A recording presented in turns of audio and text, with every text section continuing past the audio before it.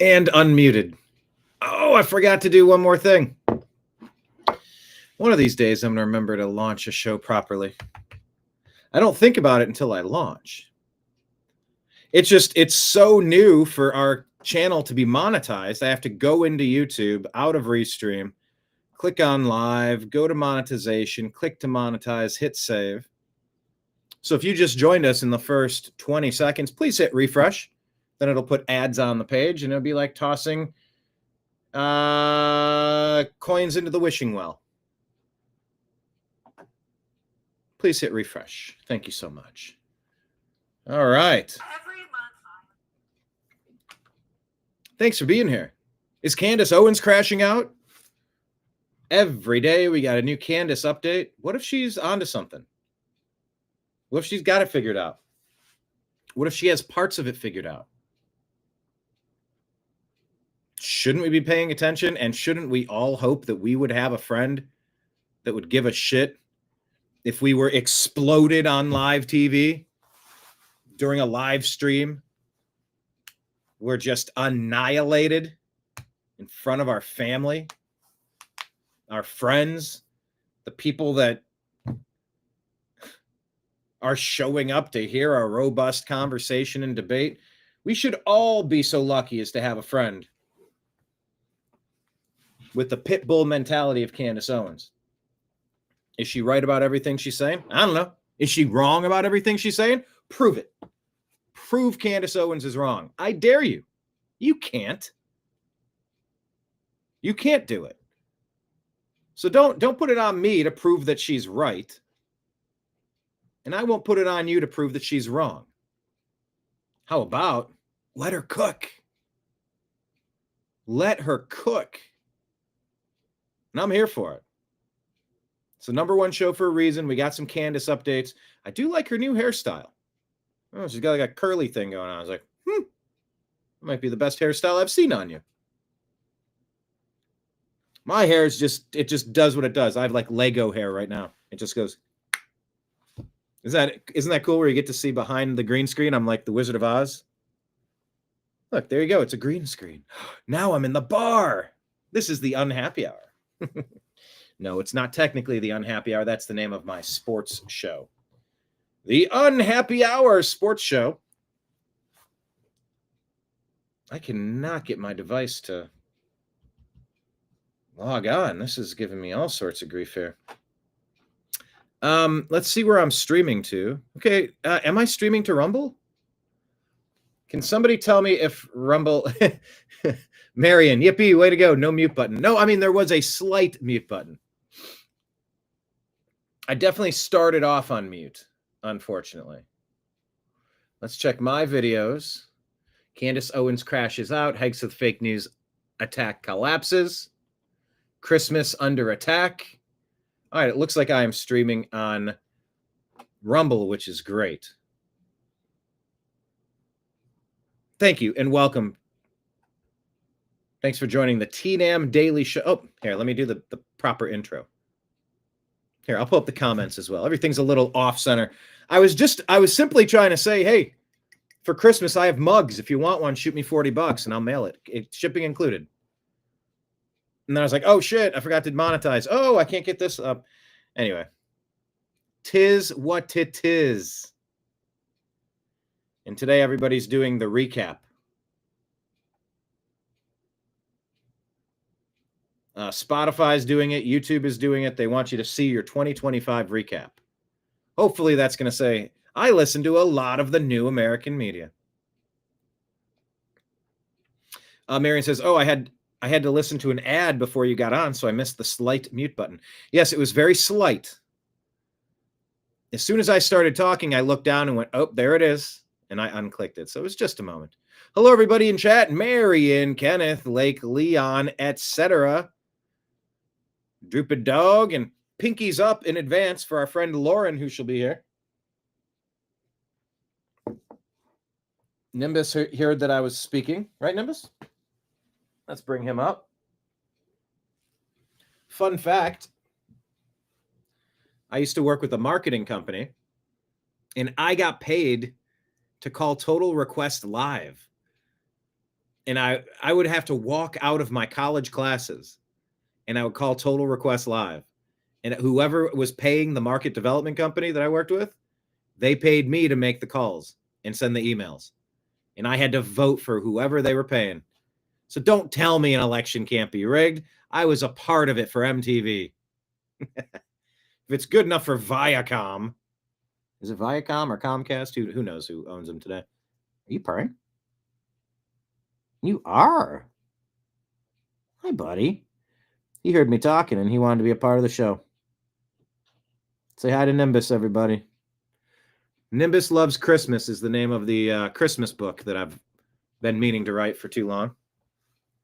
Lord willing, I'm going to write it sooner rather than later. And doggone this device, I cannot get my show. Okay, now here's my show. I want to make sure and verify that we are, in fact, streaming in the right places. All right. Wow, was that the most disjointed intro you've ever heard? Nah, it wasn't that bad. But still, we're working our way through it. Okay, people, we got a lot of news, and I got a lot of stuff to get to. Hit like, hit subscribe. Let me change the graphics because they will not just stay like I want them to. Please make sure you're following the New American Media in all of the places. We're on Instagram, Facebook, Truth Social, Rumble, Odyssey, Twitch, Kick, DLive, Locals, and YouTube on the New American Media as the New American Media. We're on Telegram and Signal at TNAM and TNAM Chat. We're on X at American_Media_. Also, let me show you this at the bottom of the screen. Hi, bud. Thank you. Just give me a headbutt. I don't need the grooming. He likes to groom sometimes. I'm like, I'll just take the headbutt. Thank you, though. I like when we just headbutt and he'll just sit here purring on my temple. I'm like, oh, maybe that'll eventually get rid of my tinnitus. Thank you. Thank you, bud. What did Ralph Wiggum say? My cat's breath smells like cat food. Oh, Mr. Nimbus. It's been a great 19 or 20 years together, buddy.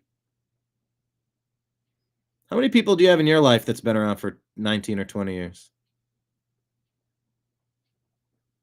That's a good question. Outside of family. And even family, like how many people are left in your family that are still like relevant, that are still close, that you're still close with, that you keep in regular contact with? Yeah, Nimbus has been a 2-decade buddy. Picked him up on the mean streets of LA in a laundry room. He's been everywhere. Flew him across the country. He's been out on my roof. He's been out in the yard. Good times. Good times. All right, everyone.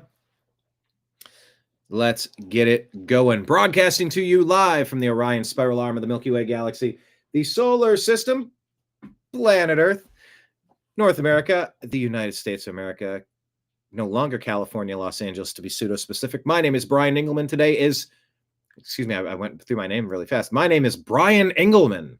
Engelman. That means angel man.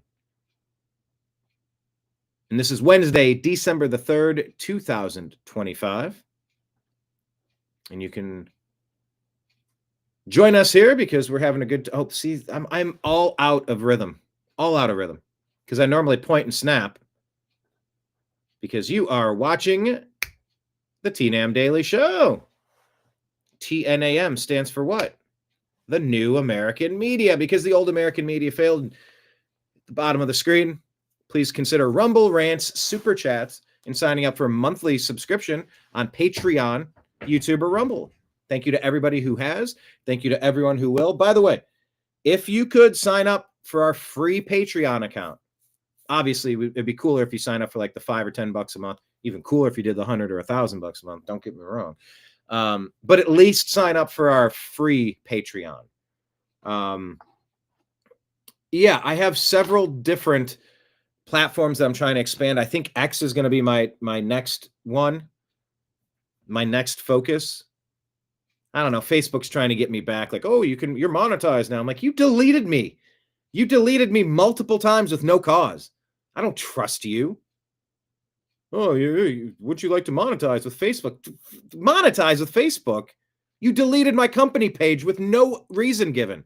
No human to ever talk to. Fuck you. But that was the old regime under Biden, Obama's third term, with the deep state in charge, the traitors. Yes, traitors. Mark Kelly. President Trump says he wants to kill me. No, President Trump says there's actual consequences for treason. And we're going to talk about the Pete Hegseth story falling apart. Yet another fake news story, another smear, another tactic to try to take out Trump.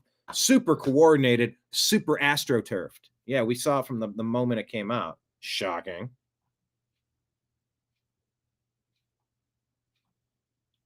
Anyway, point being, I'm going to try to revamp the X.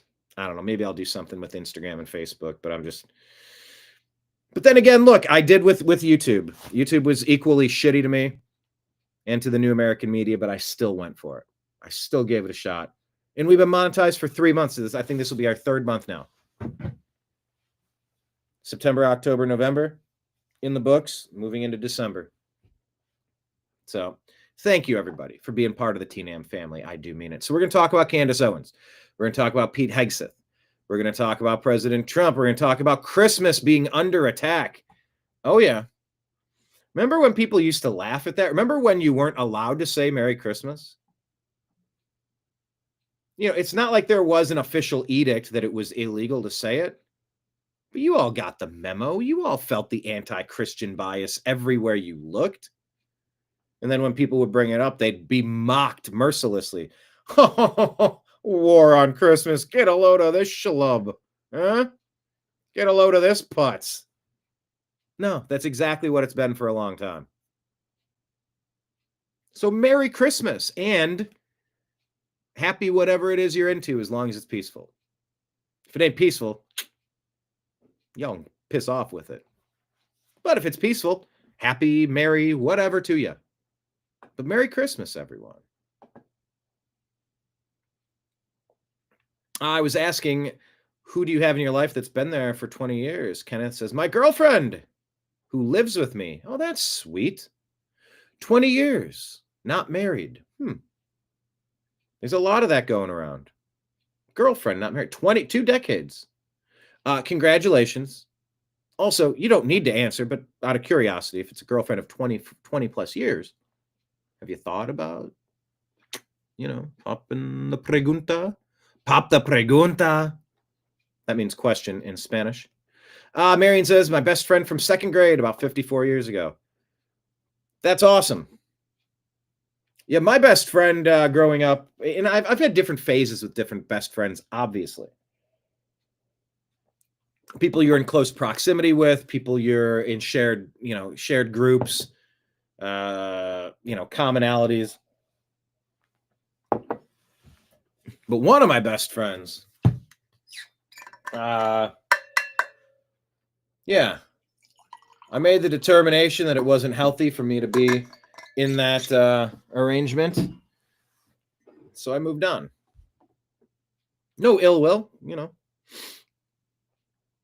But I identified some stuff that I didn't really want to be around. And so every different seasons, just thinking where I was 15. What was I just thinking 15 years ago? What happened 15 years ago? 2010. Yeah, that was a big year. There's a lot of big years. And then you blink and 15 years pass. You go, what happened? I don't have all the answers. I feel like time's moving faster. Maybe it is. We all know that time keeps on slipping into the future.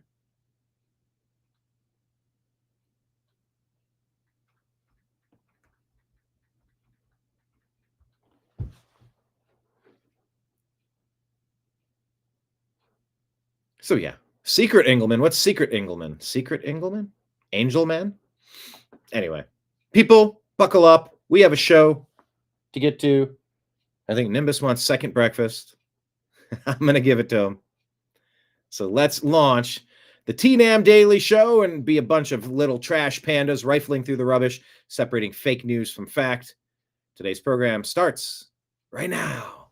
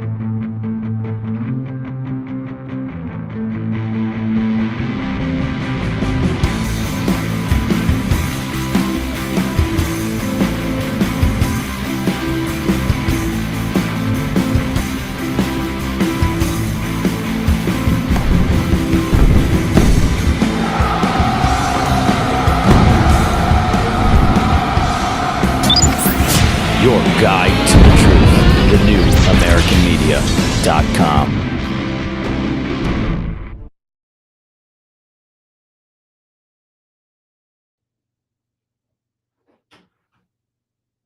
I'm right here, I swear. I'm right here. I am right here. The show is moving on. The show is here. The show is ready. I am ready. Nimbus has now been fed. Whew, I knew I wouldn't have time for that. I would have had time, but except I had to wash his bowl.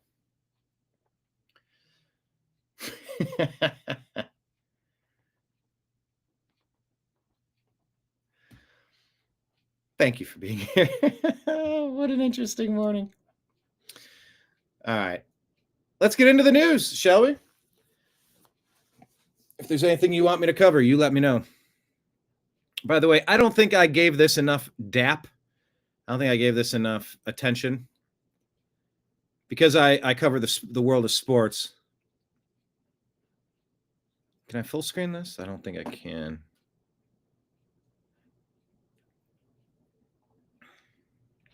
I love how you put a post up, 0 people. Insights. Anyway.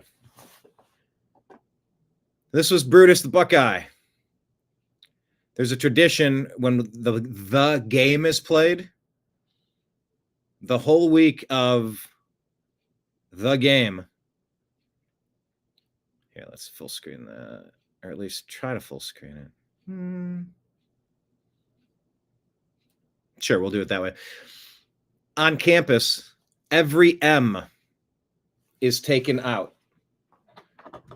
Because it's University of that team up north. Starts with an M. We don't even say their name. Ohio State versus that team up north. And so every M is crossed out on campus with like a red X. It's kind of a tradition. And so during the big game, Ohio State being undefeated, #1 team in the country, reigning national champion team. The snow came down and Brutus the Buckeye, he was in the end zone and he walked across the M, making an X in the snow. And then he performed Script Ohio. He wrote Ohio, spelled it out just like the marching band. They call it the best damn band in the land. The best damn band in the land. He did Script Ohio, and then he jumped and dotted the I, which is the custom, the tradition. And he crossed out the M, and the Buckeyes went on to steamroll that team up north and head into the Big Ten championship game undefeated. This was just fantastic. If you missed the game, this was just epic trolling. Some of the finest sports trolling you're ever going to see. And as I get ready to queue up my stories on Instagram, I saw that there and wanted to point out that it was epic. Stay tuned this weekend, Saturday, 8 p.m., Big Ten championship game. It's going to be Ohio State versus Indiana. Looking forward to that. Also, Strictly Football will be tomorrow at 3 p.m. Eastern. Myself, Jim Mitchell, Ezrael Robinson, Mike Barra. We're going to give you all of the stuff that happened last week, and we're going to look forward to the week in football this week. That's tomorrow. Strictly Football here on the New American Media. We love sports. We love current events. All right, let's close this out and let's bring up our stories. What are people talking about today? Let's take a look. This is Matt Walsh. This video, he says, the Taliban lost a good one. Brought me to this country. I started with special forces. I lost my own brother. I lost my everything. The guy's crashing out. He says, I lost my brother. I was served in special forces. I lost my brother. I lost everything. You brought me here. I'm sorry. I have nothing. I'm sorry to hear that. No, you're sorry to hear that? No, don't play that. I should have served with Taliban better than you. Oh, I didn't hear that. I should have served with the Taliban instead of the United States. I was concerned and a dumbass when I was concerned about Taliban, but in America... So now you want to give me that? Hey, don't you reach me? Go. 800 Bravo, shots fired. Bravo, shots fired. 800 Bravo, signal 1. So the direct quote, in case you missed it, from the heavy accent, it was, "You effing dumb white people, you brought me to this country." And he also says, "I should have served with the effing Taliban." Now, those are quotes that, for obvious reasons, did not appear in any Virginia-based news outlets' coverage of what happened. This is not the quality of refugee that the residents of Fairfax imagined they were importing into this country when they voted for Joe Biden and Kamala Harris. They didn't imagine that they were importing people who would literally say, "You dumb effing white people, you brought me into this country," before they start, blasting. You brought me to this country. I started with special forces. I lost my own brother. I lost my everything. I'm sorry. I have nothing. I'm sorry to hear that. No, you're sorry to hear that. No. Don't play that. I should have served with Taliban better than you. I was concerned and. We're facing a national crisis in this country because of what Joe Biden, Barack Hussein Obama, Mayorkas, Kamala Harris, our borders are. George Soros, open society, the deep state, lying legacy media, teachers' unions that benefit from increased enrollment. The more people they put in their schools, the more money they get. So they want more money, so they want more kids. Even if they're kids that don't speak the language, don't share American values, don't play well with others. They don't care. They just want their money. Or they're just compassionate. And compassion needs to trump reason for some reason. Yeah, we did see that before. I wanted to get Matt Walsh's take on that. Marion says, geez, mainstream media still pushing a different agenda. And that's why we're here on TNAM, the new American media. Because say it with me, the new American media.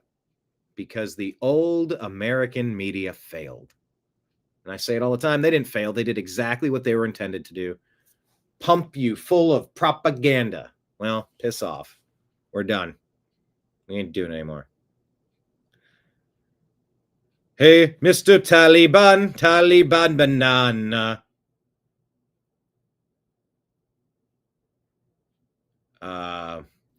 He lost his cool now. He's full of holes. Day. Me say day, me say day, me say day, oh. Lost my cool now, I am full of holes. Hey, Mr. Taliban banana. I snuck in, but I want to go home. Hey, Mr. Taliban, hey. I freaked out now, I'm full of holes. Day. Me say day, me say day, me say day, oh. Taliban banana. Thanks, Kenneth. I can't wait to see it now. YouTube, copyright strike. You sang Taliban banana song. Okay.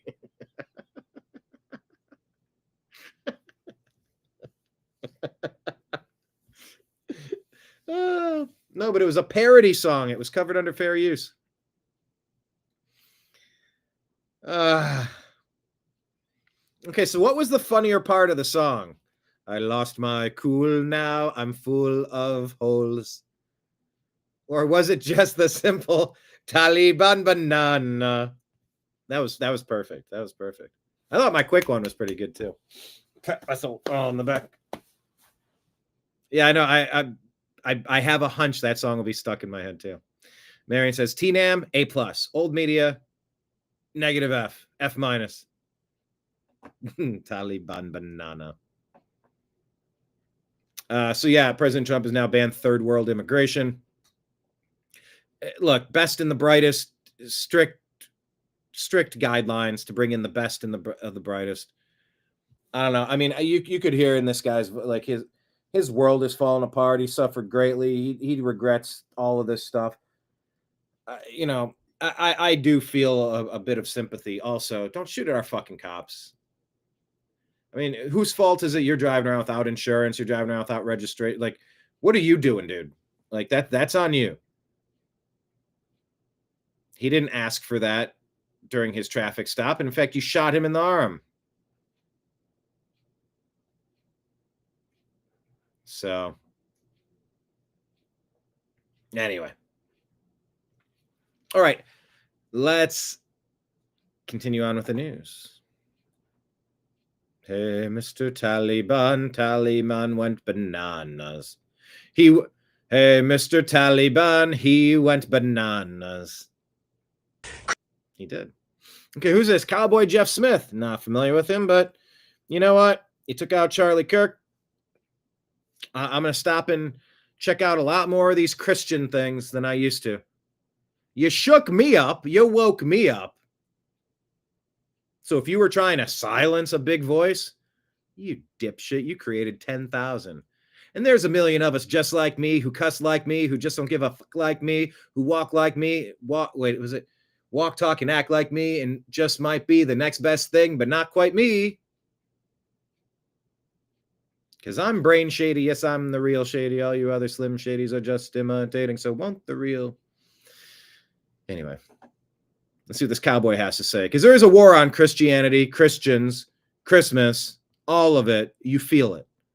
Is it coming from the Jews? Is it coming from the Muslims? Is it coming from the aliens? Is it coming from the wimpy whites? The wimpy women? I don't know. The wimpy white women specifically.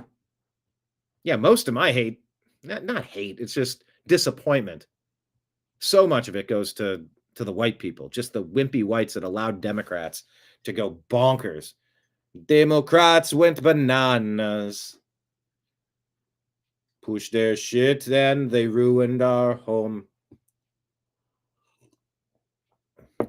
Hey, Mr. Democrat, Democrats bananas. Pushed your garbage and you ruined our home. Day. Me say, day, oh.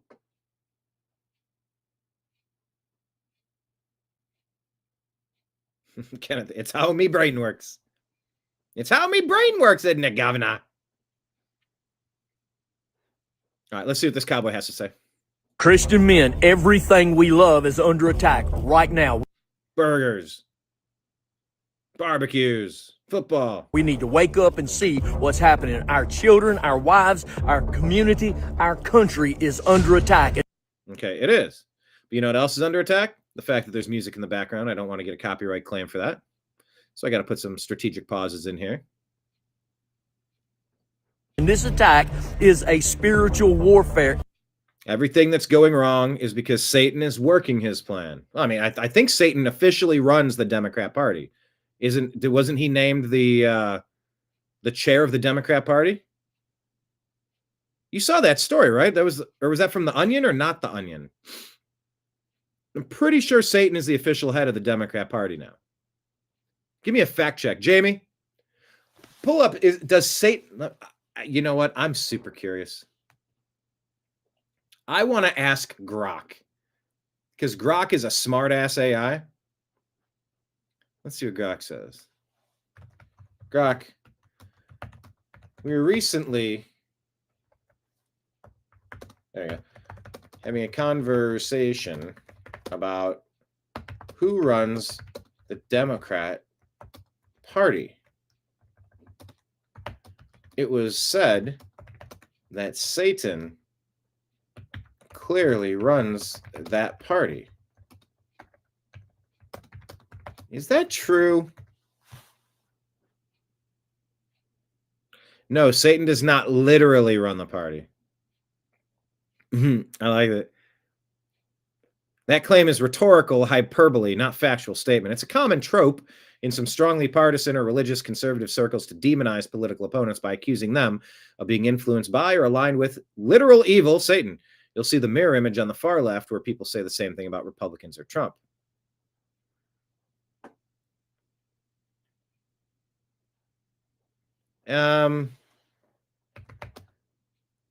But of our two American political parties, which party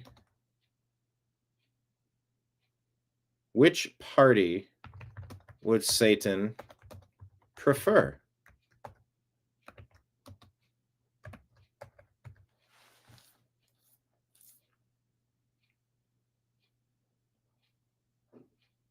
The Democrat Party is vastly more compatible with what Satan would want in 2025.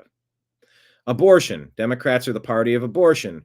Through 9 months, taxpayer funded, celebrated as a human right, and opposed to virtually any restriction. Traditional Christianity sees abortion as the gravest moral evil of our time, the direct killing of innocent children. Satan is classically depicted as demanding child sacrifice, Moloch. This one issue alone is decisive for many believers. Number 2, sexual ideology and transgenderism. Democrats officially push chemical castration and surgical mutilation of minors, framed as health care. Democrats support men and women's sports in locker rooms and prisons. Democrats support compelled speech with preferred pronouns and punishment for dissent. This is seen as a direct attack on the created order, male and female. He created them. And on the protection of children, classic demonic playbook, confuse identity, sterilize the young, invert reality. Religious liberty. Democrats repeatedly tried to force nuns, little sisters of the poor, Christian bakeries, florists, and adoption agencies to violate conscience on abortion, drugs, same-sex marriage, trans issues. The official party platform is hostile to traditional religious exemptions. Euthanasia and the culture of death. Blue states lead on legalizing doctor-assisted suicide and are starting to flirt with broader medical aid in dying laws. Truth in language. Democrats are a party that insists a man can become a woman and that men can get pregnant and that borders are imaginary when convenient, but science is unquestionable when it serves them. This looks to many believers like institutionalized lying, which Jesus explicitly calls the native language of the devil. Republicans are obviously not saints. They can be greedy, warmongering, idolatrous of nationalism and money, and plenty of them are personally corrupt. But on the short list of issues that traditional Christianity labels as non-negotiable, mortal evils, abortion, euthanasia, grave sexual sin, persecution of the church, the Republican Party is clearly closer to the historic Christian position, even if imperfectly and cynically. So bluntly, if Satan got to pick which major party's agenda advanced his goals more effectively right now, he'd pick the Democrats in a heartbeat, and he wouldn't even have to flip many of their current positions to do it. That's the reasoning you'll hear from serious traditional Christians. You can agree or disagree, but that's where the Satan runs the Democrats line actually comes from. It's not random name calling. It's conclusion drawn from comparing party platforms to traditional understandings of grave evil. That was a fun experiment, was it not? I wonder who that could be. Who is it that runs the party? Who could it be that runs the Democrat Party? Could it be Satan?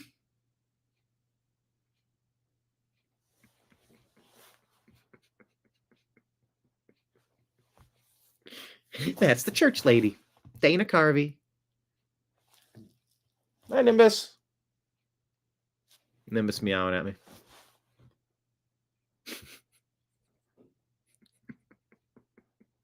Could it be Satan? That was great. Anyway, back to this gentleman. Oh, it's silent. All that he can before the end of time. And we are in this time now, and we have the ability to make a difference as Christians. We're the light, we're the salt that God wants to use in this world today, but I ain't talking about just preachers. I'm talking about the everyday guy who gets up every day, goes to work. He's out there in the world, has a job to do, but needs to take the time. You need to take your time with the Bible, reading it, learning it, living it, and then being a defender of the faith. A defender of your wife, your children, and your community. Let us be the men of God that he wants us to be. If you call yourself Christian, then live like Christ. Step up, make a difference in this world. Come on, y'all. Let's follow Jesus. This is what you get for assassinating Charlie Kirk. He talked about God. I didn't listen to Charlie Kirk very much. Met him once. Nice guy. As I've said 1,000 times, he had 0 seconds to spare, so he gave me 20 seconds and a soundbite. Did we get a handshake? I think he gave me a clasp on a pat on the back, at least. Yeah. So that's how this works. I have been activated. You want to know what radicalized me? How about September? Irina Zarutska and Charlie Kirk. You dirtbags. Okay. Cowboy Jeff Smith. All right, I'll give him a follow. I don't know who he is, but let's keep going.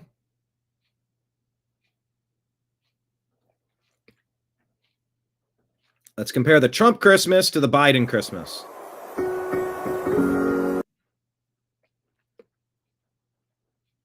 So on the bottom, it's whatever Joe Biden was up to. A bunch of men dressed as women, I believe, making a mockery of Christ Mass. I don't really understand what's...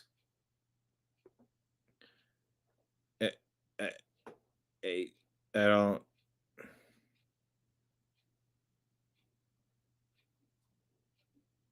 I mean, what are we even looking at the Biden Christmas? The Trump Christmas, it looks classy. It looks nice.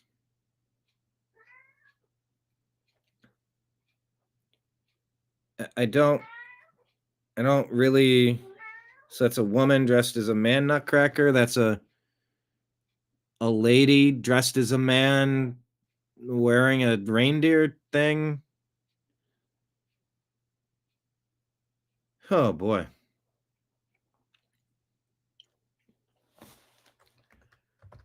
This split screen says it all.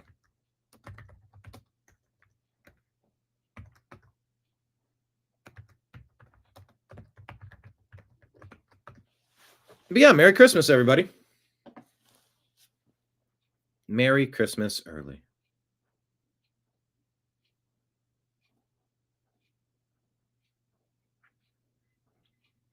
All right, I don't know what this video is.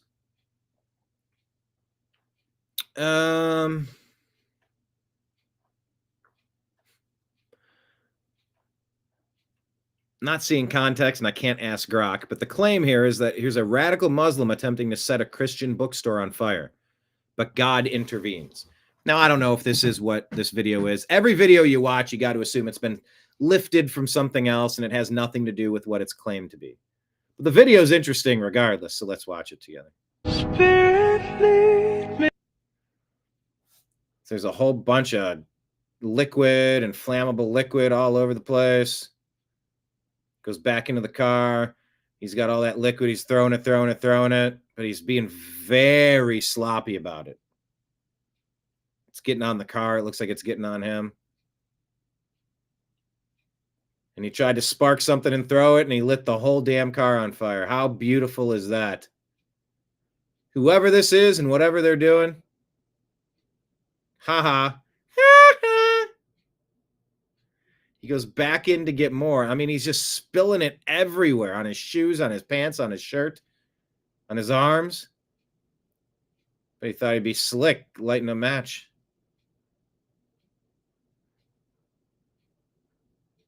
So that's a pretty wild video. I don't know what it is exactly. Yeah, holy smokes. Holy smokes.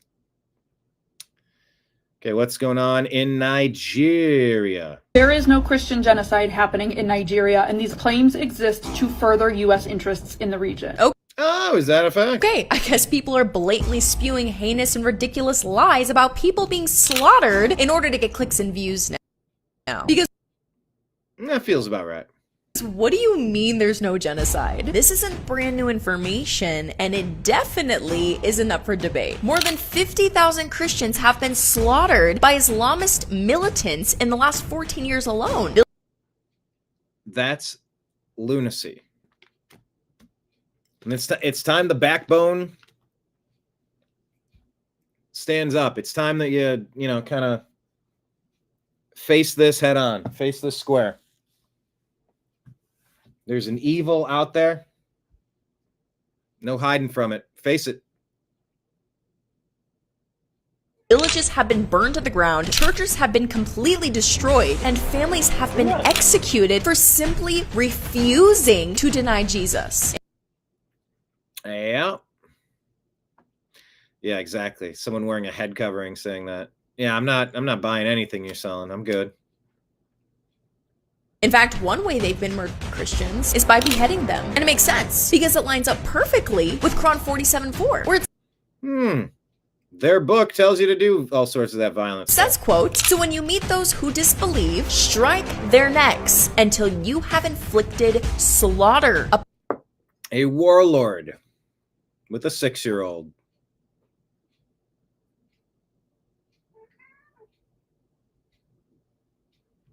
I didn't write the story. I didn't write the book. I didn't make any of that happen. That's the movement. Upon them. But you know what? I get it. I get why this young woman felt the need to lie.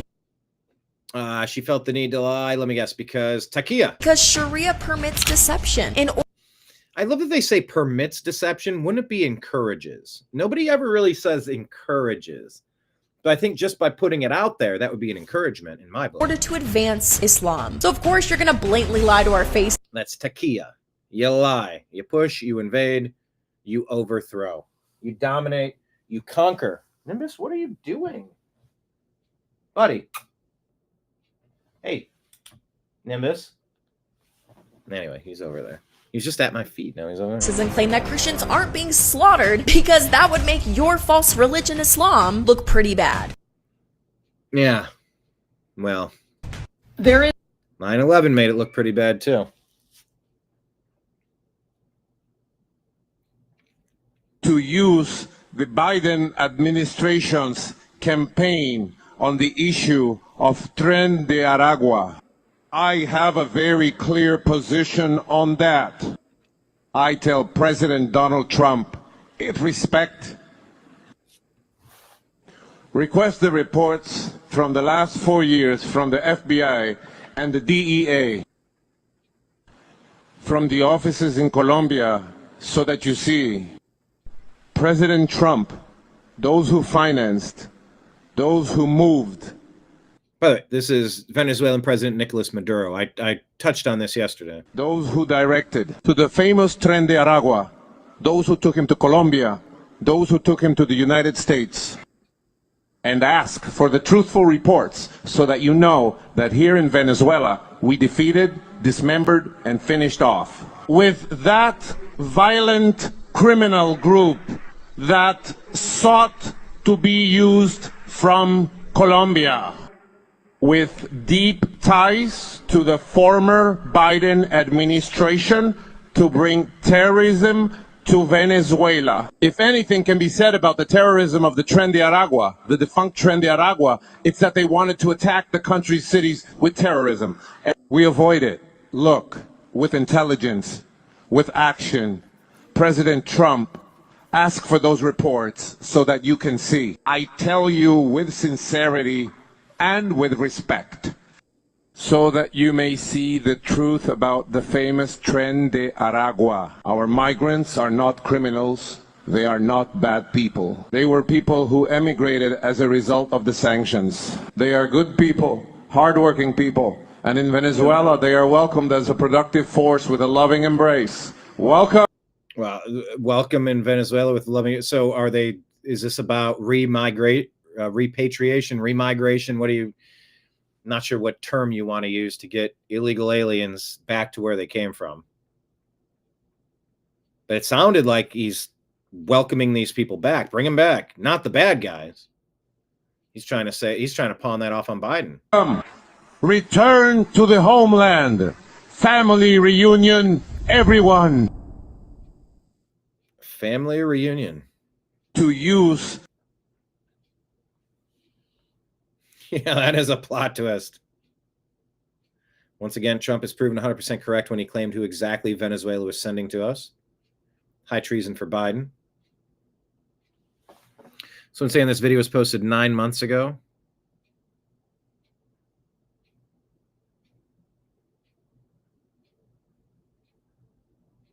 Huh.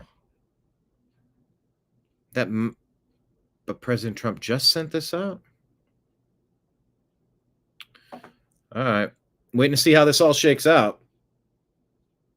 I don't think it's going to end well for Maduro. And it shouldn't end well for this guy. It should end immediately for this demon, not a guy. Twice convicted artist Abdimahat Bile Mohammed, who served no jail time for either R, including on a minor victim, was just arrested for kidnapping a woman, holding her hostage for days, and R-ing her. Twice convicted artist served no jail time for either.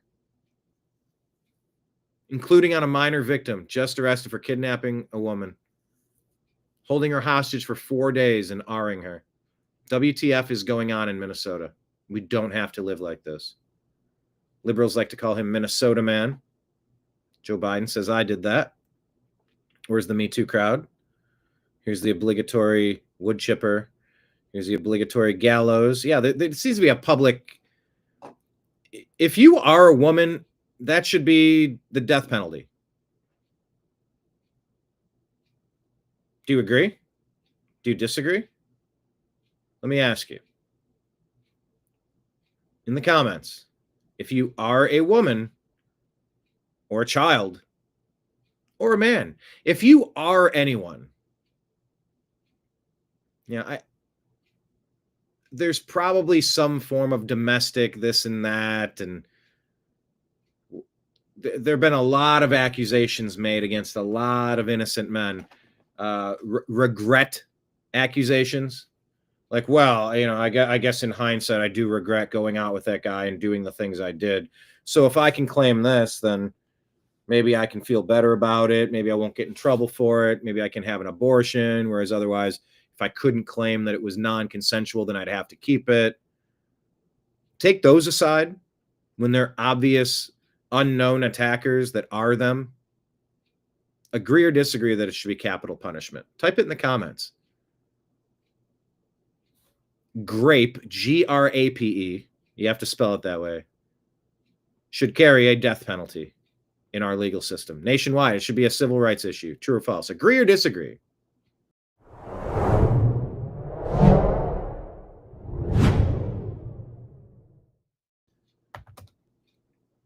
Time to make a national civil rights amendment to automatically use the blank blank 88th penalty for a grapist. Agree or disagree? That's what I'm typing. Did this guy make America better, Abdimahat Baile Mohammed? Or did he ruin the lives of at least 3 families? Fuck him and the people that brought him in here. Demon. All right, here's Secretary Kristi Noem talking about Minnesota, what she discovered about the visas in Tim Walz's Minnesota. Oh, it's worse than you thought. And their fraud on visas and their programs, 50% of them are fraudulent, which means that wacko Governor Walz either is an idiot or he did it on purpose. And I think he's both, sir. He brought people in there illegally that never should have been in this country, said they were somebody that they're not. They said they were married to somebody who was their brother or somebody else. Fraudulent visa applications, signed up for government programs, took hundreds of billions of dollars from the taxpayers, and we're going to remove them and we're going to get our money back. And we're going to, this next year, make sure that we only put people in leadership positions in this country that love them. Minnesota and their fraud on visas and their programs. I spell Minnesota. Needs an enema button. Minnesota needs an enema. Top to bottom. Flush it. Full send.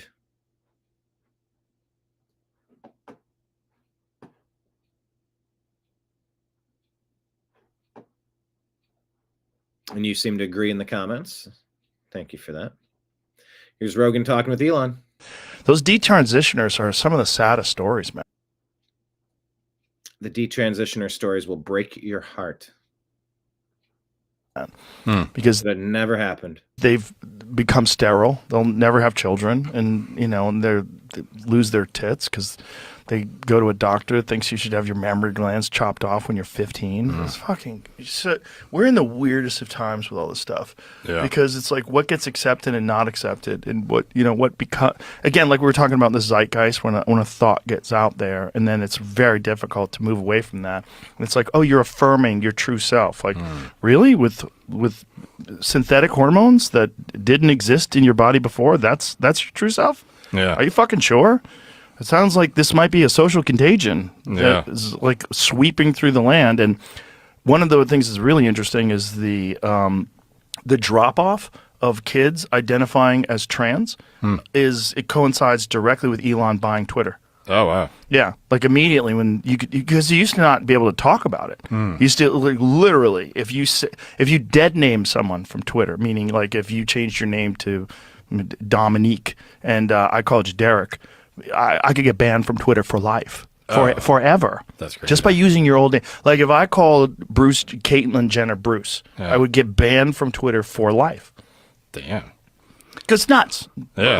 But it's like this very bizarre social contagion, this weird mind virus that went through the whole country, and everybody just signed up for it. Like, and no one wanted to be a bigot. So like, oh, I don't want to be a bigot. Those detransitioners. Estelle says, I've said this to trans right activists going after kids for years. You want a good cry? Go listen to those poor humans that hit early 20s and realize their bodies are destroyed for life. All stories unique except for one factor. They all ask where the adults were to stop this. It's brutal, brutal child abuse.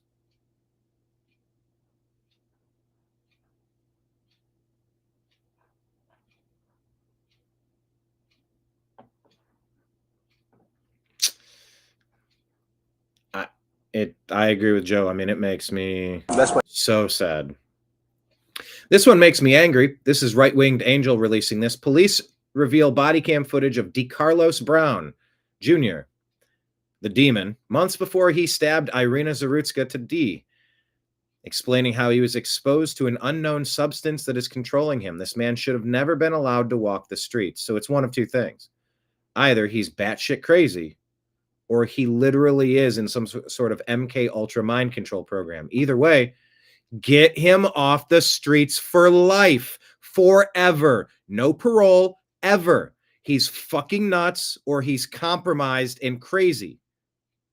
Get him off the streets forever. No cash bail, no weak sentencing, forever. Where were the adults? If the adults would have just taken this guy into the cage or the facility where he needed to be. But listen to the story he tells. I talked about this. What if he was begging for help and didn't get it from these cops? Was he being controlled? Why don't you just tell me what's going on? My body got exposed to material.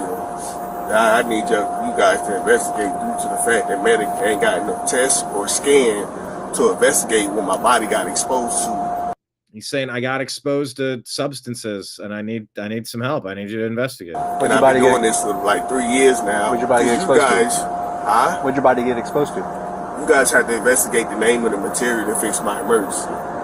You need to investigate the name of the material to what do you say? My emergency, to help my emergency. What was it? What was it?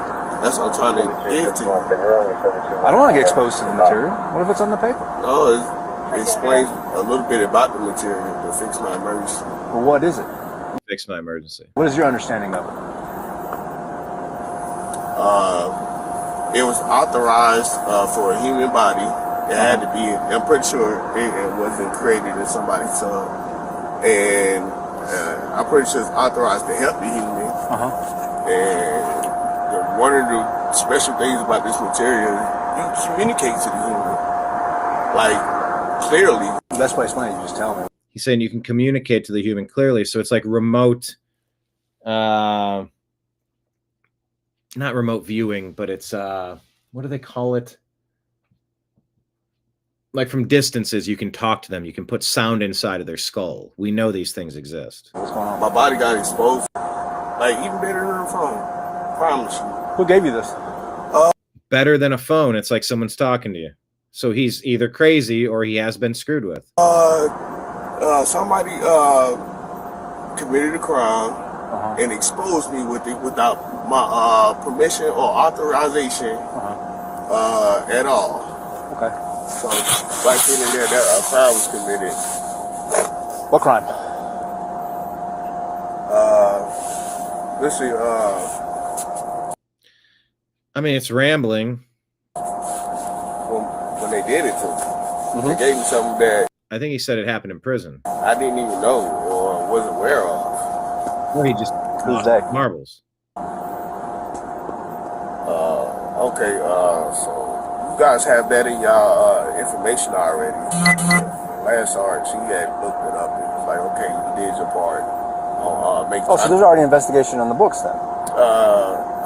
So there's already an investigation in the books? I did like 4 or 5 police reports, but they said they needed the evidence first. Like, even better than the phone. Well, if there's already an investigation, I can't step on anybody's toes and start another one. Yeah, but... Okay. Yeah. Is there anything I mean, he's sort of asking for help. Like, you can tell he's not right. else I can help you with tonight?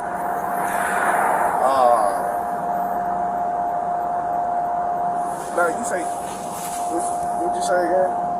So is there anything else I can help you with tonight?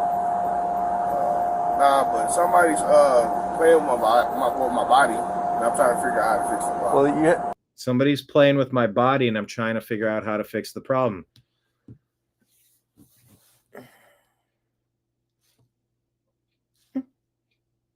Nimbus, what? I just had you up here, and you just jumped down. Do you want back up?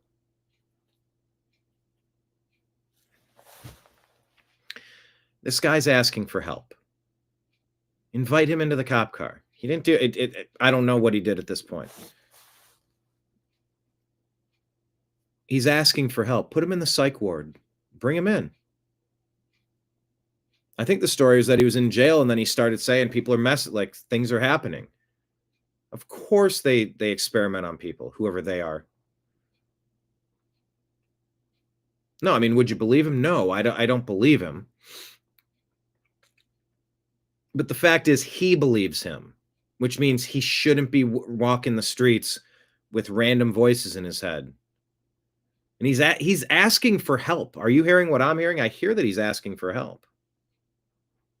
you're at a good spot for it. You go to the hospital. Or did they discharge you already? It ain't no material, or it ain't no scans or tests to show when my body got exposed. Right. Well, medic is. I'm just a cop. I can't treat you medically. Yeah, but why can't cops take you somewhere and go, hey man, you're working through, so what are you going through? What are you saying? What's going on? What are you hearing? Let's keep you for observation. We're gonna put you on a 24-hour hold. We're gonna keep you for 72 hours. We're gonna keep you for a week.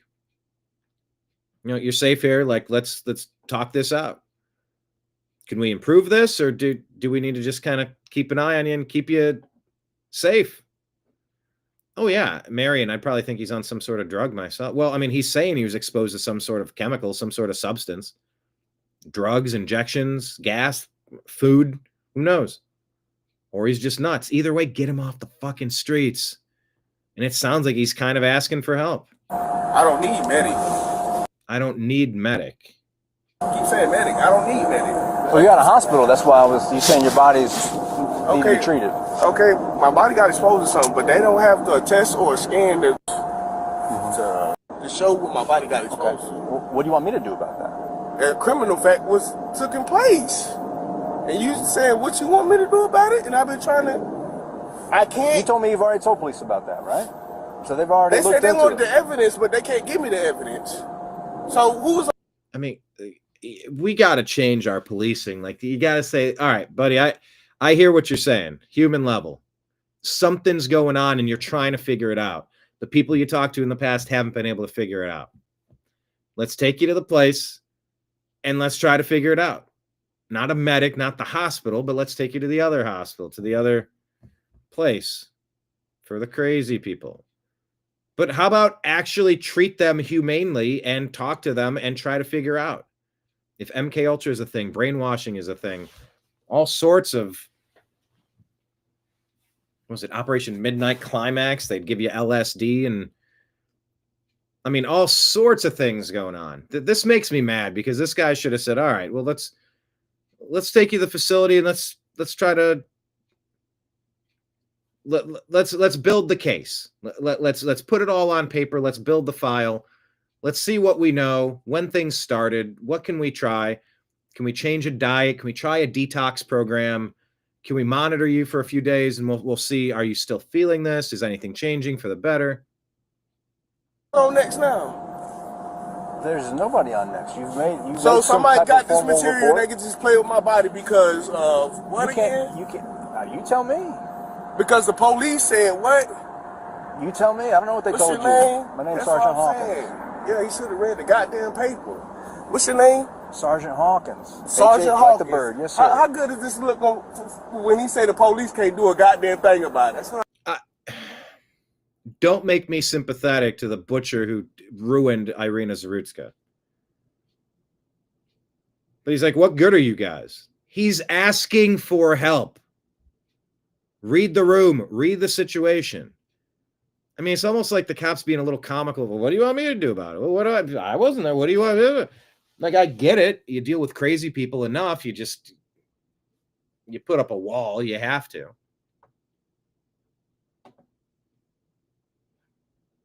Yeah. Was he instructed to get a white girl?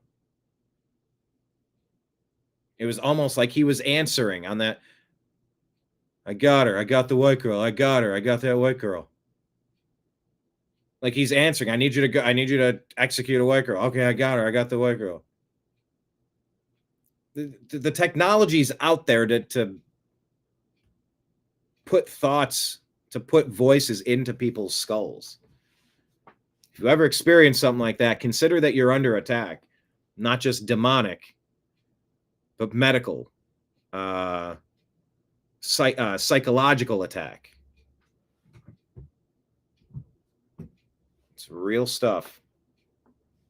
I know exactly. Like Leon, this was what number arrest? Exactly. You need to quarantine dangerous, crazy people, violent, crazy people for everybody's good. I told you, man. That's why I told him to read the goddamn paper.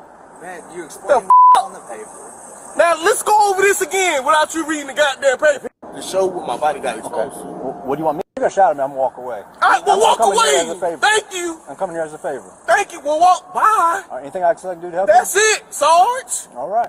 You said the police can't do a goddamn thing about it. Bye. We can't. All right. Cool. Okay. If he calls us 911 again for some of this nonsense, we'll lock him up from this use of 911. Thank you. Okay. All right. Thank you. Take care of yourself, sir. Thank you. You're gonna shout at me. I'm gonna walk away.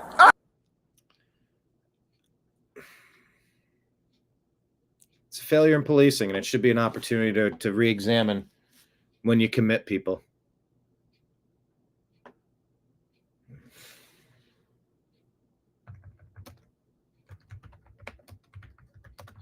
America needs to watch this interaction and make a decision to start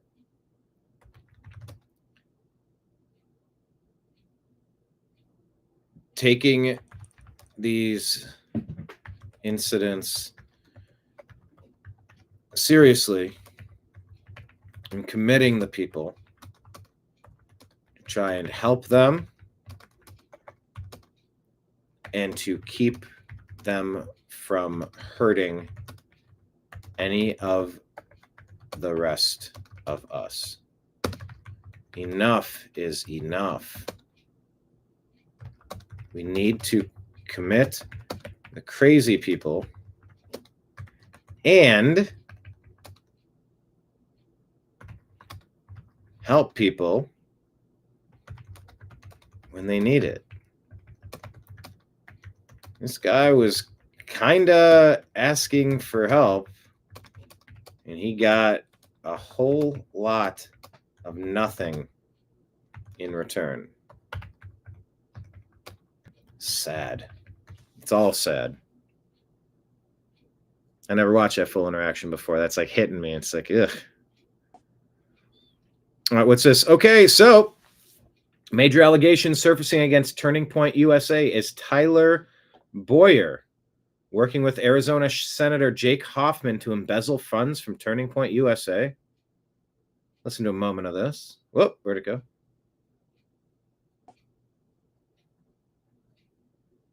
Two weeks ago, I posted a video about red flags at Turning Point USA. Among the many things I mentioned, Turning Point was missing 3 of the 4 990 forms for their shell companies. Well, guess what? The missing forms have mysteriously been posted, and they are marked that they were filed on May 15th, 2025.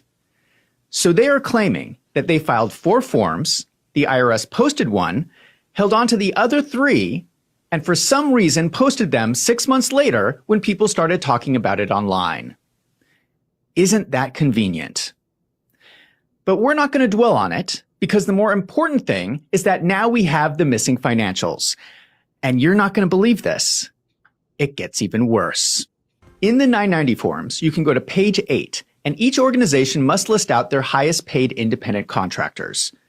What is curious is that on the FY24 form for America's Turning Point, Tyler Boyer lists himself as an independent contractor, and he puts his personal home address.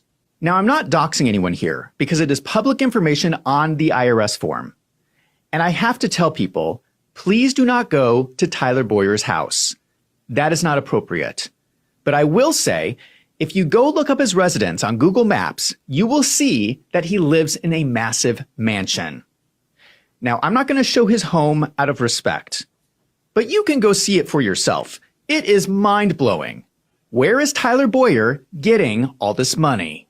But what is even more important is if you go to the other shell company, Turning Point Action, in FY 2024, their number 1 independent contractor is a company called 110 LLC. In fact, this has been one of their largest contractors for the last 3 years. These are all the payments, and they total $1,456,261 over the last 3 years. That's almost $1.5 million. The description they provide is social, digital media, ad placement. Now, there is also an address for this company. So I thought, let's take a trip and go check this company out. If Turning Point is paying them $1.5 million, they must be doing something really great. I am on location in Queen Creek, Arizona. And if you don't know, Queen Creek is a suburb of Phoenix. So I'm at the address that was listed on the 990 form. And this is strange. This is a strip mall. So I'm going to get out. I'm going to take a walk around and see if I can find the business 110 LLC. Okay. I've walked past all the suites. I've checked all the doors. The business 110 LLC, as far as I can tell, is not here. What is going on? So Turning Point is putting on their IRS form that they are sending $1.5 million to this parking lot. Well, I'm sitting here in the parking lot. The business is not here as far as I can tell. What is going on? I mean, maybe they didn't think that anyone was going to actually drive out here and check it out. But as far as I can tell, the business is not here. So my question is, do the Turning Point donors know this is how their money is being spent? That Turning Point is writing on their IRS forms that they're sending $1.5 million to this parking lot. I did some additional checking. Another thing that is strange is that there is no website for 110 LLC. How do you run a business without a website? That's pretty strange. And I thought, maybe they moved. Maybe there's a different location. But if you look it up on Google Maps, there is no location for 110 LLC. So there's no website, there's no location. Does this company actually exist? Well, we do have records that it is owned by someone named Jake Hoffman, who is actually the former communications director for Turning Point USA. He is now a Republican state senator in Arizona. Now, just to give you some context, Jake Hoffman is a really powerful person in Arizona, which may be why no one has talked about this before. In his financial disclosure statement, he lists that he is the owner of 110 LLC at the same address in Queen Creek. What is also curious is that on the financial disclosure form, he lists out 8 different businesses that are all operating out of that same strip mall. But what is even more strange is that on the financial disclosure form, he actually lists out the suite numbers. He claims that he is operating his business out of suites 105 to 503. Excuse me? That is every suite in the strip mall. How does that make sense? Is he operating out of the grocery store? Is he operating out of Panda Express? Is he operating his business out of the pet dental clinic? Now, if you watch my channel, you can tell that I'm a conservative. Who is this? I don't know this guy's Finance Wolves. But I do not have a problem calling out a Republican if I see something that looks shady. And this is all allegedly. I don't know if anything illegal is happening for sure. Maybe there is an innocent explanation for all of this. I have never met Jake Hoffman, so I cannot speak to whether he's an ethical person or not. All I can speak to is what these people are writing in their financial forms. You have to admit that it looks pretty strange. It looks like Turning Point is sending $1.5 million to a parking lot to get picked up by a politician. If you remember, Baker... You're starting to see what they say about Trump all the time. The walls are closing in. The walls are closing in. The walls are closing in. That's what the CIA told everybody to go out and say on CNN and MSNBC. The walls are closing in. That's what we'll say. The walls are closing in. It's starting to feel like the walls are closing in at Turning Point USA. And that the whole inside job concept, the embezzlement, the theft, so much. What is it? The misinterpreted quote? Isn't it misinterpreted to say money is the root of all evil? I don't think that's the quote. I think what it is that they say the love of money is the root of all evil.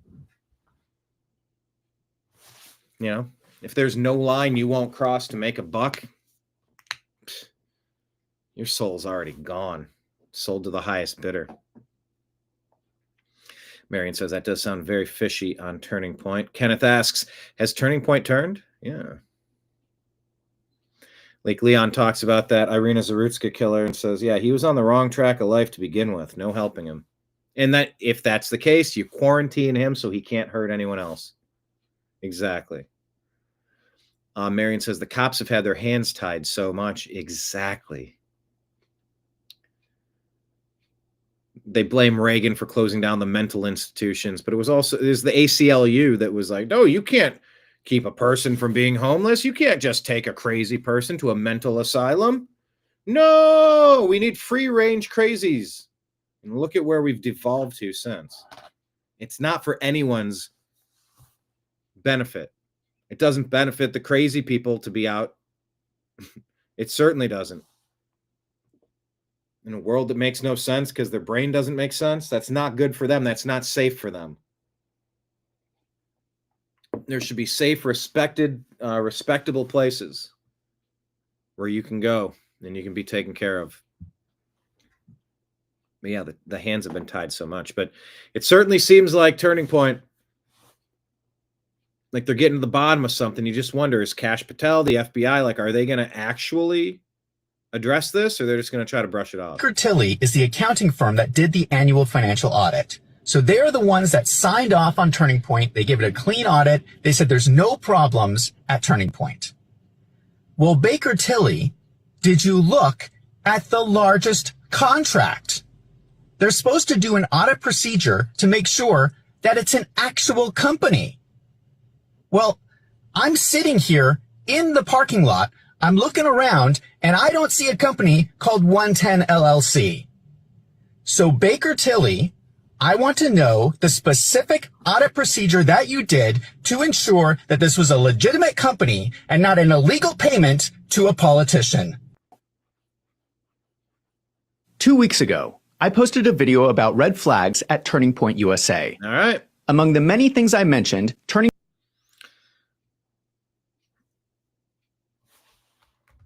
Keep digging. Keep looking. Let's go. Track them down. Figure it out. All right, so this is the Department of War. James O'Keefe went there. Hi, James O'Keefe. Nicholas Terza, branch chief here at the Pentagon, was caught on a video in the spring stating, quote, Trump is illegitimate. We're going to resist him, quote, everything he does. We know there are other people like this that work here. My question is, what steps is the Department of War taking to identify and address personnel who are in the self-described resistance movement? That's why the work you all do is so important. This is a big building, and we want to make sure that we have the This is a big building is her answer. Kingsley Wilson. This is a big building, she answers. absolute best people working at it to protect Americans every single day. We don't take lightly what every single civilian and military person in this building do every single day. They do a She's repeating herself every single day, every single day. lot of hard work, and we want to make sure that they're up to the task and that they're on board and willing to serve our commander-in-chief, who was elected by the whole of the American people, to serve as our president. And we support him 100% here at the Department of War. That is our mission. That is our chain of command.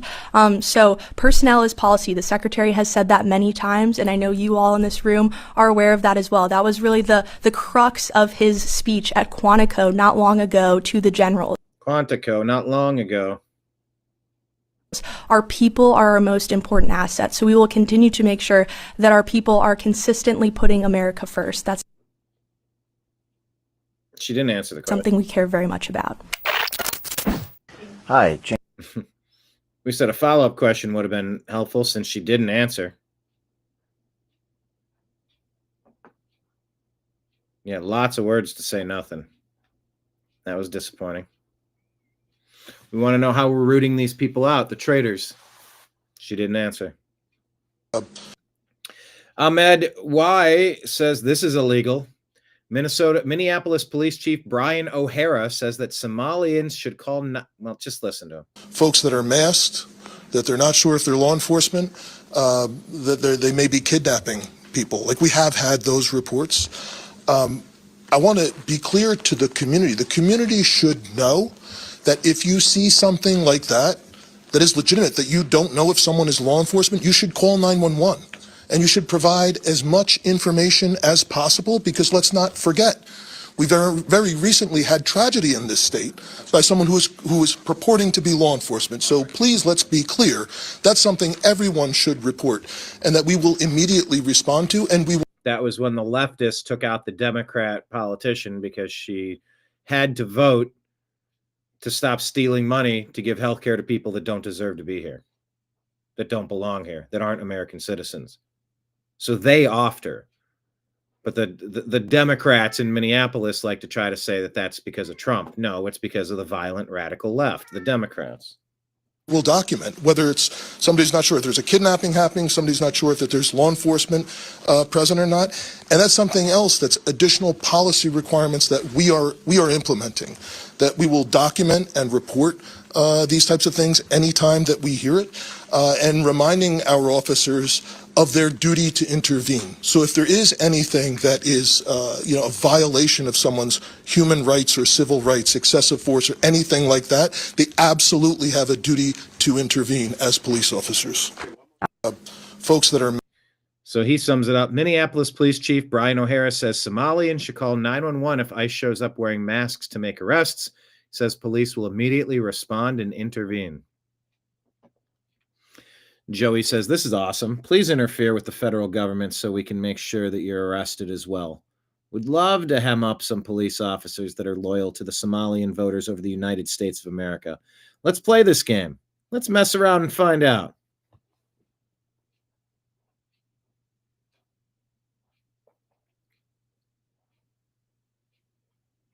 Yep. Keep your eyes peeled on this. But also keep in mind, it's a big building.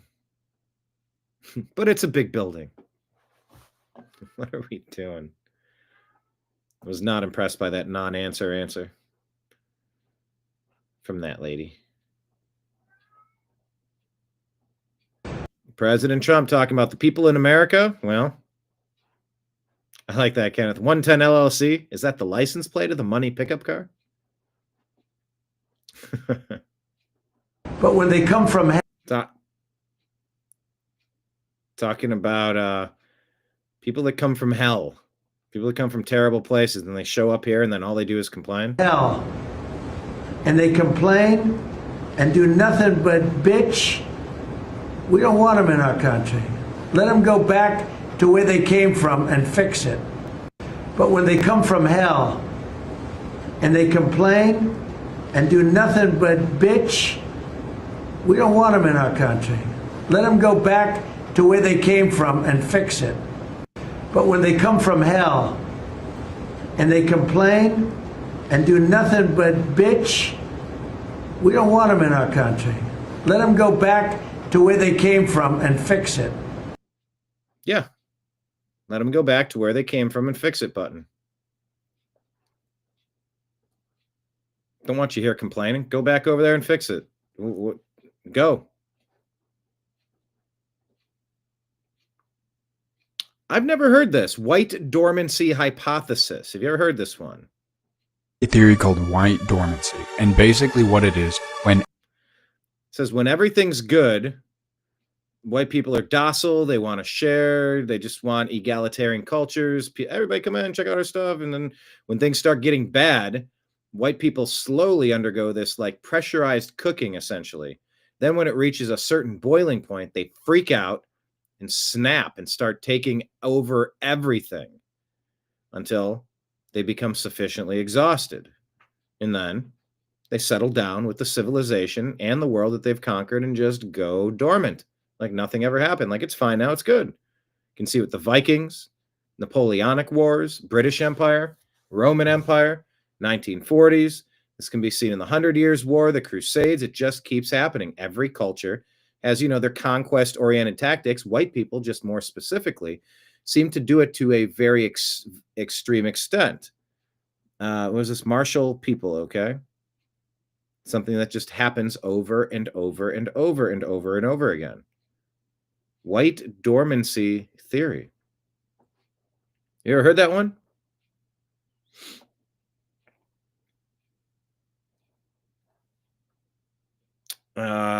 Victor says this is going to happen in our lifetime, by the way. Grant says, let's get to it then. Tom says it's time. May says, nice until we're not. That is very accurate phrase. Very live and let live. Very, live and let live. And you do your thing.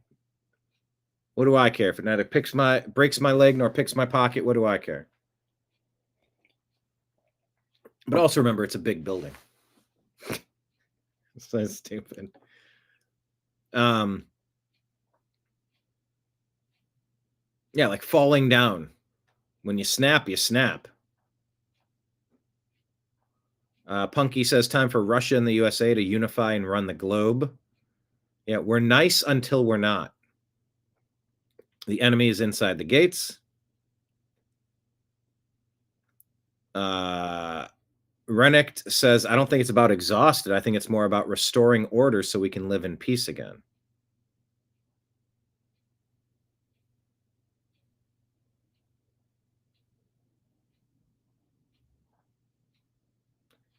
The downfall has been exhausting, but I got a little fight left in me. That's a good quote.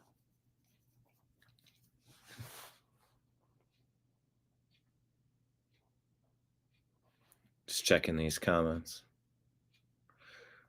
Chino says the Crusades were justified, by the way. They weren't a takeover. It was literally self-defense. Yeah, against the Islamic Caliphate that they're trying to do right now. Gothard says, never felt more motivated. Moral of the story, says Nolan, stop pushing people's buttons and leave them be. They've awoken the sleeping giant. All right. Never heard that before. White dormancy.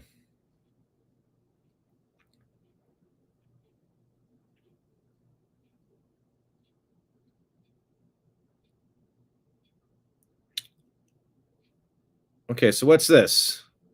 It's that time of year again, says Wesley Huff. Am I following Wesley Huff? Do I know Wesley Huff? I don't know who this is. I'll follow. Why not? So where does December 25th come from if it's not pagan? The date of Christmas was never an appropriation or supplanting of pagan festivals. All the evidence points to the fact that early Christians genuinely believed that Jesus' birth took place on December 25th and celebrated it as such. It's a little different from what you hear from that a documentary that says, no, it died on the Southern Cross and then it came up 3 days later. It's all astronomical.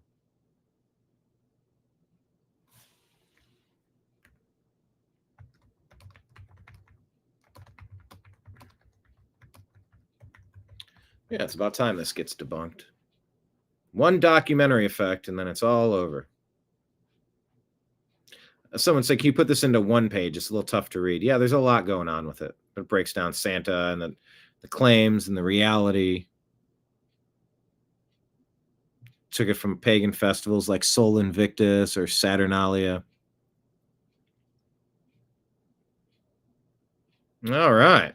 Speaking of Christmas, are you mad yet? Here's GBN News. Head of the baby Jesus. The head of the baby Jesus was decapitated at a nativity scene, then stolen overnight after a pro-Palestine mob gate-crashed Brussels Christmas markets. Brussels Christmas market crash by Islamists. The Palestinian mob. And chanted Hamas slogans in the street. The mayor of Brussels confirmed the head of the figurine of Jesus was stolen after being decapitated by an unknown culprit who took off with the head but left the body in place Friday night. The mayor's spokesman said they would replace the baby Jesus' head. The opening of the Christmas markets and switch on of the lights at the main square was gate-crashed by a mob of pro-Palestine protesters. In this video, they can be seen chanting pro-Hamas slogans and letting off smoke bombs as families tried to enjoy the Christmas festivities. The Brussels nativity scene has been target for similar acts of vandalism over the years. So why don't you have patrols there to arrest these people and throw them away for a very long time so they stop fucking with everybody? In 2017, the entire baby Jesus doll was stolen, never to be recovered. In 2014, protesters removed the Christ child's head, and in 2015, 3 youths vandalised the scene overnight. This year's nativity is believed to have cost Brussels €60,000 and will remain on display until the 4th of January, and was already subject to controversy. The council had removed the use of the term Christmas from the display, opting instead to call the scene Winter Wonders in order to be more inclusive. Oh, good God. This was unable to deter the pro-Palestine mob who brandished the Palestinian flag as it barged onto the... No way. You mean the pro-Palestine mob isn't going to be happy about anything ever? No. No, who could have ever guessed that? Square and let off the smoke bombs. Fears have been raised over the security of celebrations across Europe in the run-up to Christmas. Markets across Germany, France and the UK have seen barriers erected around the perimeter and armed police are set to guard them. Last year saw a terror attack in the German town of Magdeburg. To be fair, though, it is a big building. Which killed 6, including a 9-year-old boy, and injuring 323. German councils say security costs have risen 44% in just 3 years. Why not just deputize the men to get out there and patrol it on your own? Huh? You tell me you couldn't take shifts? Like, all right, I'll do Tuesdays. Bring it. Where are the men? What's been described as a huge security operation is underway in Britain as Christmas markets come under a terror alert. Nick Dunning, GB News. The head of the baby Jesus was decapitated at a nativity scene, then stolen overnight after a pro-Palestine mob They hate us. Marion, I've been to that town square in Brussels. It's beautiful. How sad to see this is happening everywhere. So resist, stand up, confront the bully, deal with them. Here's Tim Burchett talking about Congress Epstein, insider trading, congressional gridlock, and more. Hello, everyone. Allison Steinberg here with Lindell TV. We are with the incredible Congressman Tim Burchett, representing Tennessee's 2nd District. Thank you. Thanks so much for being here, Congressman. I know you're working hard to spread awareness on the congressional stock trading that is happening. You have some legislation out on that matter. Tell us a little bit about what's going on there. Well, not a whole lot. Congress is gutless, both parties. You know, it's bipartisan support. AOC and Tim Burchett, somebody asked me, and Jayapal, we're all together on something. What does that mean? I said, hell froze over. That's what that means. But we're, you know, we've got bipartisan support. We have bipartisan opposition. And if you think your congressman can make 600% return on their investment, they ought to be on Wall Street, not here. Yeah. And it's crooked. You know, when Biden gave our missile defense system to Ukraine, we had to replenish ours through a multi-billion-dollar no-bid contract. And who do you think owns stock in those missile defense companies? Members of Congress. Some had bought it as early as 2 weeks prior to that. And so, you know, Congress is crooked as a dog's leg. It's infinitely broken. And we need to send a message to America that we're going to fix it. And we're not doing it. And this is a perfect example of something we need to do. Yeah, it is. And it's amazing that it's gone on so long. I mean, you even said in a recent presser that if you think Nancy Pelosi's bad, I mean, there's some other members. She's number 11 on the top 10. Go to the Unusual Whales website and look at it. I mean, it's unbelievable. And then you've also mastered this incredible craft of making skateboards, which you were interested in perhaps selling. Yeah. And you mentioned that you try to go through the hoops of getting that done. Yeah, I gave one to Tulsi Gabbard. Now people all over the country want them. I mean, there's probably 50, and I'm 50 deep. I took one to an auction for a charity, and it made $700. Not that I could get $700 at all the boards, but my point, and I went there and I told the guy, he said, well, you got to get this, you got to do this, get an attorney, get all this. I said, so you're telling me I can do insider stock trading, but if I want to sell skateboards? And he goes, basically, yes. Yeah. So what we really need to do is just report to the American people what we're doing and transparency and let them decide if that's the kind of people you want in Congress. That should be a non-negotiable. I know you're short on time, so I just want to ask you one quick last question. It was recently, discovered by Congressman Comer that Hakeem Jeffries took money from Jeffrey Epstein. Oh, yeah. What should happen to him now? I mean, should he be allowed to still be? Well, that's up to the Democrats and their leadership, which they're not going to do anything. The only people worse than doing anything than the Republicans are the Democrats. They're not going to, it's just a carrot and a stick over there, and they've got the lapdogs in the national media that back them up. That's why you're not hearing anything about Epstein. I hadn't heard Epstein all week. I know. Because it's got the Democrats' fingerprints all over it. Look, the Democrats, all they have right now, it's, fix Obamacare, fix this, fix everything. No, it's Trump. Trump is bad, Trump is bad, Trump is bad. That's all they have.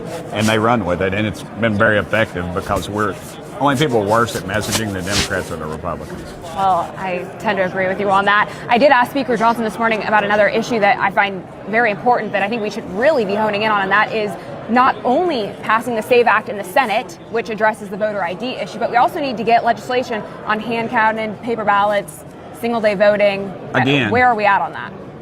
I'm sure we're going to write somebody a strong letter and have a hearing in 8 weeks after the elections. Of course. We are so bogged down with these committees. The committee system needs to be reformed. Yeah. And right now it's a quagmire in both parties. I mean, it's that by design. The lobbyists love it, and they love study committees. And we're going to study this over. I get of all the studies that we have.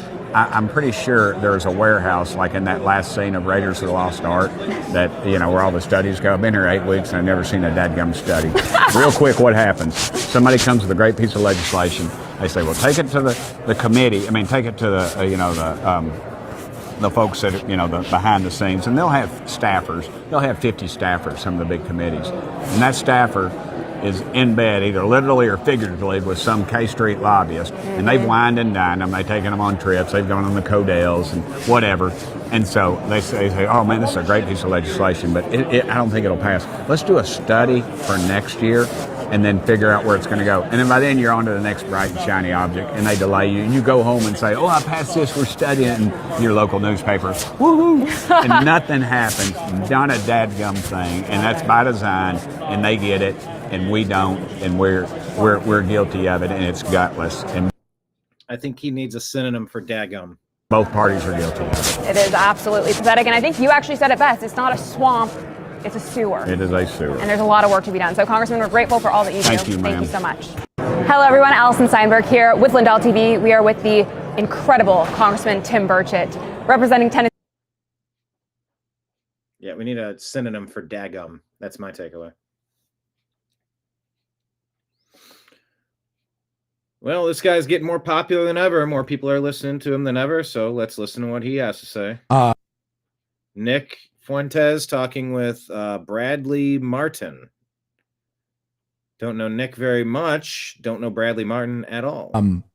What's your take on this idea that he's going to permanently pause immigration from third world countries? I think it's about time. I think I really support that because, people don't even realize the scope of it. We've brought in like 60 million people in 30 years, which is, this is a country of 350 million. And we brought in 60 million in a few decades, and all from China, India, Mexico, Northern Triangle, Philippines, Vietnam, all from non-white countries. And it is such that the country was, in 1990, 50% of the U.S. population descended from the founding stock at the time of the founding of America. Think about that. Yeah. Half the country had roots to George Washington. Now we're like 60% white. Half of the births are not white and half of them are white. Yeah. And what is basically happening is the country is fundamentally changing. And it was one way. It was Frank Sinatra and Tom Cruise and Clint Eastwood. And now it's becoming Bad Bunny and Jason Momoa. And it's completely different. And that's reflected in even the quality of life. New York City, LA, Miami. I love these cities. I go to them all the time. I like to be there. But they're becoming more chaotic. Yeah. They're becoming more violent, more disorderly. There's a lack of a sense of togetherness, of community. There's this feeling that it's like you're in Star Wars. You go on the subway and everybody's speaking a different language. Everybody has a different culture. And You picture you going into the bar, where all the different sort of like the different aliens and characters, and like, robots. what the fuck is he droids. saying? Yeah. And it's like on some level, it's okay if some cities are international and cosmopolitan. I think people like that. But what people hate is the idea that every city in America is going to be this way. And there's no refuge that feels like America, that is baseball and apple pie and white people even, then churches and Christianity. Everywhere is going to be like New York City. Everywhere is going to be playing soccer and it's Diwali and it's all this other stuff. And so I think that at the bare minimum, we just need to stop immigration for like the next 20 years. And we could have a conversation about opening it up later, but in terms of our fair share, if you call it charity, if you call it, for the good of the immigrants or for the good of the economy, for the labor benefits, we have done more than enough at this point. What's your take on this idea that he's going to permanently 60 million non-Americans brought in a few decades?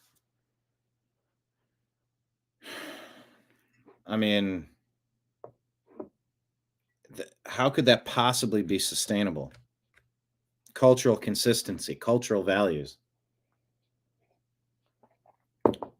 And that doesn't mean white Christian at all. The Latino community is more Christian than whites, I think. And the Black Christian community is super big into that.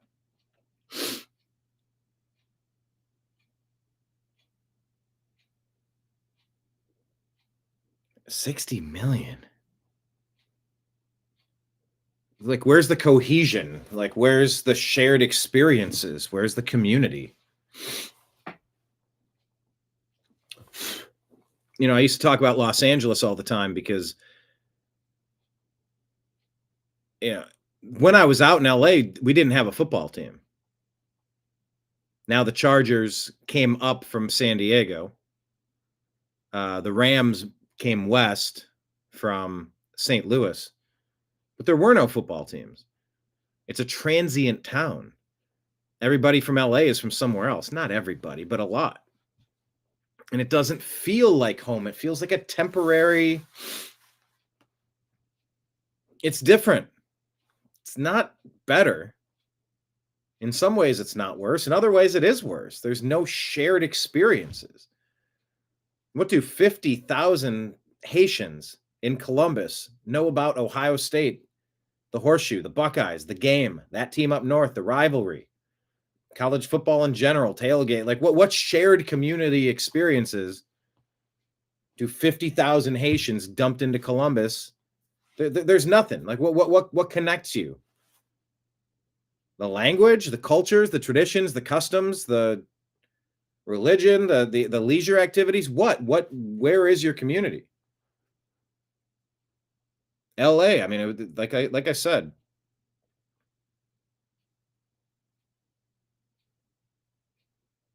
you can't really say that they couldn't keep a team. Although the Los Angeles Raiders left to Oakland and then they actually went to Las Vegas. And the Los Angeles Rams did leave Los Angeles, but then they came back. And since the Raiders went to Vegas, then San Diego went to LA. So whatever, but it's a very transient community and you can feel it. It's not good for the country. Not about any one particular group. It's just about cohesion and assimilation. If you assimilate over a couple decades, a generation or two, after a generation or two, yeah, welcome to the team. You're on the team. All right, let's go. That's provided, though, these people aren't reaching into the limited funds that our government has to steal from the rest of us. You got neighbors that move in, don't speak your language, don't share your customs, and they're stealing the money that you need to provide psychiatric services and mental health care for that DeCarlos guy that killed Irina Zarutska. Oh, no, but in little Somalia, they're stealing all the money in Minneapolis, committing rampant fraud. Oh, we got to defund the police. We don't have money for that. Yeah, because you're stealing it all. That's not okay. Nobody would welcome invaders and pirates, plunderers, looters, thieves into your community. So, anyway, there's that. All right, here's President Trump talking about $2,000 tax dividends from, you guessed it, the tariffs. Next year is projected to be the largest tax refund season ever, and we're going to be giving back refunds out of the tariffs because we've taken in literally trillions of dollars, and we're going to be giving a nice dividend to the people, in addition to reducing debt. As you know, I inherited a lot of debt, but it's peanuts compared to the kind of numbers we're talking about. So we're going to be making a dividend to the people, and additionally, we're going to be able to reduce debt. And as time goes by over the next 2, 3, 4 years, those numbers are going to go up. And I believe that at some point in the not too distant future, you won't even have income tax to pay, because the money we're taking in is so great, it's so enormous, that you're not going to have income tax to pay. Some big news coming out today regarding those $2,000 tariff dividend checks today, December 2nd, 2025, as we saw announced by President Donald Trump. Take a look at the latest headlines just coming out in the past couple of hours with this big announcement today, $2,000 tariff dividend check update. Trump says the dividend refund checks are going to be coming in 2026. And Trump administration is confident in the tariff rebate checks despite swirling skepticism. You can see this coming out less than an hour ago. Now to cover the details of these articles, but just take a look here very quickly. During a cabinet meeting on December 2nd, today, President Donald Trump said that the U.S. is collecting trillions of dollars from the tariffs and that part of the money would be returned to citizens as a dividend refund check. All right, I feel like this report just kind of goes through the exact same thing that the video clip showed us, sort of unnecessary. All right, I'm going to move along.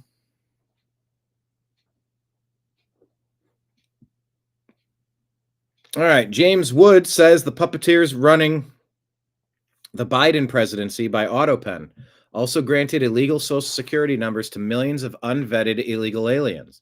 They essentially invalidated your citizenship by making an invader a voter. Fox News opinion, Doge exposed our immigration asylum disaster. That was the tip of the iceberg. Fox to reveal what's really going on. Doge exposed our immigration asylum disaster. That was the tip of the iceberg. Now, here's the story. Doge has found that immigration gave a work authorization document to illegals just 5 months after they filed for asylum. That document allowed them to work while they waited to hear whether their asylum request had been accepted or denied. So they could work as an illegal, knowing it would take years before their case was heard.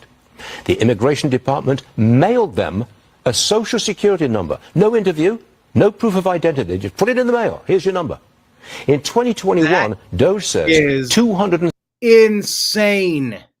And that is intentional treason. 70,000 new aliens were issued Social Security numbers. Look at this. Look at this increase. 270, 590, 964, 2.95 million. 21, 22, 23, 24. This is madness. That's 4 million right there that you know about. 590,000 in 2022, 964,000 in 2023, and 2.1 million in 24, right before Biden left office. Doge also discovered that 1.3 Fox to reveal what's really going on. Doge exposed our 3 million aliens are now receiving Medicaid. Millions received driver's licenses, some registered to vote, and Doge says some actually did vote. Try and square that against Democrat claims that Musk is destroying Social Security and cutting Medicaid. He's not destroying. He's weeding out people who don't qualify. Yeah, but where have the arrests been? All the comments, where are the arrests? Cool, now do something. Who is really guilty of misinformation in this case? It is not Elon Musk. 3 million aliens. Unreal. Treason most foul. C3 says, I'm convinced almost all of the 38 trillion of national debt is due to fraud. Fraudulent wars, fraudulent climate initiatives, fraudulent benefits for illegals, fraudulent foreign aid, on and on and on. The American people have been robbed. I agree. It's a pretty great video. Find this woman and give her an award. She goes up to somebody wearing a provocative shirt at the gym. Can I take a picture of your shirt? Yeah, of course. Wow. I just want to show everyone what a fucking pussy you are. Have a great one. Can I take a picture of your shirt? Yeah, of course. Wow. I just want to show everyone what a fucking pussy you are. Have a great one. Can I take a picture of your shirt? Yeah, of course. Wow. I just want to show everyone what a fucking pussy you are. Have a great one. Yeah, no response.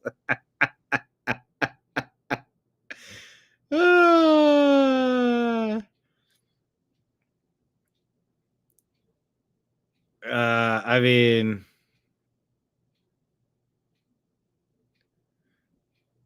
oh, she asked permission. That's the policy. There's a policy? I didn't know. That's pretty good, though. He could not comprehend what happened. He thought he was getting a gold star. Actually, that'll be my comment. Soy Boy thought he was getting a gold star and maybe a date. Instead, he got.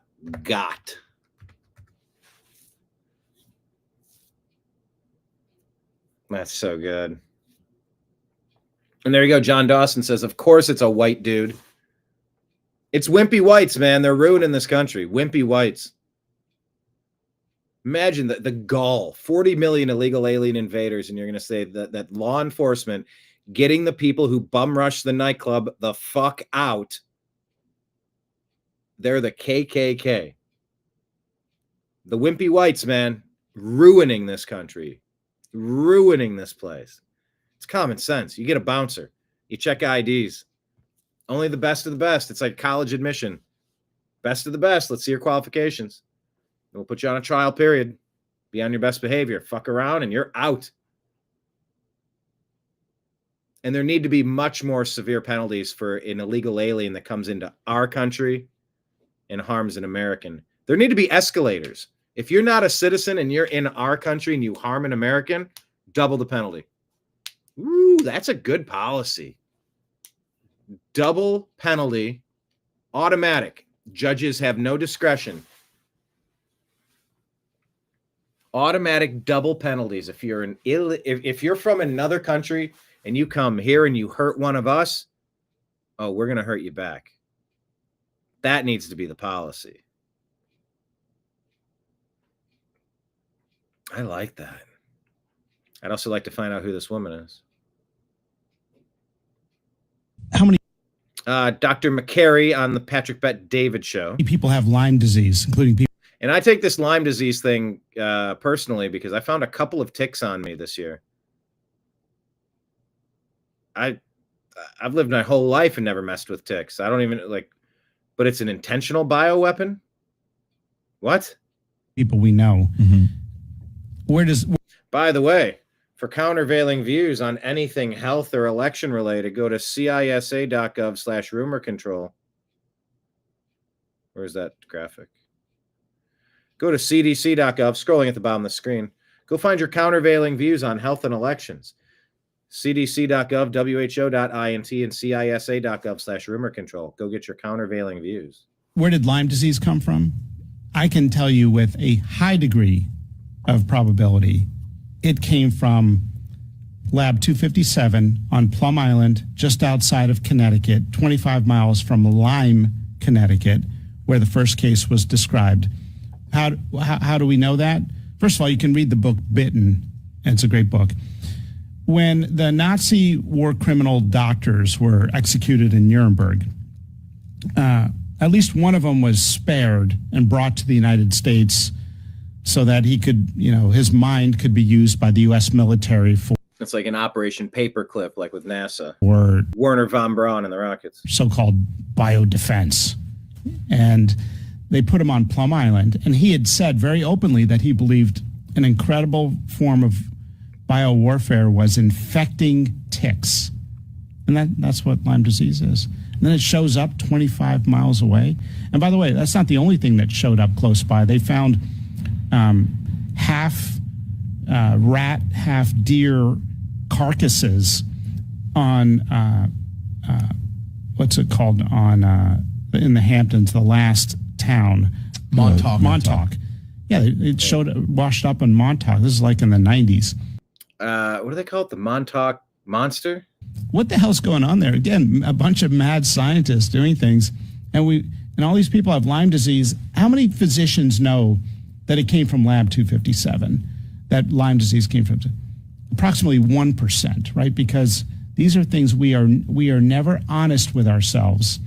That just because you can do something doesn't mean you should do it, and sometimes we can cause more harm than we can good by messing with Mother Nature. How many people have Lyme disease, including people we know? Where did Lyme disease come from? It's madness. Ugh, makes me so angry.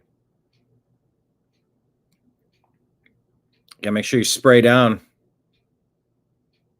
I don't know how they got on me. I think I got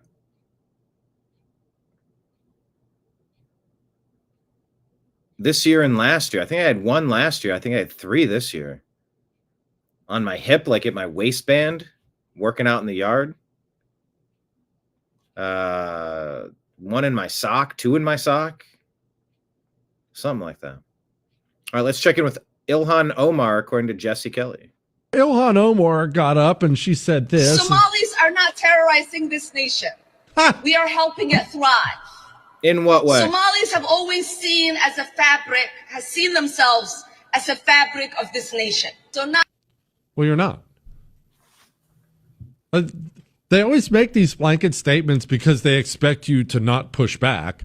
Somalis have always seen themselves as part of the fabric of this nation. Somalis did not come to the United States of America till the 1990s. I don't care how you see yourself. It's crazy. The average IQ in Somalia is below retardation. Did you know that? Did you know that? I'm not making that up. Because of the inbreeding problem in the country, Oh, I know, Chris. It's really nasty. Because of that, there are all the birth defects that come with that. And I believe last time I looked, it was 3 points below what is considered mental retardation. But these people have been brought into the United States of America en masse by American politicians. Ilhan Omar got up. For what benefit? For what reason?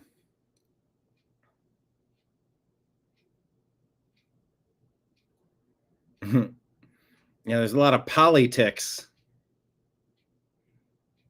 Who did that joke? Was that George Carlin? Politics. Break it down. First word poly meaning many. Ticks meaning blood-sucking creatures. It might have been Carlin. It's a good joke.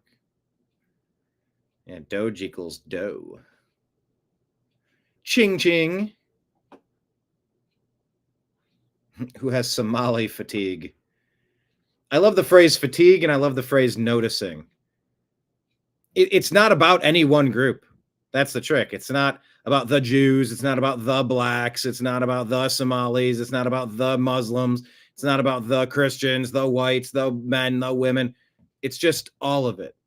Fatigue. Tired of it. Done with it. And noticing, hey, we're noticing things. And here's the trick. If you get called names and you face resistance when you start noticing what's actually happening, notice harder. Because if someone wants to give you grief for that, forget them. Forget them. And she said this. Get Ilhan Omar out of there. Did she marry her brother? I want to know. Here's Charlie Kirk, pre-haircut.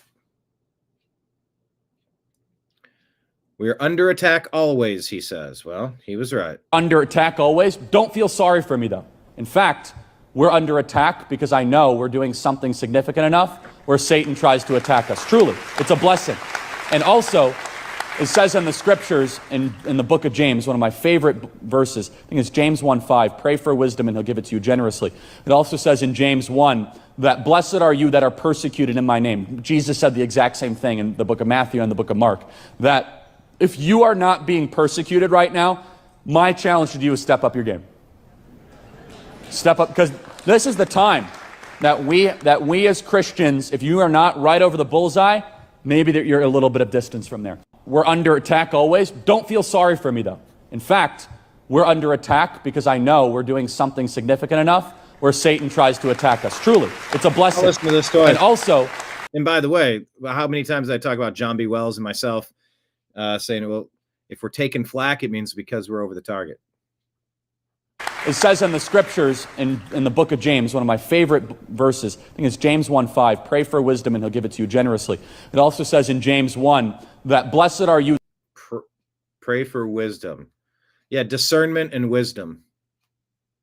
That are persecuted in my name. Jesus said the exact same thing in the book of Matthew and the book of Mark. That blessed are you if you're persecuted in his name. If you are not being persecuted right now, my challenge to you is step up your game. Step up your game.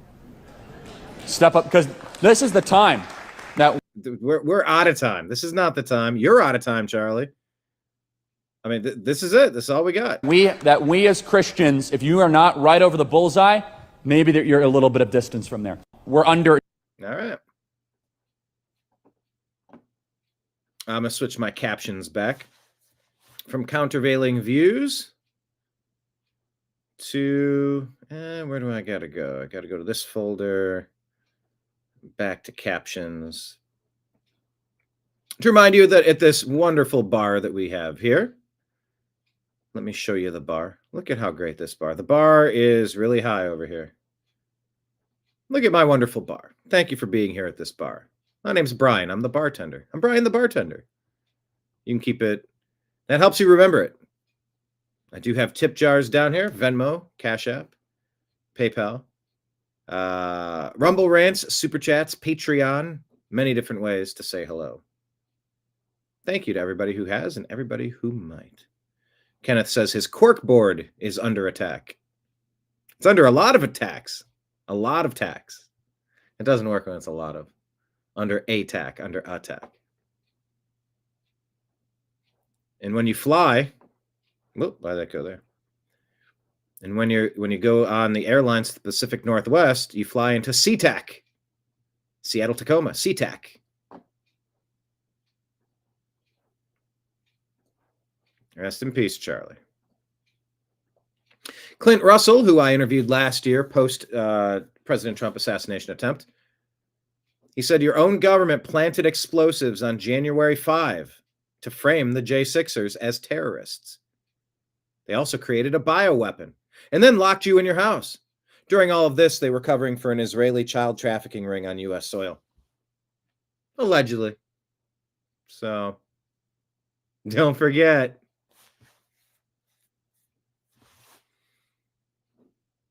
During yesterday's show, you pointed out that the Dells, Michael and Susan Dell, pledged $6.25 billion to help fund Trump accounts, long-term investment accounts for American children, with the Trump administration providing the federal seed money. Let's have him explain this. This afternoon, Michael and Susan Dell are committing to one of the largest private donations in American history, which will directly benefit the next generation of American children through the new Trump Accounts program that we created in our One Big Beautiful Bill. And Michael and Susan came to see me along with Brad, and they said, this is an idea. And I said, I think, it sounded just so good and so unique, but that's why he's been so successful, and they've been so successful in life and in business because they're unique. Trump Accounts will be the first, I guess you could say, real trust funds for every American child, allowing family members, employers, corporations, generous donors to contribute money that will be invested and grow over the course of a child's life to be used for their benefit after they turn 18. So in other words, these are children that are going to, an investment's going to be made. That investment's going to continue to grow, we hope, right? We hope. And, but it will. And they'll feel like Michael Dell someday. But at 18, they'll have a lot of money, a lot more money than they would have had, and potentially a lot of money. But these accounts will track the overall stock market and will be 100% private property controlled by the child's guardians. In honor of America's 250th anniversary, the Dells are announcing today that they are giving 25 million American children. Okay, I think that refreshed there. Well, I'm happy for that. On Tuesday night, Northern Ireland Protestants forced pro-Palestinians to retreat after Sinn Féin Belfast threw a Palestinian flag outside of City Hall. The flag has since been taken down.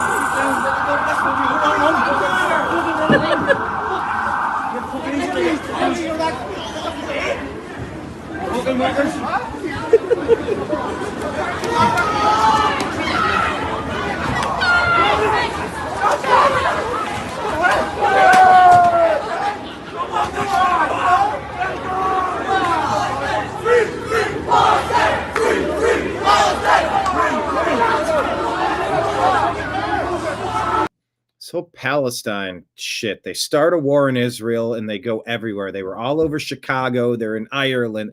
They're everywhere. It's a global terrorist organization that's going on. It's Antifa. It's the pro-Palestine group. They're all rolled into the same cosplaying thing. We're in every city. We're going to show up. We got a text message thread. Let's go and do stuff. Let's cause problems. Let's bother everybody else.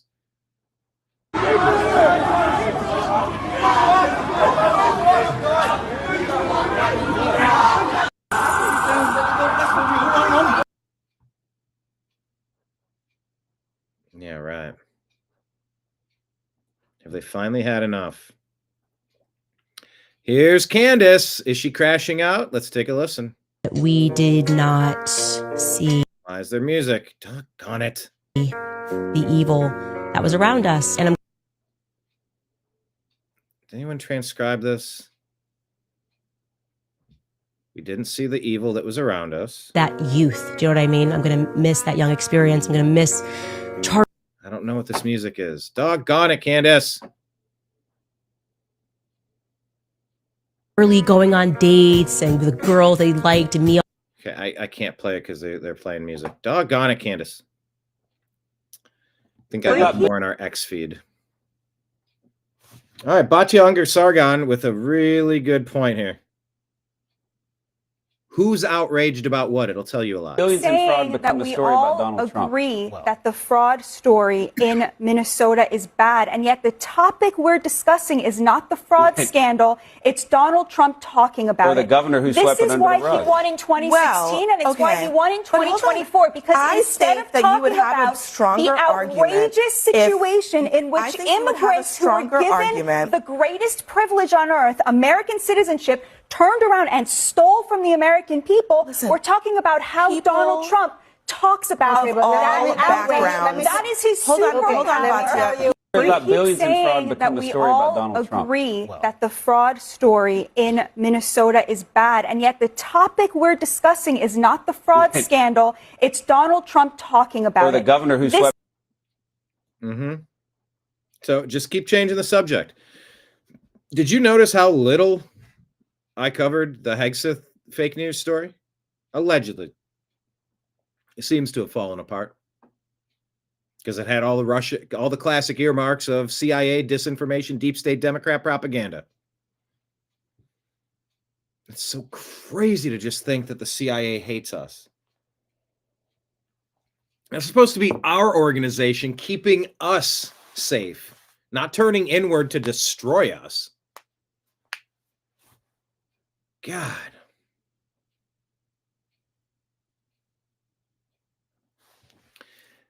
Yes, Marion talking about the Dells. I noticed we weren't the only ones who noticed her face. It's all over the internet. I know, and I feel bad about that one.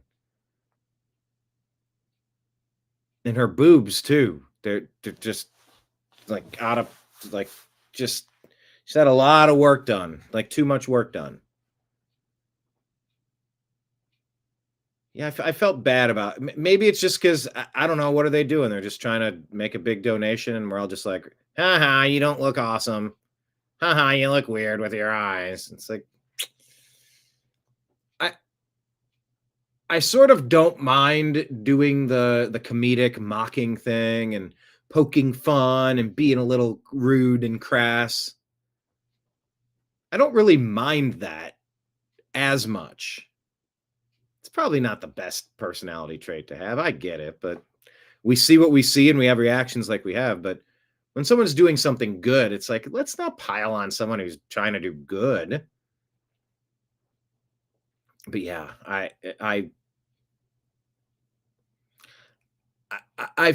feel some sadness looking at her, and I don't. Yeah, the whole internet was talking about that. You're right. It was my initial reaction. All right, Tommy Lahren talking about who's this attacker? So the Afghan national who murdered at least one National Guard soldier was hopefully the second one's going to pull through. I heard some good signs. Allowed entry into this country under the Joe Biden auto pen regime and his Operation Allies Welcome. He was supposedly vetted, though that's a crock of anyway, because even under the best of circumstances, you can't vet people from war-torn terrorist backward nations where they keep no valid records and whose main and perhaps only export is terrorism. And let's be honest, the auto pen regime didn't even try. The protocol after that botched withdrawal from Afghanistan was to basically load every Tom, Dick, Harry, and Mohammed onto a plane and hope for the best. The directive was to err on the side of excess. Well, excess is what we got, all right? An excess of absolute Thanks a million, or I guess I should say thanks 190,000, because that's how many they brought over here that we know of. And we know why, too. Well, the obvious reason is that the withdrawal was such an epic optic disaster, they wanted to save face by rescuing the innocent Afghans they left to contend with the Taliban. But the more sinister reality we are left to grapple with is this. Why did Biden and Democrat colleagues not just allow, not just invite, but incite the largest mass importation of people who hate us?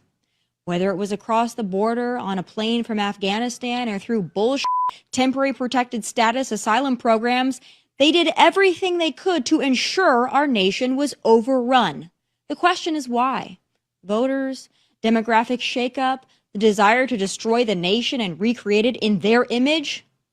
When they said importing the third world would make us stronger, they lied to you. When they said diversity is our strength, they lied to you. When they told you they vetted the diverse third world they brought over here, they lied to you. When your leaders import people who hate you, don't be surprised when they kill you. Close the borders, revoke the bullshit asylum, deport, deport, deport, deport. The time for mass deportations was yesterday, but now we'll have to do. So the Afghan national who Yeah, yesterday was the time, but now we'll have to do. Now we'll have to do button.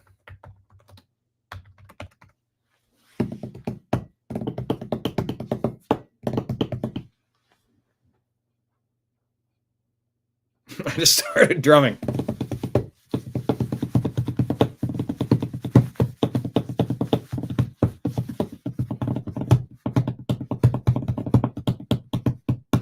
I don't know how well that comes through on the microphone.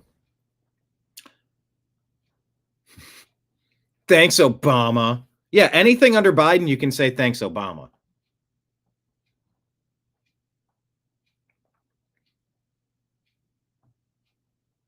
Thanks, Obama. Because we know he was the one running that. I know it, you know it, the American people know it.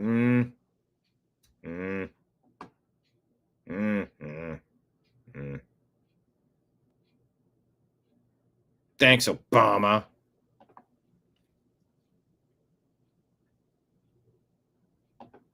Thanks, Obama. All right, keep it going. I don't know if this is true.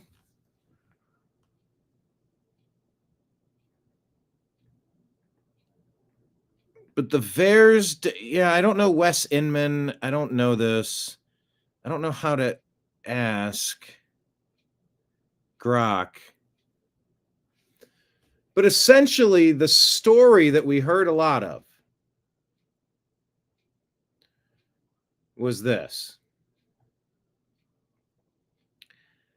People who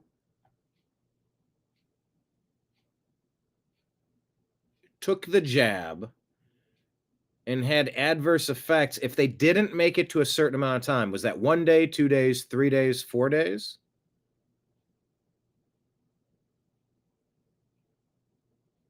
"14 days of getting it, your demise wasn't listed as a jab demise because you were listed as unvaccinated. Why? Because you weren't considered fully vaccinated until 14 days after your first jab. How very convenient. I've heard this. Let me ask Grok. Did VAERS, here, let me share this tab instead. Did VAERS not count COVID deaths within 14 days in the data for some reason?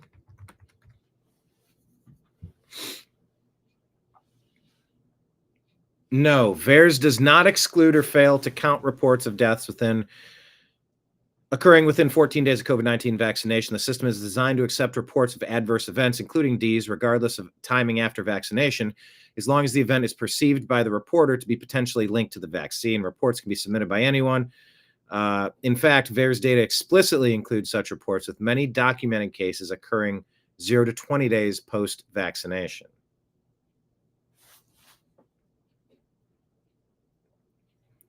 Common misconceptions. Claims that VAERS doesn't count early deaths stem from misunderstanding of its limitations.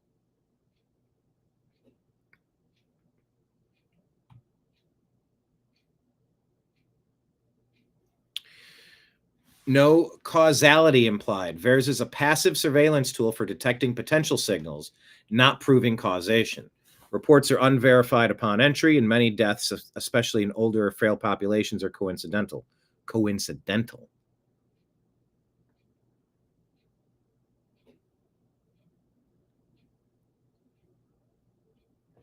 All right. So yeah, like everything else, it's hard to measure stuff like this. Allegedly, according to Grok.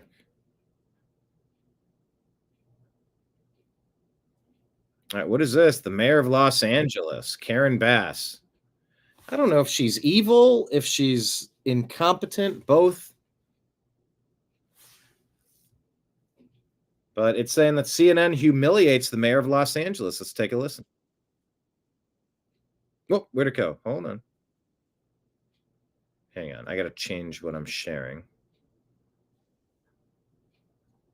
There we go. He says, but you know that there's no evidence of any American citizens that have been deported. And if you're in this country, illegally, you run that risk. Not deported, but detained. Right. Why should a U.S. citizen even be detained? There was a young woman, a student, who came in and provided testimony today. Why should someone be detained? Yeah, you detain people for a million reasons. And if there's no reason to charge them, you let them go.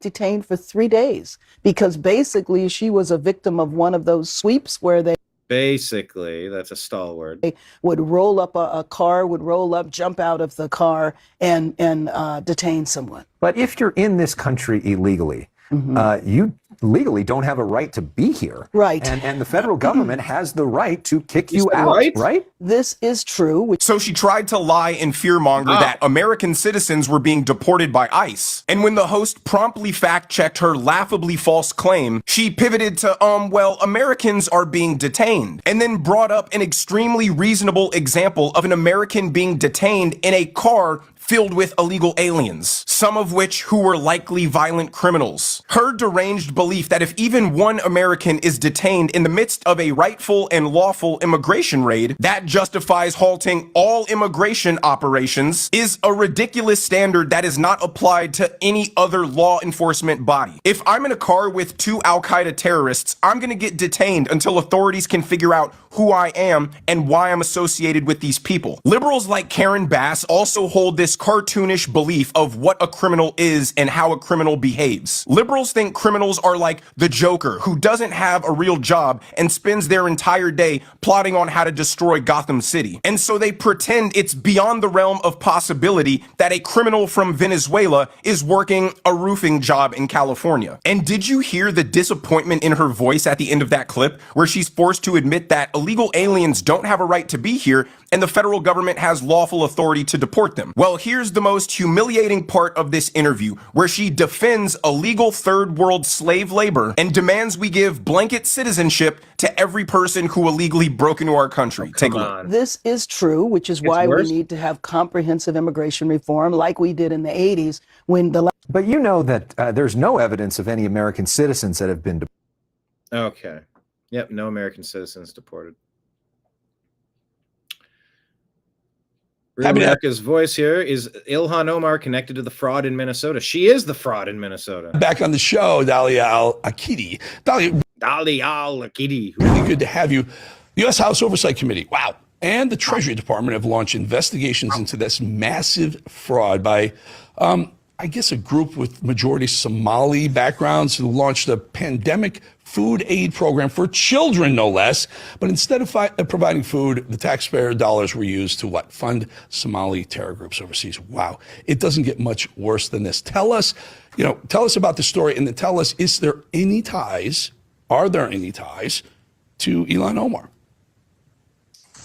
Finally, America is looking at Minneapolis. Finally, America is looking at Minnesota. We've been screaming fraud for years and years, but nobody listened to us because we are Republicans in Minnesota.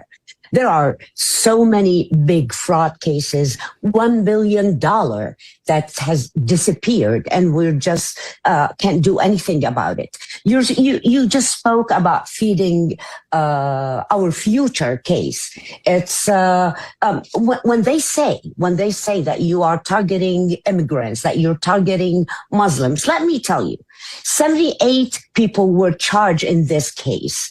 77 of them are from the Somali community. That means there is a big problem within this community. And now the community leaders need to step up, need to acknowledge that we have a problem, or they have a problem in their own community, and they need to work with all of us to figure out what are the solution. 100%. People knew. Some people knew what others were doing. And yes, we cannot. Can we prove that Ilhan Omar is connected? We don't know. But these are the same people that have been donating to not only to Ilhan Omar but to many politicians that are praised and pushed by organizations like CARE to run not only in big offices, small offices, like the city council, for example. We do have a problem. Finally, people are looking at us. You know, and Tim Walz should be on the hook. I think that they're probably looking into how much, Tim Walz should be. Remember, the buck stops here. Should be with the governor of the state that this happened under his watch. The question though. Somalis, 78 of the 86 people indicted are Somali. Of 78. So it's 99%. Yeah. It's not we cannot whitewash this. We cannot say, the majority. 77 out of 78 is 99%. That's the whole case. It is. Here's my point though. Somalia is a rogue nation. There's no government. There's no formal government. There's no recognized formal government in Somalia. I've talked about this before. If you take a boat, you want to avoid the Somali coast because you're likely going to get pirated because there's no law and order. They come over here and they don't assimilate. Instead, Dahlia, they steal the way they do at home. And this is the problem with our immigration system. When you let people in and you don't ask them, you don't push them to become part of the American fabric, they do what they do in their own nation. And Somalia is just a horror show of a nation, right? There are good people. There are good working families. However, this is what the left wants. What the left wants is to keep these communities. And I'm not just talking about the Somali community. I'm talking about immigrants in general. And I'm talking about Muslim communities. I am a Muslim and I'm a Middle Eastern. I'm an Arab. So I know how the left use the immigrants, use Muslims for political gain. Yeah, that's why they use women. That's why they use blacks. That's why they use Muslims. That's what Jews is a bit of a different story because they got to pick who's the worst between the Muslim or the Jew. And, I mean, don't get me started on that. Don't make me root for the Yankees versus the Red Sox. It's not I'm a Cleveland Indians fan. Yeah, but the left loves dividing. Who can we use? Oh, it's black and brown people. It's women. It's minorities, it's people of color, it's all these little catchphrases. I mean, they could just say we're anti-white, we're anti-male, we're anti-Christian. I mean, they do. But it's more than that. But it does get interesting when the left starts eating its own tail. Queers for Palestine. Bro, they'd throw you off a building. Yeah, well, I don't know. Who's more oppressed in the Oppression Olympics? The Palestinian, the Muslim, the gay? I don't know. It gets very interesting, but she's right. The Democrats play that off of everybody. They play it off of America, and they run around banging little wedges, like splitting tree trunks or tree rounds, pre-cut pieces, and you want to split them into firewood. They split, they divide, they destroy. The left in our state, the left decided to turn their heads away so they can gain votes. The left decided to play just like Ilhan Omar perfected the victim card. So you cannot criticize them anymore. That's what the left have been trying to do, and that's how they win in blue states. People now are saying, especially in our district, that Trump or Republicans hate immigrants. Republican hate Muslim. Well, I am a Muslim. I am an immigrant, and I'm a Republican, and I'm the living proof that Republicans have nothing against immigrants or Muslims. It's just, you're in our country.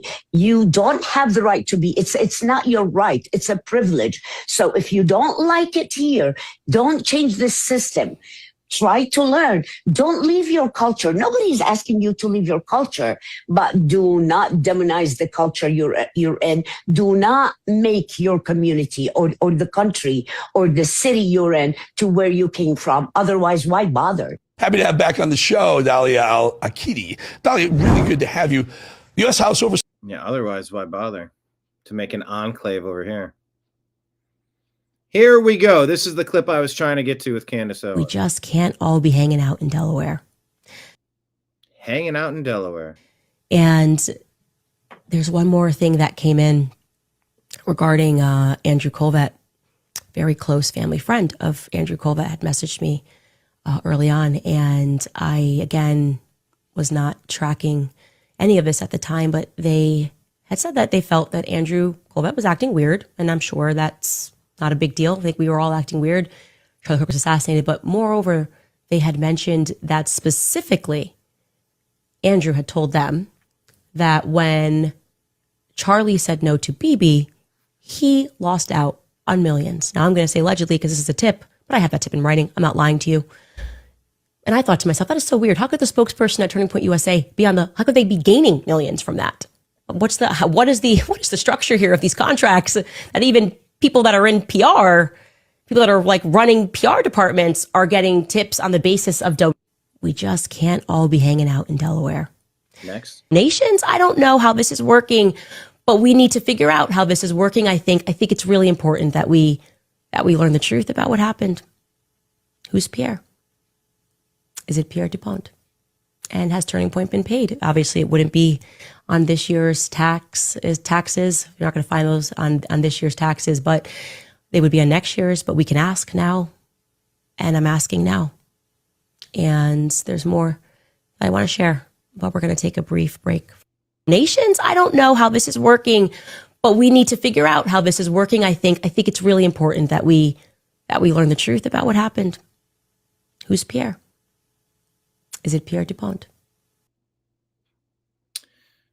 When Charlie said no to Bibi, he lost out on millions.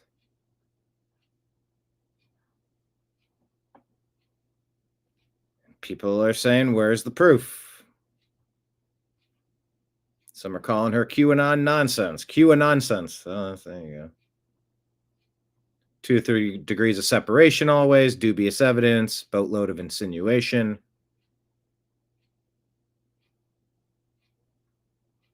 Scott says, I appreciate how Candace can say, I know this sounds totally stupid. In fact, makes no sense at all, but in an email. But it's in an email, so I guarantee it's true. Truly the best investigator in the world. Keiko says, follow the money. There's a few million reasons to take Charlie out. YZN says, I feel like Candace is kind of all over the place with her views. First it was Israel, then it's France. Now it's, we're back to Israel? Or it's Andrew, or where are we on?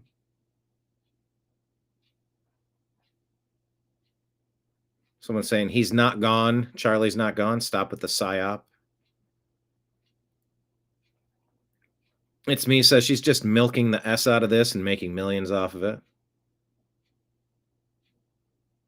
My Jenny says, imagine being such a subhuman life form that sells their soul for money. I don't know if they're referencing Andrew or Candace.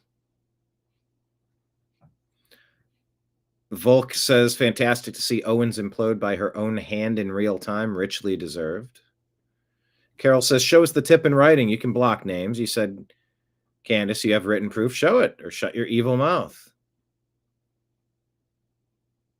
Halu says, she's a psyop and tells some truths, but mostly is a distraction. Abba says it's always about money. It's always about money. Penny says, I literally love her for no other than the fact that she's waking up so many people who otherwise wouldn't get it. I don't even care if she's an op, whatever. I'm down with whatever op she is. F the system. She's literally saying she's not voting until she's satisfied with the investigation of her friend's murder. Well, join the club, girl. Haven't voted in years, and I'm patiently waiting. 4 things. Can't imagine how insane a person must be to believe a single word that Candace says about anything. Says Train.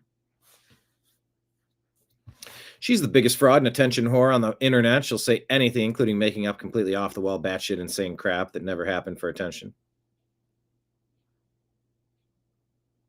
Derek says Candace is a kook. Lyop says, does she ever actually show receipts, or does she only have endless babbling? She's as credible as a jailhouse informant. The jury's out. People are talking. People are wondering. What do you guys think in the comments? How do you feel about Candace?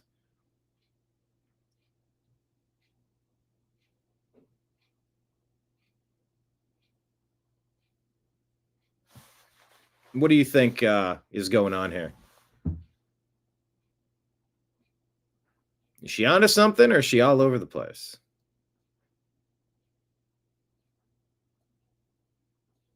So let All right, Isabel Brown talking about Somali culture. me just get this straight. This guy, who's a Somali migrant living in Minnesota, kidnapped and raped a 12-year-old girl.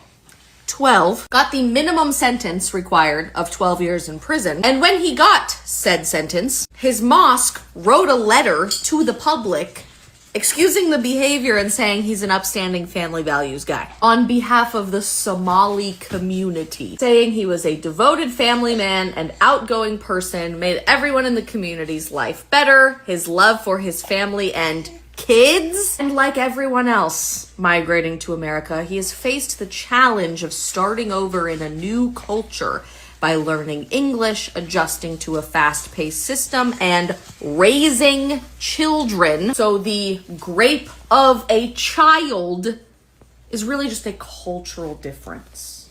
It's just something to culturally be aware of. It's excusable because it was his culture before. As a dad of children. Look, maybe it's me. Forgive my cultural ignorance here.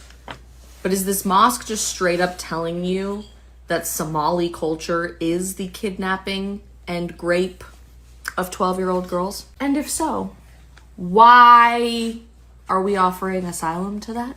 So let me just get this straight. This guy, who's a Somali migrant, Makes me so angry. All these people that never needed to be here. Ruining families. Libs of TikTok says Lukman Khan, born in Pakistan, arrested for the alleged plot to shoot up the University of Delaware. Oh, Delaware again. Candace just mentioned Delaware, didn't she? He was found with a manifesto, multiple guns, and a blueprint of the university of the police station. And a blueprint of the university police station. He reportedly told police that his goal was to be a martyr. Yeah, Bear Howell says he'll be out in a week. Richard, yeah, that's the religion of peace and love. No, it's a religion of conquest and dominance and warfare. New week, new shooter. 3-letter government agency plant. Only discovered because of a hero police officer who was patrolling a local park after dark and stopped this guy? Really?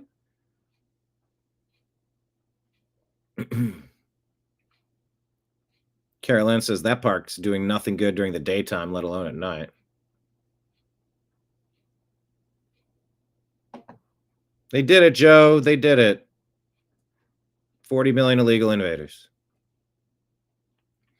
Jesse Michaels talking to Joe Rogan. Who do you think runs things? Who do you think runs our government? FBI director on your show. And it's like, he's so clearly lying to you.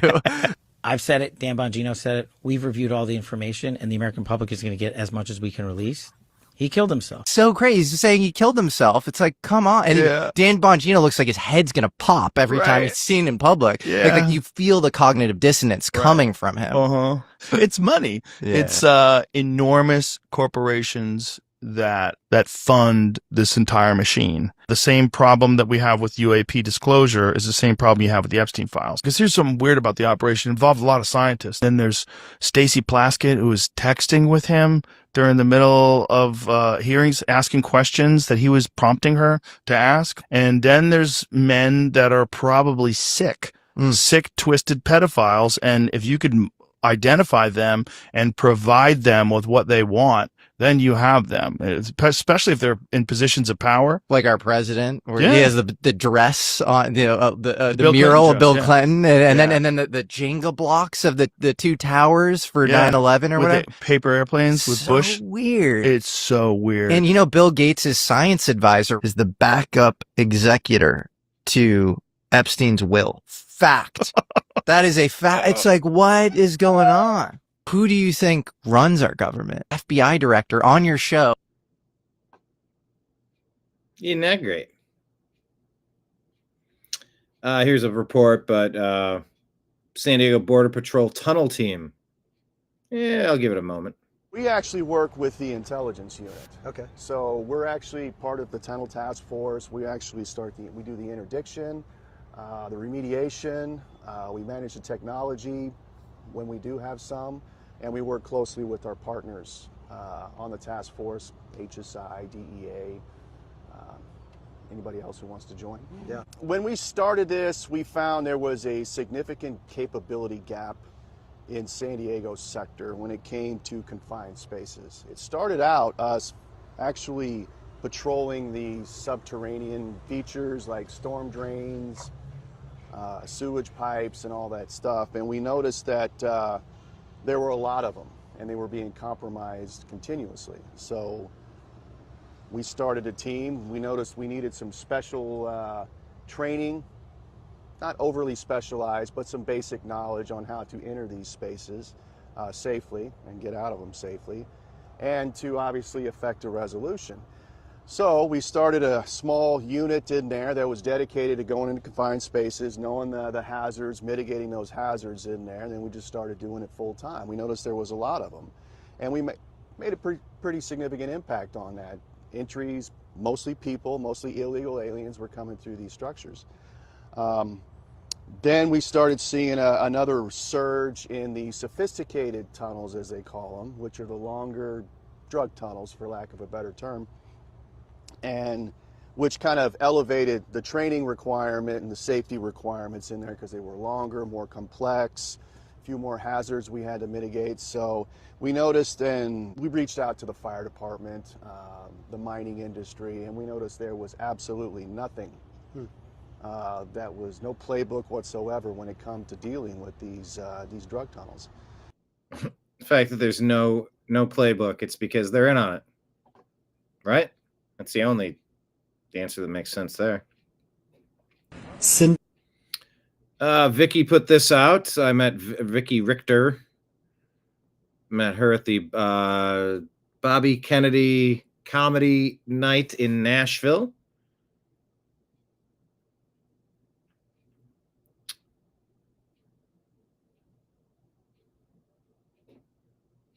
Das die heimlichen Helden des diesjährigen Christkindlesmarkts? The secret heroes of this year's Christkindlesmarkt. Poller sollen den Markt schützen. Allerdings muss dort auch regelmäßig They have to keep moving this so cable car can regularly pass die through. Straßenbahn durch und das sorgt für Arbeit. Immer wenn also eine Straßenbahn kommt, braucht es einen Hubwagen und fleißiges Sicherheitspersonal. Der Poller wird verschoben und dann wieder platziert. Grob überschlagen dürfen. It's a radical Islamic extremist violence barrier.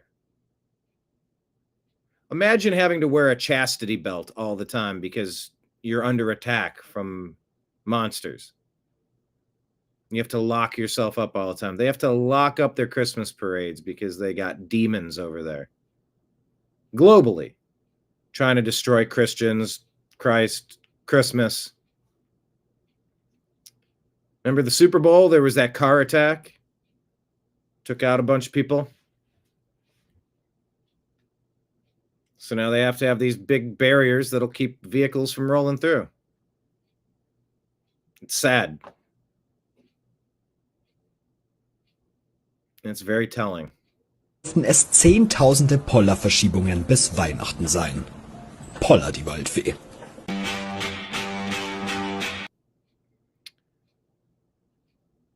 So yeah.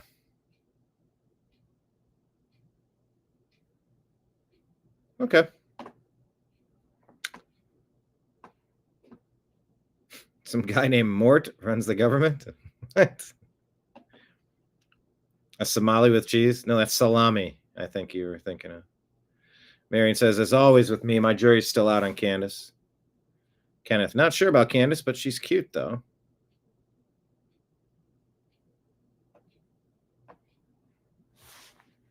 Pinkies up, everybody. Cheers. Lauren's back to make her daily post. Snap a screenshot. Send it off to her deep state financiers. Who is paying you? Who pays you? Lauren, would you jump on the show if I gave you the link? Would you come on the program and talk with us? Because all you seem to do is copy paste, which is pretty, very marginal, very minimal value to that.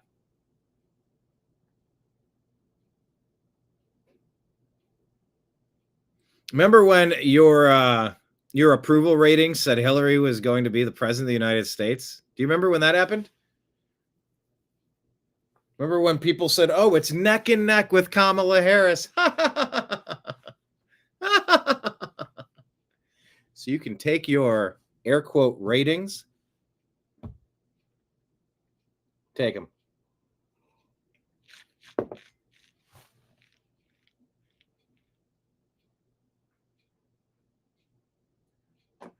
Pinkies up. All right, keep it rolling.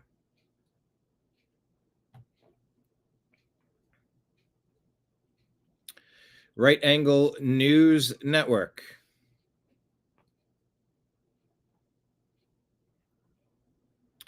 Wales Judge Tracy Lloyd Clark, who previously freed a 33-year-old man convicted of R-ing a girl under 14. Oh my God. Has now just sentenced a British man to 20 months in jail over a post on X. She said the prison was overcrowding, so they couldn't throw a 33-year-old man convicted of R-ing a girl under 14 into a hole for the rest of his life or hang him from the gallows, but they have room to put a British man in 20 months in jail over an X post.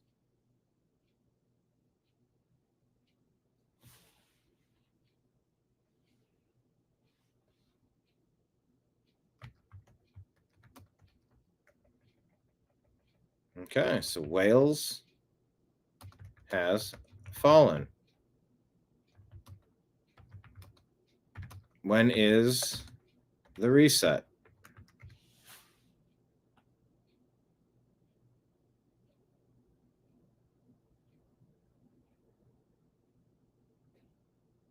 Wow.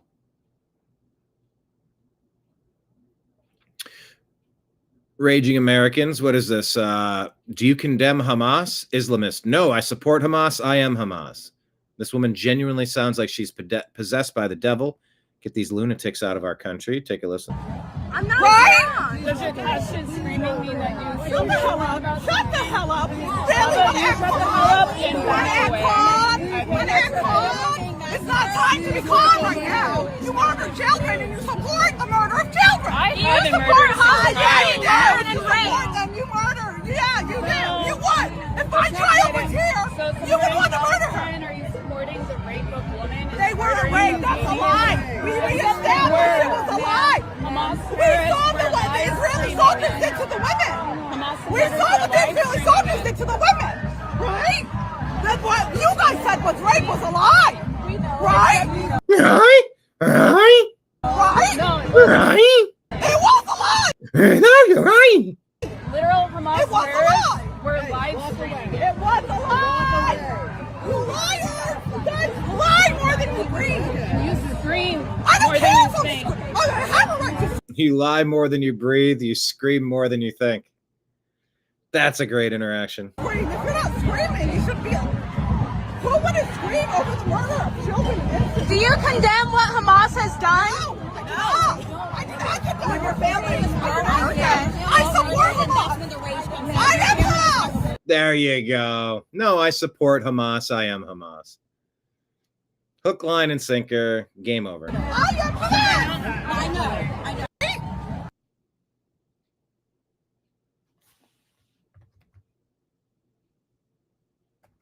What was it? You lie more than you breathe.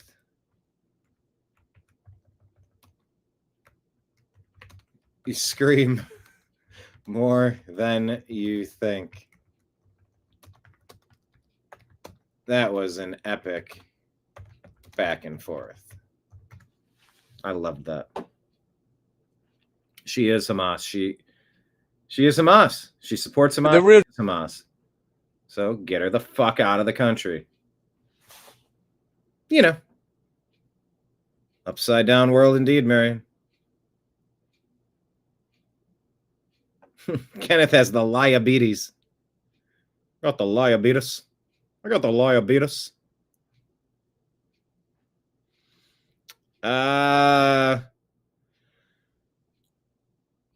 Bear Grylls. Jesus is so different from the sanitized version. The real Jesus, different from the sanitized version. Bear Grylls. The Christmas version I was brought up with. And it's been a lifetime of unraveling and finding this wild, unschooled, like, beautiful spirit that, you know, it's like everything I hope God would be. And yet so often the faith we're kind of presented with from school and institutions is everything that I'd never want in a God. And yet whenever I encounter the real person of Christ, this, as you say, this man of the land, man of people, why did all the regular everyday people just fight to be close to him, just touch the hem of his cloak? You know, why? What was it that drew people? And why did the elite fear him so much? For me, it's such a compelling story, and like the more you look into it, the more it's like the why were people drawn to Charlie Kirk, and why did people follow him so much and want to hear what he had to say so much? Some people got it. No, that doesn't mean you worship that guy, but this guy was different. Jesus. Light starts coming onto you. It's like, hold on, this is all of our stories.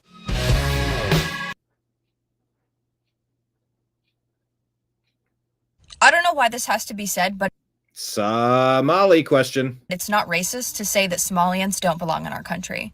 A man kidnapped and raped a 12-year-old girl, and the St. Paul Islamic Center in Minnesota came out in support of him and said, how could you be in support of someone that would abuse a kid? That he is not assimilated beyond non-Somalian culture. And if you think this is the first instance this has happened, here's a gang proudly saying that this is indeed part of their culture. It's not racist to say that their culture, beliefs, and ideologies have no place in Western civilization, but in my opinion, not only does it have no place in Western civilization, it has no place in any civilization. It takes 5 minutes to do some research on what these religions support, and if your religion of peace supports raping little kids and beating women to death, last time I checked, that's not compatible with America. Just because you think something's racist doesn't make it any less true. I don't know why this has to be said, but it's not racist to say that Somalians don't belong in our country. A man kidnapped and raped a 12-year-old girl, and the St. Paul Islamic Center in Time to have important conversations. Make it make sense, please. All right, who is this? Blake Reynolds posted this. I don't know Blake, but here we go. Wasn't for us Jews, there wouldn't be Christmas the way you know it. She says, if it wasn't for us Jews, there wouldn't be Christmas as you know it. Look at that. Because, you know, Irving Berlin, yes, the composer. We know Irving Berlin. Wrote White Christmas and redefined Christmas music until... Oh, well, he redefined Christmas music. That's pretty important, because you don't want that definition to be about, I don't know. What else could Christmas be about? Well, then it was all like Jesus music. Oh my God, right?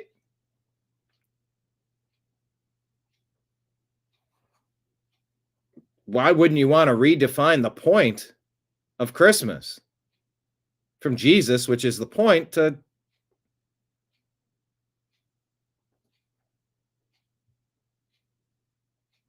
And well, if we're gonna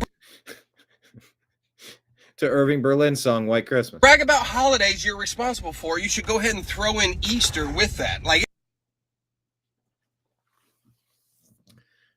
He says, if you're going to brag about holidays that you're responsible for, why don't you throw Easter in with that?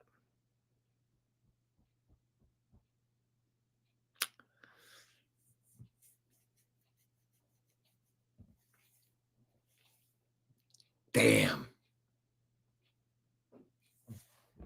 Damn. it's a weird flex to me that you want to talk about, well, Christmas music was going to suck because they only sung about Jesus, but now because of us Jews, we sing about white Christmas. You know, we got the reindeer, we got the sleighs, the Santa Claus, we got the whole thing. Like, we literally took Jesus out of Christmas music and made it good. And we deleted Jesus to make your Christmas better. Is that really what she's saying? That's what I took from it. That's what he took from it. Is that what you took from it? iconic. Like, this is what you're saying out loud, and it's weird to me how Christians will follow this conversation up with going, oh my God, Jews were responsible for white Christmas? This is so good. Like, my kids love Christmas songs now. Like, yeah, keep flexing. Keep flexing. It's a weird conversation to have out loud and publicly. Like, yeah, we killed Jesus again. If it wasn't for us Jews, there wouldn't be Christmas the way you know it. Wouldn't be Easter either. My God.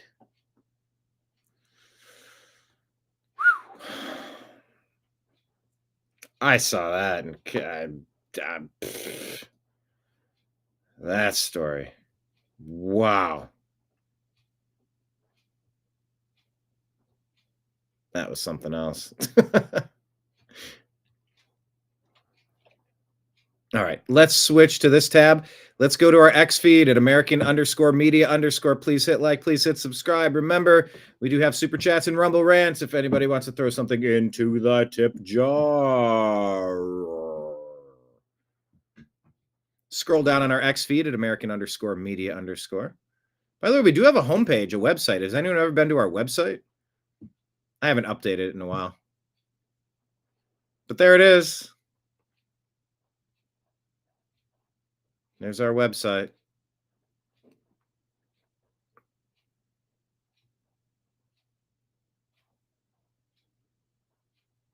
TheNewAmericanMedia.com. It has the date, right? December 3rd, 2025. I just really need to get in there and update it. Anywho, I'll continue on. Check out our Patreon link. You can sign up for a free Patreon. Of course, I hope you sign up for the $5 or $10 one at least, but it's there at the top, pinned at the top of our X feed, our interview with John B. Wells.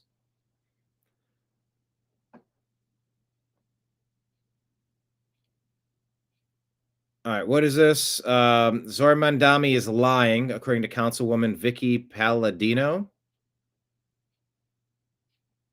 I think. Let's take a listen. When I met with the president, I made very clear that these kinds of raids are cruel and inhumane, that they are raids that do nothing to serve the interests of public safety. That's incorrect. And that my responsibility is to be the mayor to each and every person that calls this city their home. And that includes millions of immigrants, of which I am one. Councilwoman Vicky says New York released over 7,000 illegal criminals out into the streets in the past year in defiance of ICE detainers. Individuals charged with everything from assault to murder. This was done deliberately to frustrate immigration enforcement. Transnational gangs of illegal criminals continue to operate with impunity on our streets, committing robberies, assaults, and carjackings. Democrats are actively harming public safety by preventing ICE from removing these violent criminals from our city and our nation. There is no reason for this other than to protect criminals and above all else at the great expense of the law-abiding citizens of New York. Not one Democrat can explain how releasing murderers and gang members and rapists into the streets rather than turning them over to ICE makes us safer?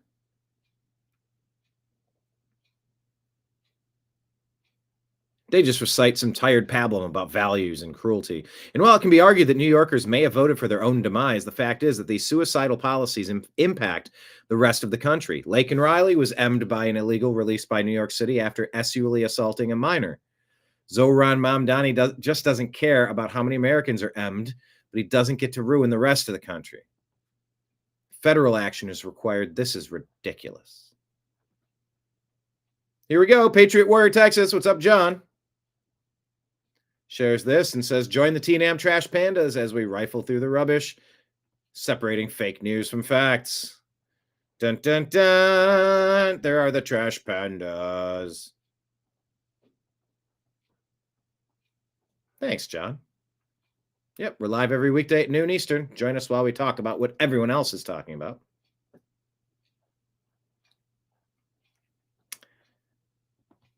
Booker Scott says, this is the AOC of Tennessee. Oh, that's a great nickname. The AOC of Tennessee. A socialist who hates Nashville. In the Tuesday election, they said it was a toss-up. Hey, Lauren, what did your polls say about this one? Did you overtake Nashville?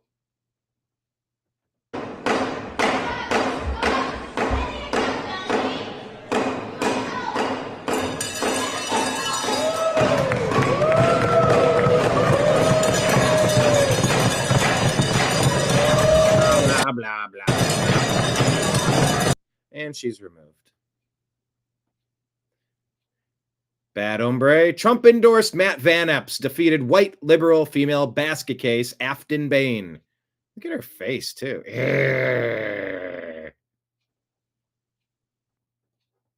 Aw.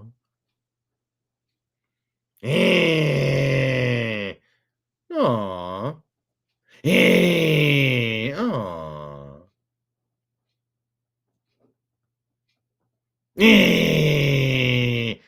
Hello. Afton Bain. Adios. Tennessee 7th Congressional District. Special election. Also breaking, according to Benny Johnson, President Trump officially terminates every document, pardon, executive order, proclamation, or memorandum signed by the auto pen under Joe Biden.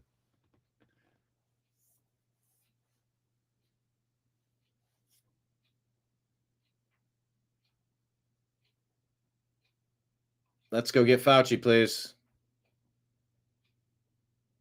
Please, let's go get Fauci.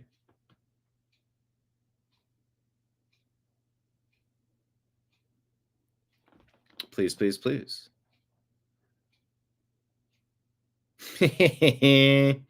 Trump endorsed candidate. Matt Van Epps wins special election. That's +1 for Republicans in Congress. Matt Van Epps defeats her.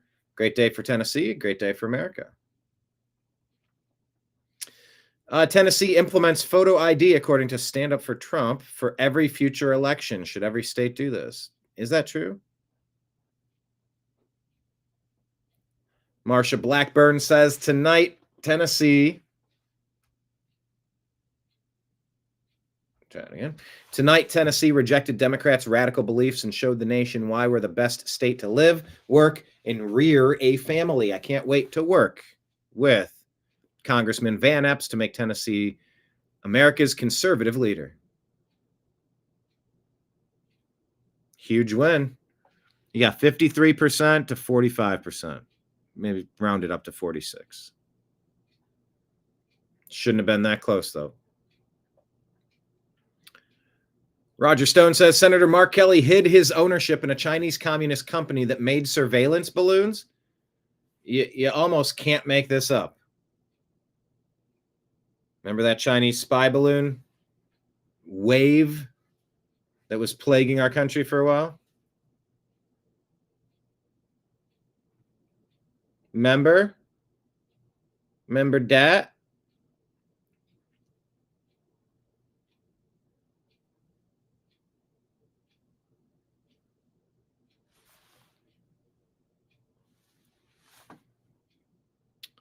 Mark Levin says, amazing how the media have promoted Mark Kelly for days, but they never reported on that.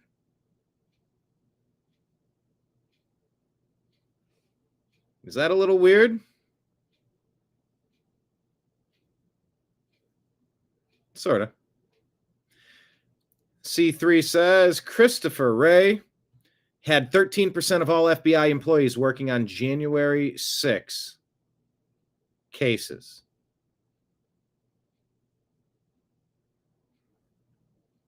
That's 5,000 out of 38,000.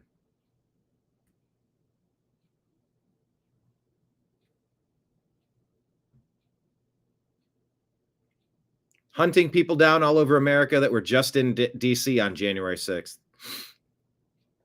While Somalians in Minnesota were sending billions in stolen taxpayer money to al-Shabaab in Somalia. This is treasonous.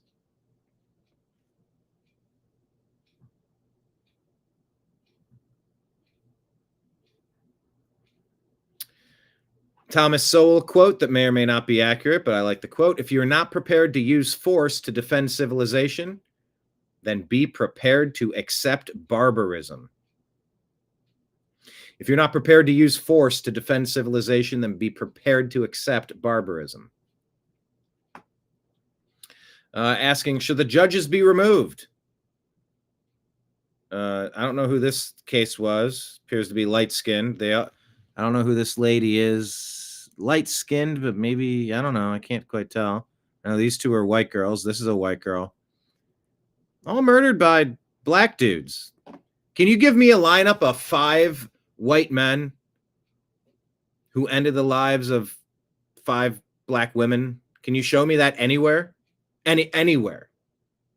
In the last 10 years, 20 years? Like, how far back do you have to go to find a lineup like that? This is all from the past year, I think. 72 arrests, 45, 39, 33, 17. If you're getting arrested that many times, you lose free-range privileges. It's not rocket science.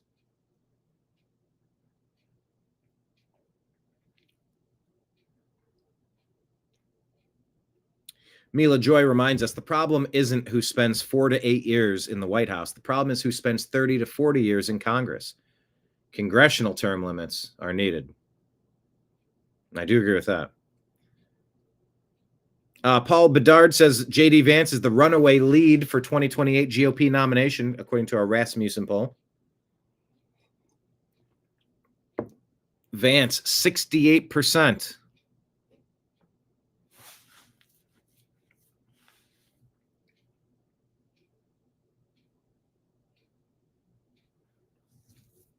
Underneath that, Secretary of State Marco Rubio, 10%. DeSantis, 9%. Ted Cruz, 3%. Rand Paul, 3%. Glenn Youngkin, 2%. Tulsi Gabbard, 2%. Tim Scott, 1%. I'd be okay with Rand Paul, maybe.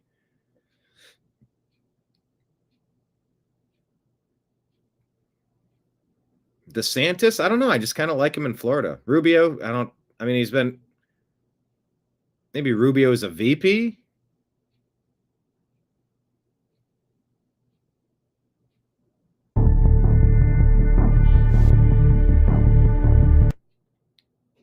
So here's another random video of some random black dude just walking past a random white girl, just bashing her in the shoulder with his elbow at full strength.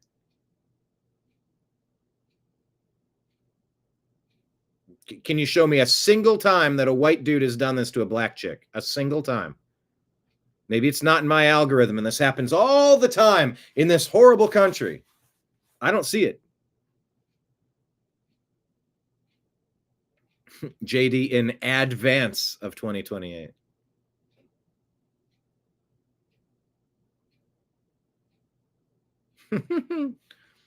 Girl. Hey, Afton Bain. Are you from the South? Because you're the only 10 I see.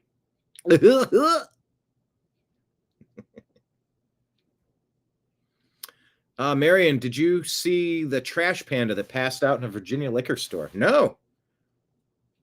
Marion, are you on X yet? Do you have an X account? Tag us on X. Share it. I'll show it. Yeah, I'm just trying to find the videos that are white dudes randomly assaulting innocent, peaceful black ladies. I've never seen it in my life, honestly. I can't think of them. But this is like every day we're seeing it, and I'm so sick of it. Imagine being a man that would attack an innocent woman like that. No reason. I mean, maybe deep-seated racial hatred. I hate seeing that video.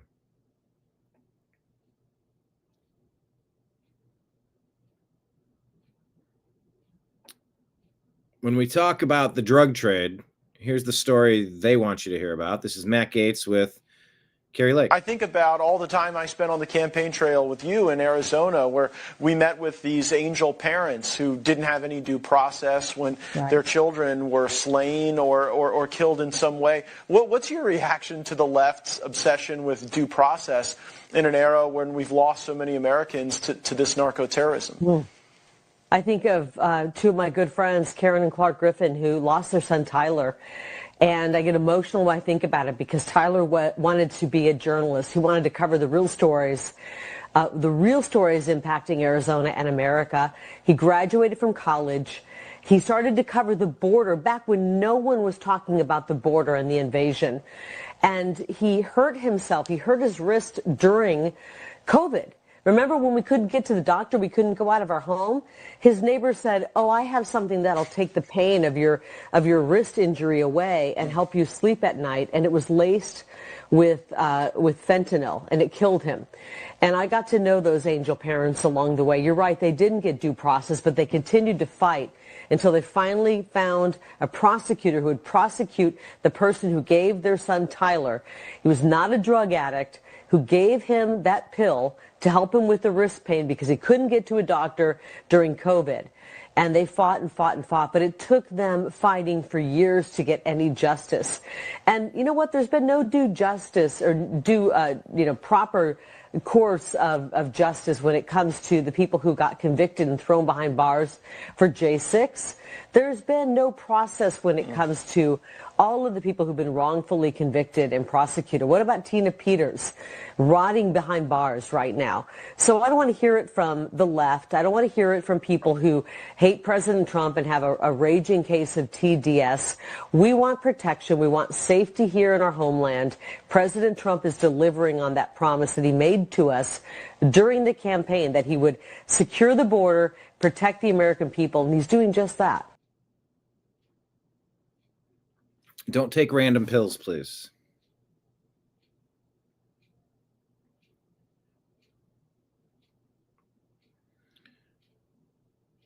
Radio Genoa, what's this? 8% of the world. The whites are 8% of the world on the verge of extinction. That's wild. Actually, I don't think I have much to share with you on our X feed. I think that's about it. About it. We did a robust show today. Thank you for being here. Definitely appreciate it. It's been a blast rifling through this rubbish. I would like to ask you to hit like, hit subscribe, share the show.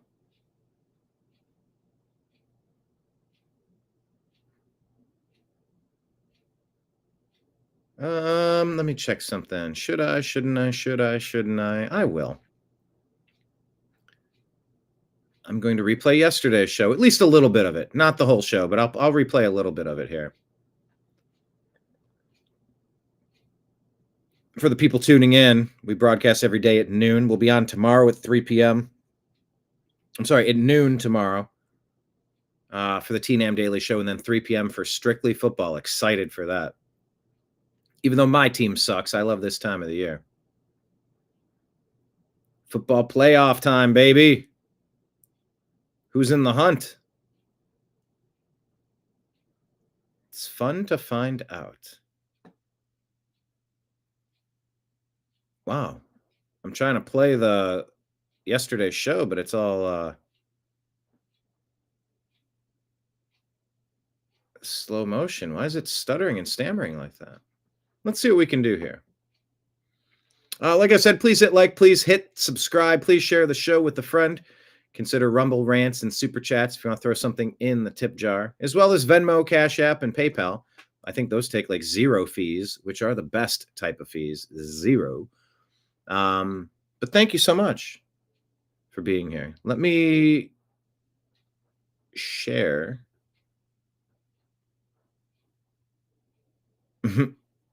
Yeah, this show where I'm on mute.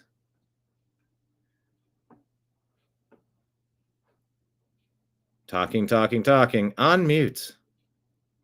How long do I stay on mute? How long did it take me to figure it out? You see, so what I'm trying to tell you is, there we go. Now it's full. I love this where you can kind of insert your own conversation here because there's no way to tell what it is I'm saying.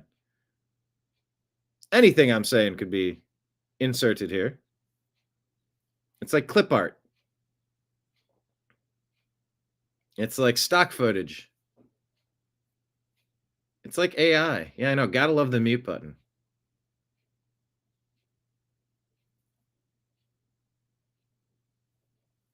Football or shoe globe. Pelota. Muted, bro. Muted, bro. Welcome. Keep muting. What? Broadcasting to you live from the Orion Spiral Arm of the Milky Way Galaxy, the solar system, planet Earth, North America, the United States of America, somewhere out there. My name's Brian Engelman. Today is Tuesday, December 2nd, 2025. And this right here is the formerly muted TNAM Daily Show. TNAM stands for the New American Media because the old American media failed you. Yes, it's been a rocky liftoff today on mute for 1 minute and 42 seconds. Yesterday, a rocky liftoff because for the life of me, I could not link our Restream account to our Rumble feed. Don't know why. Did everything I did yesterday, today, except it worked today. If you would kindly do me the favor, if you were here from the beginning and the show just launched, please hit refresh on your browser because then it will enable advertising. I was so worried on trying to go back to YouTube, hit monetization. I forgot to check and see if the mute button was on. Look, my kingdom for a producer, okay? My kingdom for an engineer. My kingdom for a co-host. All these things. It's all right. It's all right. I'm okay doing all of these things. 2 days in a row. I'll also say the topic of today's program is we're too damned reliant on the internet. If the grid goes down, you better be ready. When the grid goes down. Question of the day. Type it in the comments. What song am I singing? Who's the artist that sings? When the grid goes down, you better be ready. When the grid goes down. What's that from? Type it into the comments, please. But I spent several hours this morning trying to fix an internet issue that hasn't been an intermittent problem. Intermittent? It's a strange word. I think I'm used to saying it fast, but I think in saying it fast, I'm saying it wrong. It's intermittent. Like the internet. Having node issues, fluctuations in the download signal. 1/10, 1/20th of what it's supposed to be on the upload. Boring. I know. Point is, it's been tricky trying to launch the past couple days, but it's okay. We're fighting through it. Thank you, everybody. Damn mute button. Now we know how deaf people feel.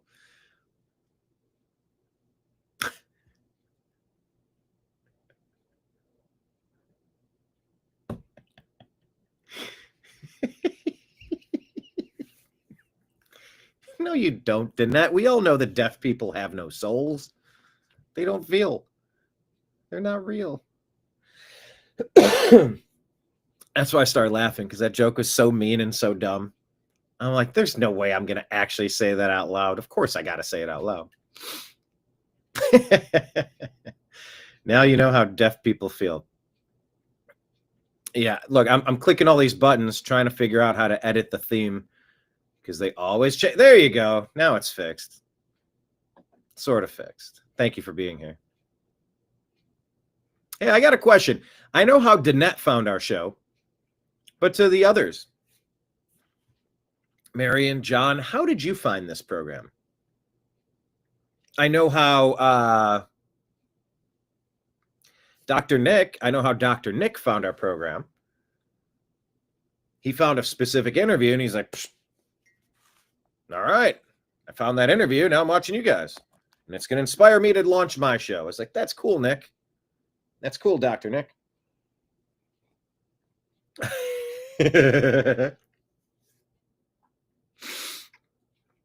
Danette says, I got senior pant ads. What are senior pant ads? Do they like, I'm fighting off a sneeze. Do they come with like,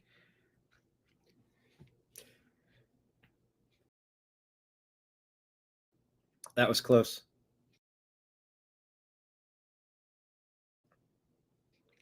Nimbus was just up here.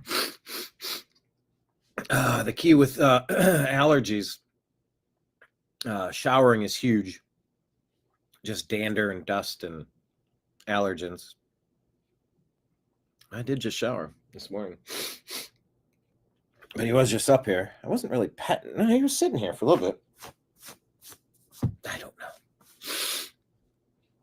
know. Marion found out about us through John. How did John find us? I was going through Rumble one morning and found you. Oh, that's good. I'm glad we're findable on Rumble. No, it's not Garth Brooks singing. It's from Cypress Hill. When the shit goes down, you better be ready. But yeah, I just use a very simple litmus test. If I were a bad guy, what would I do? What would I do if I were a bad guy? I would take the internet down easy. Easy, easy, easy. And it just dawned on me, dealing with this internet company again, trying to fix this issue that's not a me issue. My equipment's fine. My devices are fine. My router, like my devices are fine. There's something out there causing a problem. And it just got me thinking how reliant we are on the internet. Do we even have money, or it's in a bank somewhere? Maybe. Oh, we have investments. Well, tell me, what do you have? Well, do you have acreage and cows and chickens? Or do you have digits on Wall Street? Do you have theoretical, hypothetical crypto? By the way, type in the comments. Here's a question of the day. Who is Satoshi Nakamoto? Is that the name? The person that allegedly invented Bitcoin.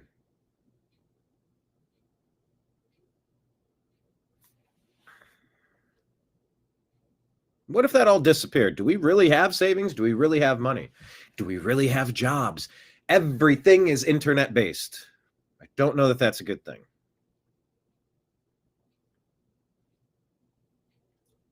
If the grid went down tomorrow, what do you do? What is the game plan? Do we got this? Or are we in for a world of hurt? It just got me thinking this morning. There's another question of the day. Type it in the comments. Please hit like. Please hit subscribe. Do you think we're too reliant on the internet? Tell me in the comments section. If yes, tell me why. If not, tell me why.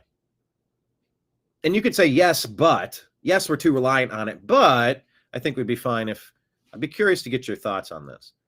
But that's how I started my morning. Troubleshooting.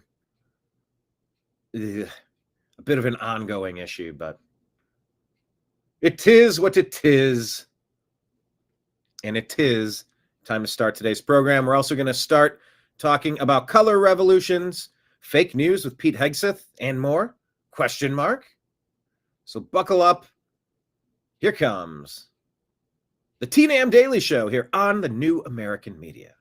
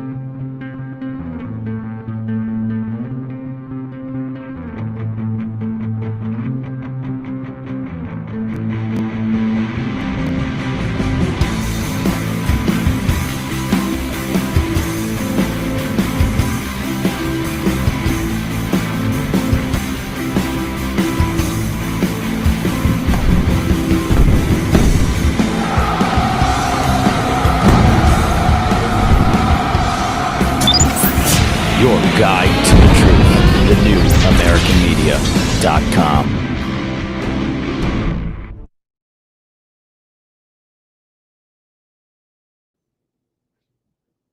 Yeah, all right, everybody. Thank you for being here. Blake Leon, question of the day. Yes, but. No, not that kind of but. I meant B-U-T, singular. Singular T, not double T. Marion, yes, way too reliant on the internet. But I enjoyed not having internet a couple years ago during an ice storm. Played a bunch of card games. Yeah. I think we need to find ways to disconnect. Put the phones in a different room. Play board games. Do puzzles. Talk. Board games, puzzles, card games. Read. Spend time with each other. Go adventuring. Of course, when's the last time you've gone somewhere without your phone and you go, oh my gosh, I forgot my phone. I would get on my bike like in Stranger Things and just ride around the entire city and neighboring cities. Every park, stop by your friend's house, go to schools. Just riding your bike everywhere. I was just talking with the cable guy about that. His kid was like, hold on, that's what life used to be like on Stranger Things? Like, that's how you guys lived? It's like, yeah. The dude was telling me, he's like, yeah, kids don't play outside anymore. I'm like, what? What a damn shame. What the world's come to. People like me, people like you. So I could just wake up, have it not be true, but it is. Oh, yes, it is.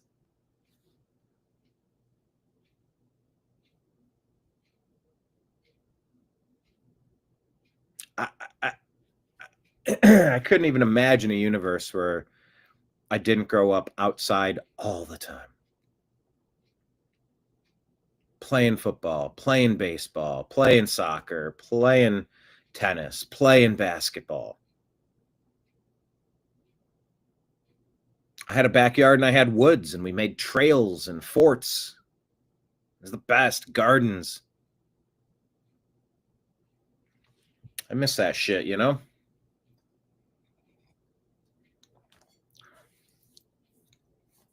I looked at a property, not recently, but recently-ish. The house was a piece of garbage. And it had foundation issues and water issues. And I'm like, oh, God, if the basement's not usable, like,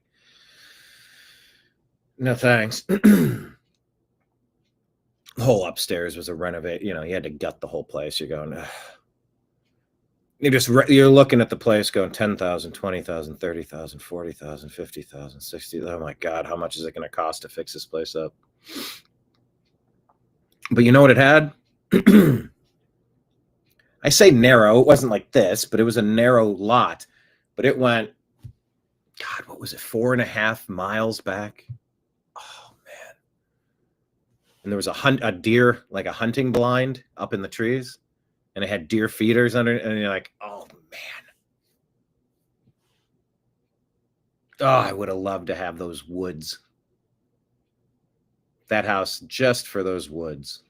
One of these days, I'd like to get a property with some acreage and some trees again, some woods. Lake Leon outside is my happy place. Wait, do you not have a basement, Marion? Yeah, basement.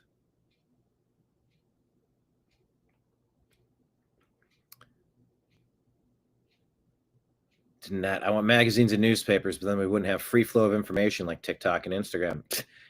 And YouTube, like us, chit-chatting it up, having a good time. You hate your phone, hate the internet. Fair. You leave your phone at home when you can. Don't use it except for work. Leave it on your desk when you're done. The basement's called a gun room. Well, Mitch Hedberg has a joke about that. He said it was a 2-bedroom. Isn't it up to me how many bedrooms I have? Yeah, man. That bedroom has my oven and a stove in it, or my stove and a refrigerator in it.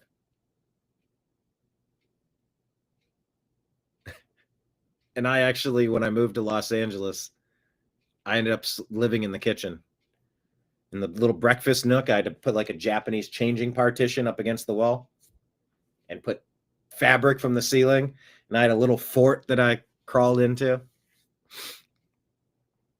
I slept in the kitchen for 6 months with my band. That was a whole thing. No basements in Central Texas, nothing but solid rock. Oh, man.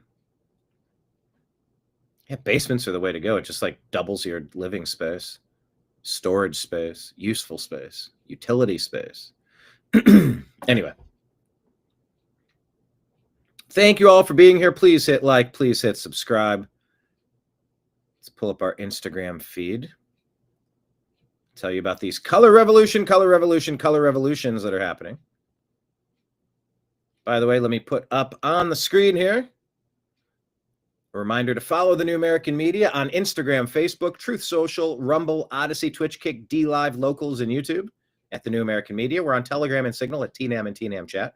We're on @American_Media_ and subscribe to our podcasts. One is the Agree to Disagree show, and the other is the Unhappy Hour Sports Show. Also, we have donation links if anyone's feeling feisty or frosty. Love ourselves a good donation. You can sign up for monthly stuff on Patreon, YouTube, and Rumble. Thank you to everybody who has. We now have active subscribers on each platform. It means a lot. Speaking of building, these are the Legos on the base piece that you can build a foundation around. Very, very, very important. Thank you to everybody who does that. Also, Rumble rants and super chats. Great way to toss a couple bucks into the tip jar. And then we have, what is it?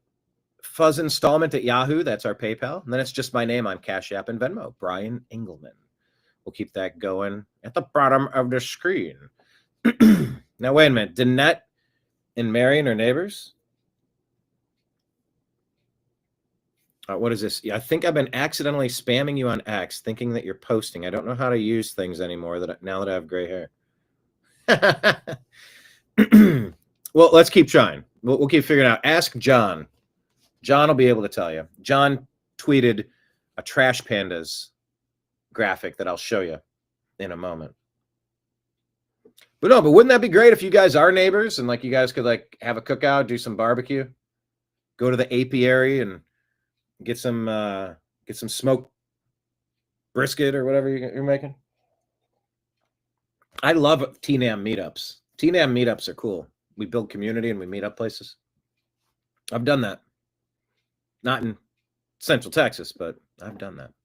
All right, let's get to the color revolution. Color revolution, says Jason D. Meister. Senator Mark Kelly is now threatening Pete Hegseth with legal action after Hegseth targeted narco-terrorists plotting to kill Americans.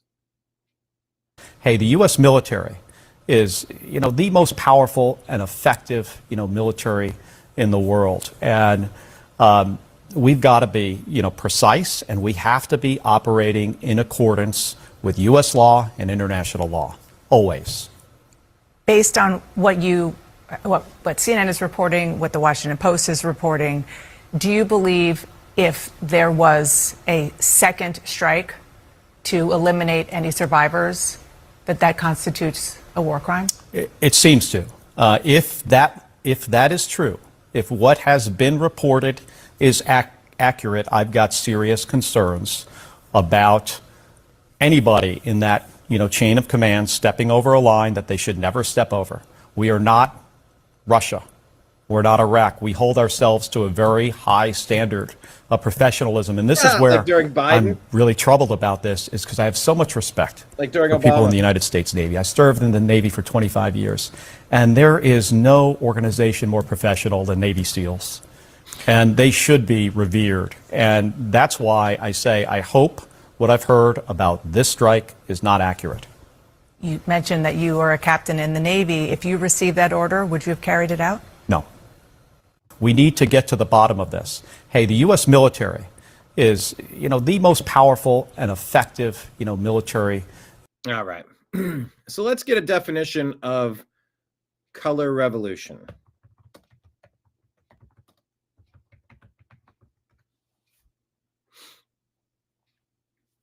It's a term used to describe a series of mostly nonviolent popular uprisings or protest movements occurring during the early 2000s and later in post-Soviet states and a few other countries, aimed at overthrowing governments and replacing them with one seen as more democratic or pro-Western. How is it used today? It's branded largely nonviolent, Western-supported uprising against... Okay, didn't get quite the greatest definition there. But yeah, this is what's going on. This is what they're trying to do. This is the latest attempt to try to take down President Trump through Pete Hegseth. I mean, the latest in a 1,000 lies. I mean, when the boy cries wolf, you sort of start tuning him out. And Mark Kelly seems a little off the deep end here, and he has for quite some time. Trump derangement syndrome for sure. All right. Kevin and Sarah. I'm not going to give that story all that much air. To me, it seems to have all the classic earmarks of Russian propaganda, Russian disinformation, Russian misinformation and disinformation. That report seems to have all the classic earmarks of Russian disinformation.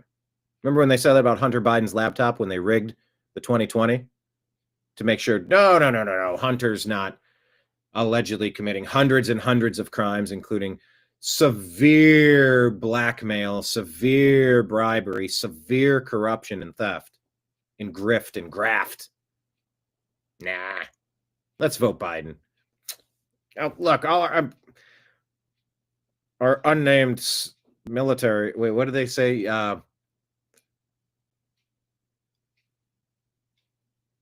What do they say? Unnamed White House official or senior military official, senior White House official spoke on the condition of anonymity. Oh, did he? Did she? Now, I know that 51 intelligence, I love when they say former intelligence. You're never former intelligence like a Marine. You're not a former Marine. You're a Marine for life. So it's not shocking if they're running some sort of propaganda machine, some sort of campaign. Not shocking at all. But we'll keep our eyes peeled on it. I mean, my understanding is that when these things happen, you have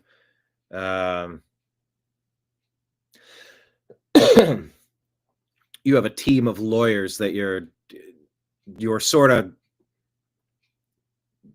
going through a checklist. Just kind of like cross your T's and dot your I's. It was relatively surprising where it's seemingly out of nowhere. Bam, we're in it with Venezuela. But Venezuela was implicated in the 2020 charade as well. To what degree? Yeah. Wasn't it Colorado? They had the Venezuelan gangs taking over the apartment complexes. That's called a segue, people. Libs of TikTok here shows a story of a Colorado family who faced an intruder in the middle of the night. Take a listen to this story. Sarah Root were asleep upstairs when they heard a noise. Originally, they thought it may be one of their 4 kids, but as it continued, heard heavy footsteps coming up the stairs. As a parent, you know your kids' footsteps, and this was not any of our kids. Kevin got up to check. We had our door slightly cracked, and I saw the shadow go by, and that just is a sinking feeling. A man was on the staircase right next to the bedroom, having broken the lock on the front door. As I heard him coming up, I said, "Who is this?" Just yelled, thinking, let me just let him know, like, we know you're here, we're awake. They say the man never spoke a word as he continued up the stairs, fear creeping in as thoughts raced that he could be armed with either a gun or maybe a knife from the kitchen counter. Now he was heading towards where the kids were sleeping. As a mom, it's just your worst nightmare. It's terrifying. There comes a moment where you're like, this is me. If I'm husband and the father, like, it's on me to do something. Well, Sarah called 911 from the bedroom. It's just one of those, like, this is my moment. And so I jumped out of the bedroom and I pushed him down the stairs. Kevin says the man fell all the way to the bottom, knocking some pictures off the wall and leaving a dent in the molding. He took this video as police arrived minutes later while the man laid on the floor. Put your hands up. No, the police are trying to take The man eventually went peacefully into custody. All he took from the home was a fall decoration from the porch. We did find the freezer was open. He left the chicken nuggets alone. He left the waffles alone. Well, the family was Did he say a fall decoration? given quite a scare. They're glad it wasn't worse. We're just thankful that everyone is okay. Now, 36-year-old Charlie Cooley now faces a felony second-degree robbery charge. Who is Charlie Cooley? All right. Charlie Cooley doesn't seem to be one of the illegal alien invaders, perhaps, that Obama brought in. His record shows this isn't his first robbery offense either, having been so he's a repeat burglar. Arrested back in September for another. Wait, back in September? That was a month and a half ago. Other felony robbery charge. He committed another felony robbery, and your idea in Colorado was, let's just release this guy out to the general population again. Why? Committed earlier in the year. In the studio, Nate Belt, Fox 31. Kevin and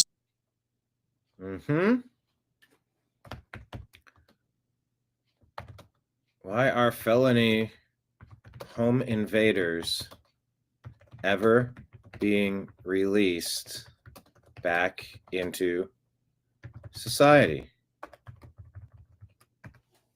Makes no sense.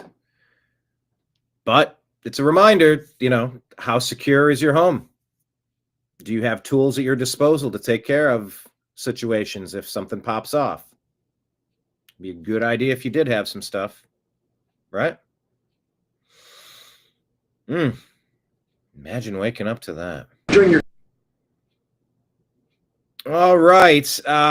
Carolyn Levitt at a press briefing here, talking with a White House reporter. I'm not sure where the reporter's from, but they're talking about the illegal alien invasion. Topper, you said, and I quote, "Leaders also have a duty to preserve the integrity and character of our nation's national identity." Can you explain what you mean by our nation's national identity and integrity? I'm sorry, do you not understand the words that are coming out of her mouth? Wasn't that a Chris Tucker? Do you not understand the words that are coming out of my mouth? By the way, a new Rush Hour movie has been greenlit, I was told. Is national identity a confusing concept? You're either on the same page with things or you're not. Equity and character, and how would refugees, people coming from war-torn places who are seeking... Oh my God, war-torn places. That's not what was happening. You were flooding this country with non-citizens. And they love to pay, it's war-torn. No, if it's war... Okay, hold on. Stop. If this was war-torn, just throw somebody a life vest to help them out, this would be women and children. You flooded our country with a Trojan horse full of 40 million illegal alien invaders, military-aged men from parts unknown, unvetted, intentions unknown, skill set unknown, marching orders, directives unknown, sleeper cells effing everywhere.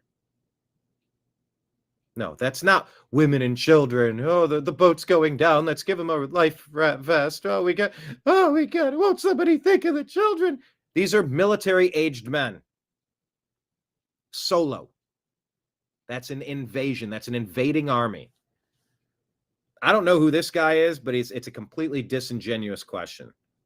A safe haven in America, like many of our forebears in this room, not add to our nation's integrity and character of our national identity? I'll tell you what does not add to our nation's character and integrity is refugees who come here under the alleged plight of asylum and fleeing persecution, and then come to the United States to abuse our system and rip off American taxpayers. And as I pointed out, the New York Times, to their credit, it was about 6 months too late, but they did write about how Somali immigrants in Minnesota have been ripping off American taxpayers. In fact, 86 people have been charged in a rampant and widespread fraud scheme spanning multiple programs in Minnesota.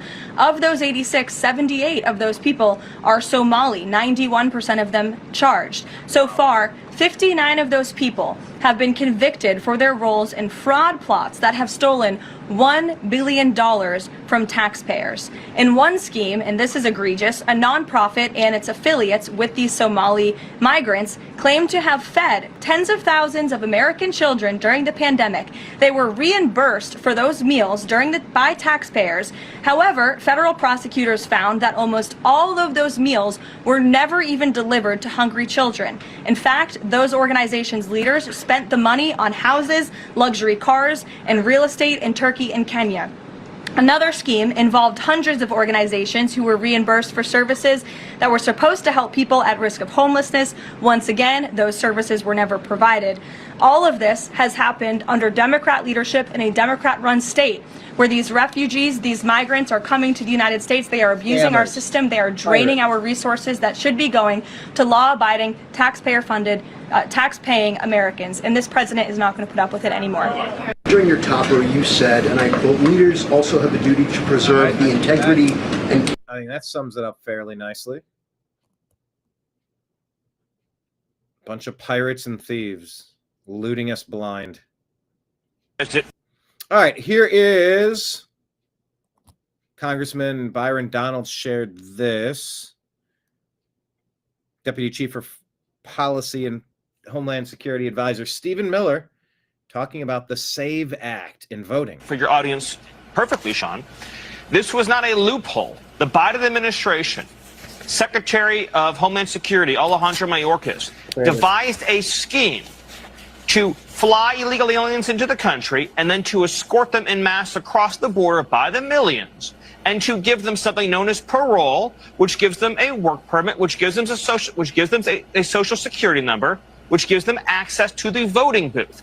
This was the plan all along, to get them here illegally so they can get free government benefits, get hooked to welfare, and be able to participate in American elections. Why would we this allow was an that? attack on democracy by the Democrat Party. It's the same attack that we see, Sean, when you have California, a sanctuary state, that is refusing to turn over even illegal alien criminals and gang members to ICE. So these are illegal aliens in California who have been arrested by California police, by California law enforcement, for serious crimes, for crimes against children, for felonies, for crimes that threaten public safety, and they are refusing to hand these criminal illegal aliens over to ICE. Instead, they're freeing them back into the cities to offend and offend again.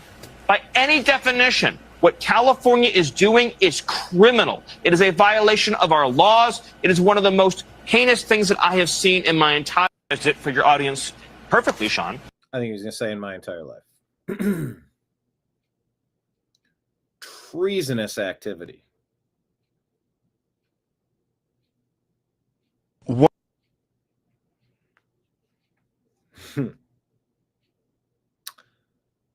Elon Musk talking with Joe Rogan about the astronauts. Yeah, this is a... By the way, but I sort of gloss over stories sometimes instead of adding my unique, original, transformative commentary, which is sort of the basis for my fair use claims, should they ever arise on YouTube. This was not accidental. This was completely intentional. And I don't use treason lightly. To dilute the vote value of American citizens by bringing in illegal alien invaders, that is pure treason. No ifs, ands, buts, nothing.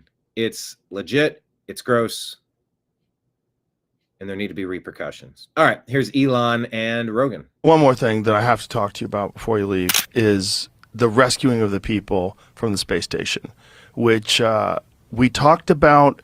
You were planning it the last time you were here. The lack of coverage that got in mainstream media was one of the most shocking things that I think they I've totally ever seen. memory hold that thing. Wild. Yes, because it's if it wasn't it's for like you, it didn't exist. those people would be dead. They'd be stuck up there. Well, they'd probably still be alive, but they'd be having bone density issues because of prolonged exposure to zero gravity. Well, they were already up there for like 8 months, right? Yeah, which is an insanely long time. It takes forever to recover just from that.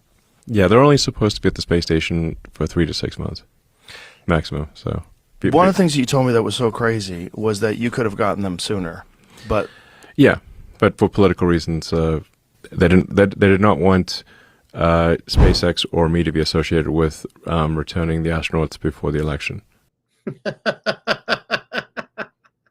Did you catch that?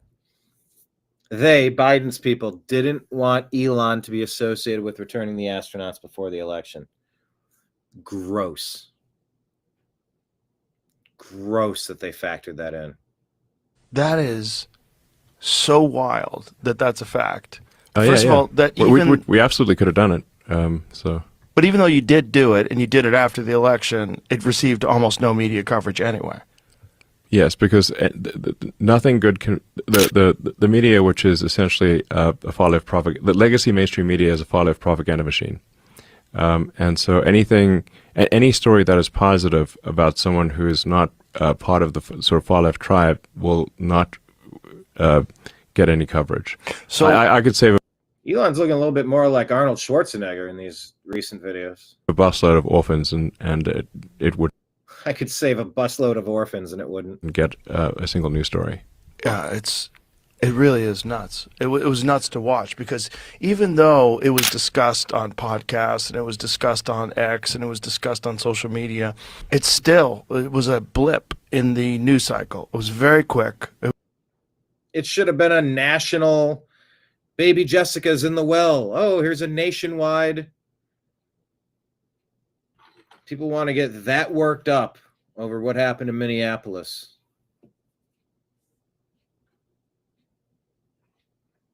You know, I'm old enough to remember when stories like baby Jessica in the well and like it would unite a nation.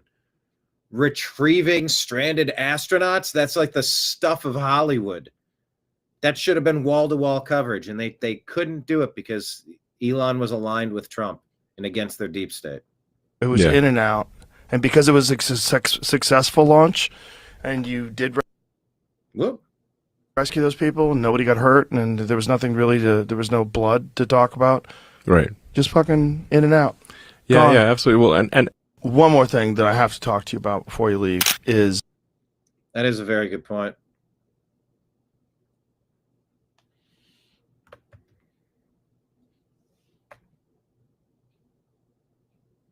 Yeah, it's just absolutely bizarre. I mean, that should have been a ratings bonanza. But just because of politics, they wouldn't even let that information out. All right, here's Tim Dillon. He's got gripes and concerns about Speaker Johnson and Epstein and trafficking and blackmail. Officials or employees of the DOJ declassify materials that originated in other agencies. Totally cool. Right. Great point. Let's not do it. He just won me over. I totally forgot about that. That's such a good point that he just made about that. Totally fucking, the guy hit it out of the park right there. First of all, they literally told you a few months ago that Epstein was not running a trafficking ring at all. Do you believe now that? They're saying there are national security concerns in the intelligence of the guy who was not running a trafficking ring. Why would there be concerns about our national security in the Epstein files? Doesn't that seem odd to anyone? Yeah, Kash Patel would say, look, we're not going to re-victimize those women in the Epstein tapes. Also, there are no Epstein tapes. They're saying both things at once. It makes no effing sense. Supposedly there was no client list and he wasn't doing anything. And then if he was doing something, he was just pimping out girls to rich guys, which officials or employees of the DOJ declassify materials that originated in other agencies. In totally cool. Right. Great point. Let's not do it. He just won me over. Let's not do it. He's obviously evil and they should all go to jail. But why does this have to do with our national security? That's odd. It's odd that we're talking about this in terms of, quote, intelligence and our national security. Remember, Jeffrey Epstein is just like a weird rich guy who has a predilection for underage girls, right? Like he's not doing anything on behalf of any foreign government, right? He's not doing anything that our government knew about, right? Right. He's not blackmailing anyone. They told us it's not a blackmail operation, so it seems odd to me that there'd be national security concerns in Over the nothing. Epstein files. That's so weird. Johnson wasn't speaking off the cuff. He was quoting from a document produced by his office detailing 5 flaws with the bill. He's obviously evil and they should all go to jail. But why does this have to do with our national security? That's odd. It's odd that we're talking about this in terms of, quote, intelligence and the fifth and final flaw titled national security concern says that it's incredibly unwise to demand that the DOJ declassify materials originated by other agencies. That declassification should protect sources and methods and directs Congress to, quote, work with the Attorney General Pam Bondi to declassify in a reasonable time frame. It's just so odd that this thing that doesn't exist has national security implications. That's super weird. What? I don't get it. Even if Epstein was this guy who was like hiding money for people or, again, he was like a pimp. What does it have to do with America's national security? It's a strange thing to say, isn't it?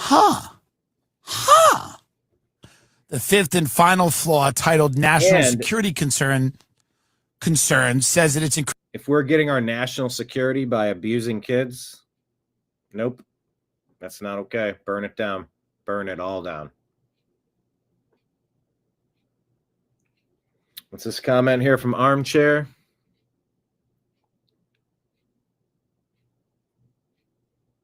Or Arm Mechanics. This was covered a couple months ago with a massive email dump between former Prime Minister of Israel, Ehud Barak, and Epstein. They'd been spying and collecting data for over a decade because every piece of shit in Congress and the White House is compromised and easy to leverage, is the claim. Yeah, it's just so odd this thing that doesn't exist has national security implications.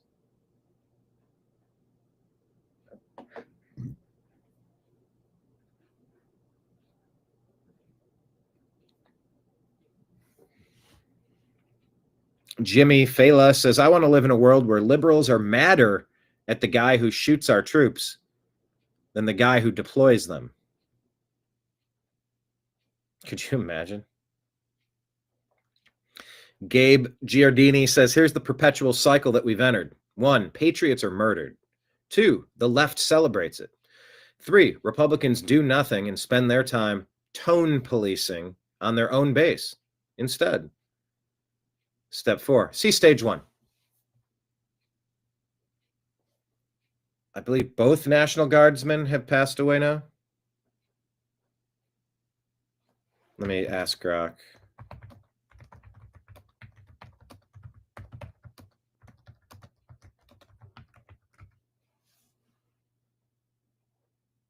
No. Sarah Beckstrom, 20, West Virginia National Guard, passed away.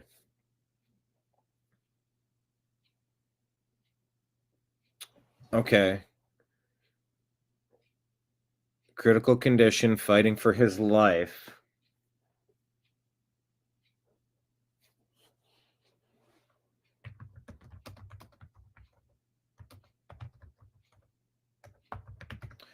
Because I thought I read I did read a story, positive developments, serious condition, but has shown encouraging signs of responsiveness and recovery per updates from West Virginia Governor Patrick Morrisey family and President Trump. Wolf responded to a nurse's request by giving a thumbs up to indicate he could hear her and wiggled his toes, described as a positive sign by Governor Morrisey during a press conference yesterday. Awake and responsive, though official statements emphasize still fighting very hard and not out of the woods. President Trump shared a conversation with Wolf's mother, who remained fiercely optimistic from the start, the one who said he's going to live as his mother. Sir, he's going to be okay. I'm telling you, no doctor thought that. Nobody thought that. He was hitting bad places. And she was like so positive. It was incredible. Trump added, I think he's probably doing better than anybody, while honoring fallen specialist Sarah Beckstrom. Wolf's mother asked the public to keep praying for her son. What's Andrew Wolf? Dear Lord Heavenly Father, please give Andrew Wolf strength and comfort, and give focus, clarity, skill, and precision to the medical staff treating him. Amen. All right. There you go, Mom. Okay. Those were conflicting reports. So one has passed away. 9mm SMG says, things are out of control. Trump needs to become all that the left accuses him of now. They will call him a dictator regardless, and they will hate him the same. Without action, we lose. He needs to truly become the man they think they hate. Well, I don't know about that, but what are we waiting for on the nuclear option? If we don't fix our elections, we can't fix the country. And it's been so jury-rigged, it seems. Savannah says, 2 National Guard were just shot on the streets of D.C. ICE agents have been getting shot at and attacked for almost 6 months now. Charlie Kirk was assassinated in public. We have a violent extremism problem in the United States, and it's only coming from the left.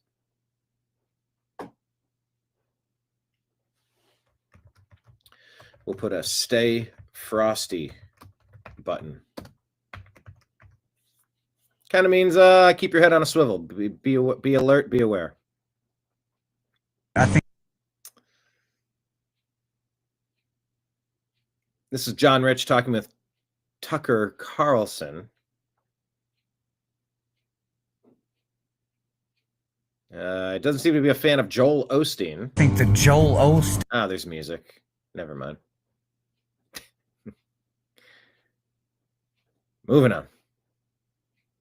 Who is this? A Somalian convicted of immigration fraud working in the Minnesota Sheriff's Office? Meet Omar Jamal, a Somalian convicted of immigration fraud who was ordered deported in 2011. Jamal's currently working as a community service officer for the Ramsey County Sheriff's Office in Minnesota instead of being deported. Why is a Somalian convicted of immigration fraud getting paid by our taxpayer dollars to work in law enforcement? Make it make sense button. I can't make any sense of that. We've shared several stories of people who aren't supposed to be here doing things they're not supposed to be doing. All right, what is this? Is this George Galloway? I'm not following him, but I will.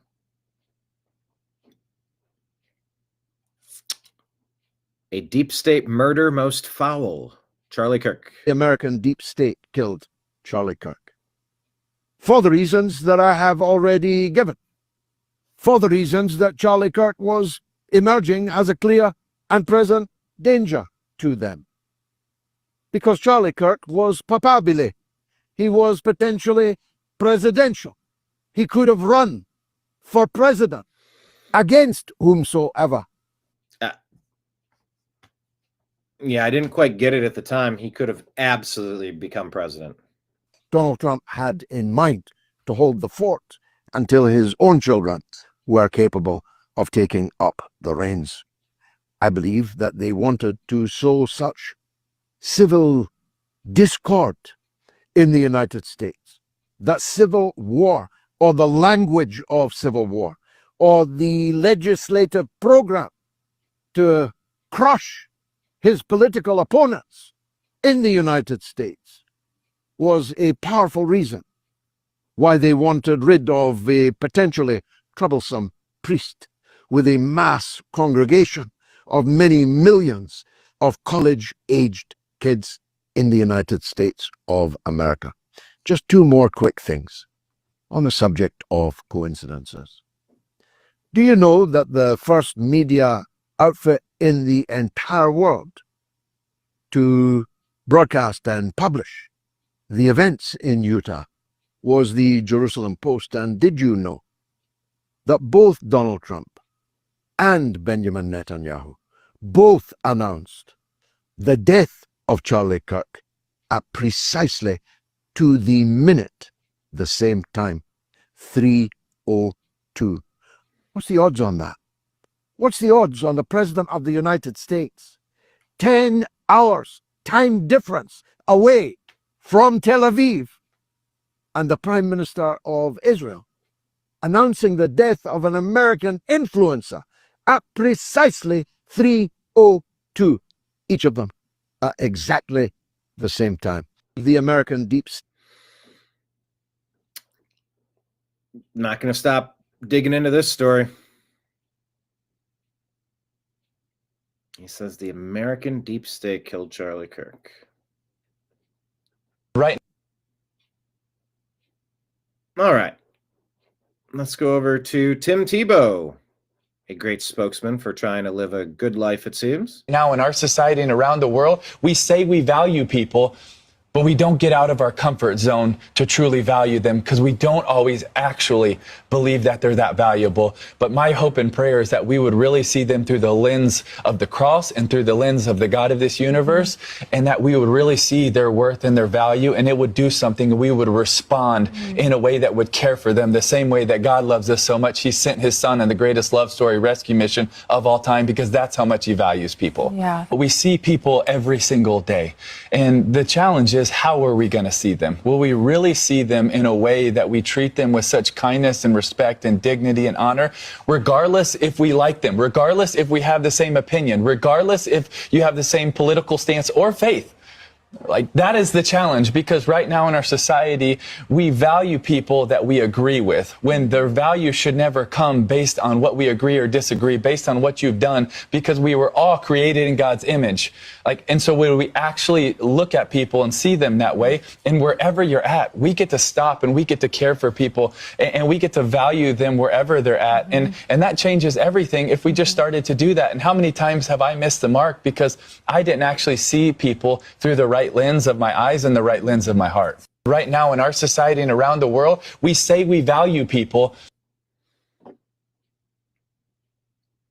Love is tough. Loving your enemy is tougher. Oh, I fall short. Danette saying, we are occupied from within. How many of them? All of them? He's absolutely correct, Danette says. That's why we plant seeds, even with the enemy. Yeah, sometimes the seeds grow. I remember when Glenn Beck kind of changed his focus.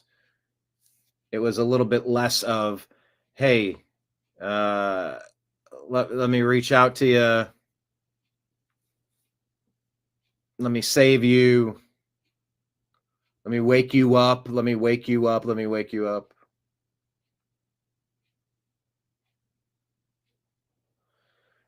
And then at some point, he was just like, hold on a second. There's no time. If you're still not awake, come find us once you get awake. We got work to do.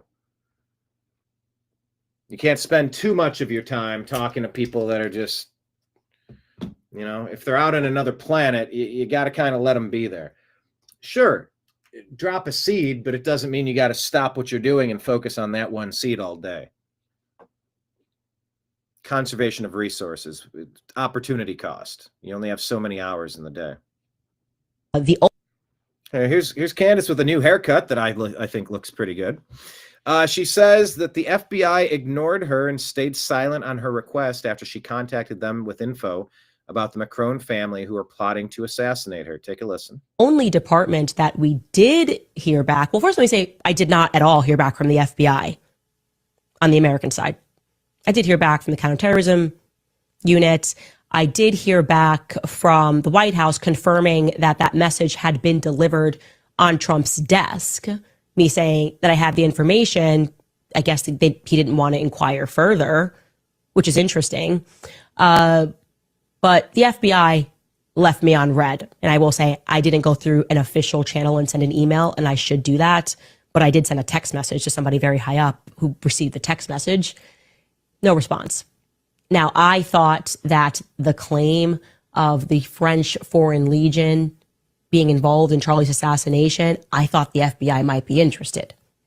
No phone calls even from Utah's FBI branch have come into me either. Wouldn't you want to see? Aren't we supposed to be investigating the Charlie? The only department that we did hear back. Well, first let me say I did not at all hear back from the FBI on the American side.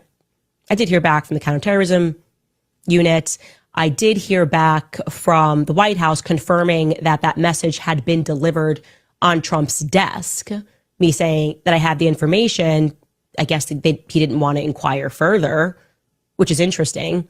But the FBI left me on red. And I will say I didn't go through an official channel and send an email, and I should do that.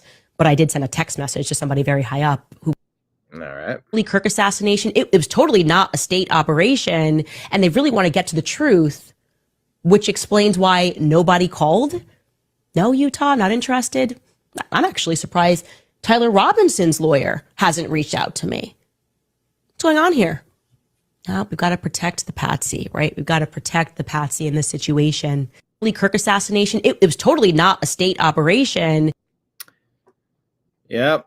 The comment here, she's dangerously over the target. Praying for her. Yeah. Dear Lord, keep your angels around Candace, keep her protected. It's not to say I believe all of what she's saying. I'm not going to disbelieve it either, but I want her out there saying, I want her out there finding whatever she thinks. Whatever she thinks is worthy of saying, go at it. Go for it. I support your right to do it, and I want to hear it.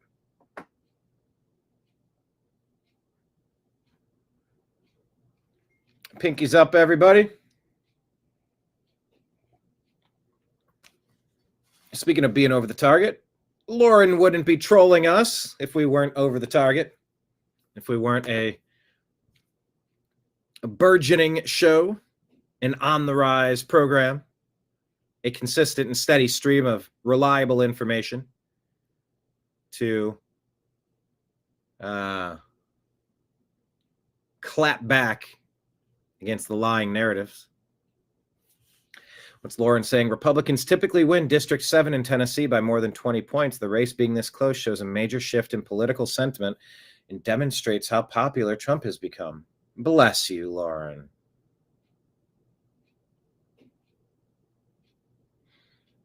There's no universe where Trump has become unpopular. But keep running with that narrative. I've been hearing that for 10 years now, so thanks. Let's all wave to Lauren. Pinkies up.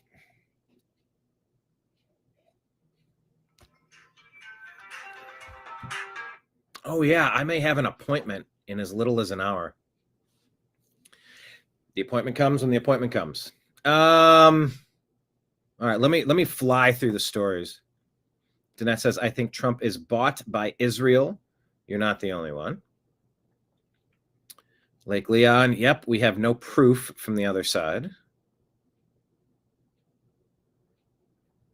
Danette, what would they do if we all went out there and held a vigil and a prayer for the country? They would flip. Go out where? Do you mean Utah?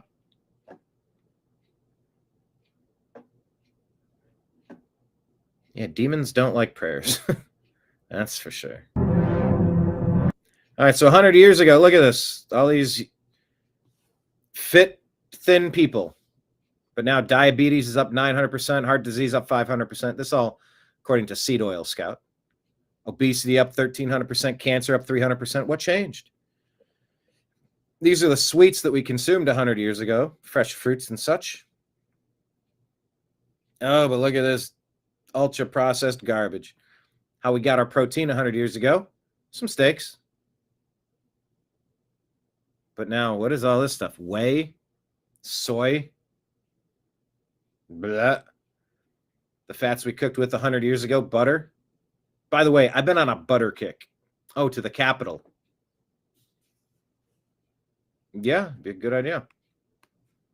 I've been out there a couple times in the past 4 years.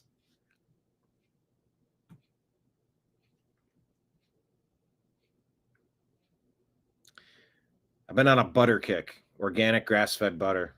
Loving it. That's what the fats that we cooked with 100 years ago. Now, this Crisco, this, I don't even know what ingredients it is, but seed oils, no bueno. How we hydrated 100 years ago, milk and water. Now it's Sprite and sugary sodas.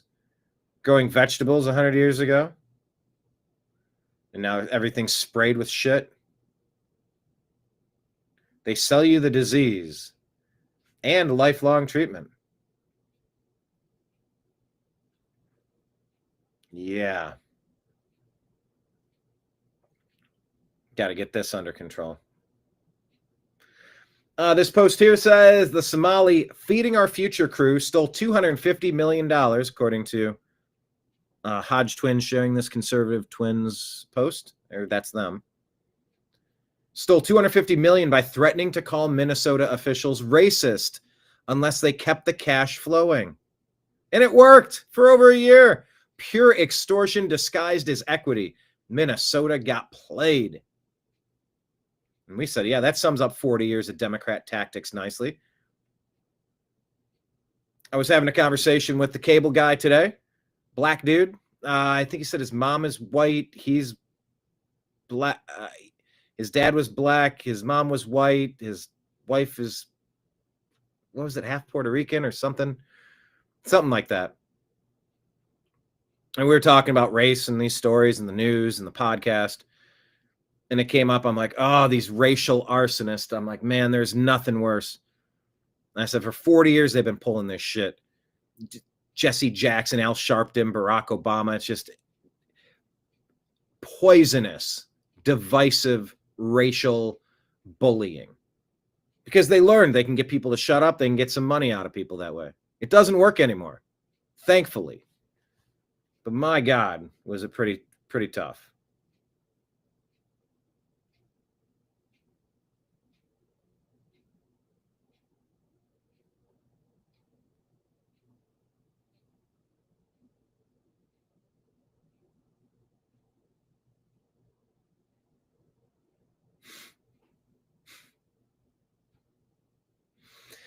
It was pretty tough trying to deal with this for as long as we have been.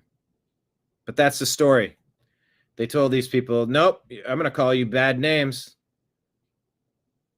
I'm going to call you racist if you try to take our money that we're stealing away. Okay. Call me as many names as you want. Pirate, thief, robber, looter, nomad, vagabond, call me what you will.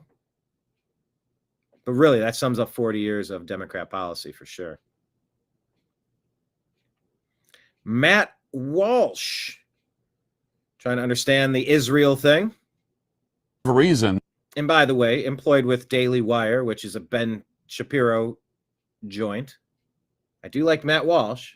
And some prominent figures who claim to be on the right are actually training their fire on the people who are protesting the Muslim takeover of Dearborn rather than the Muslim foreigners themselves.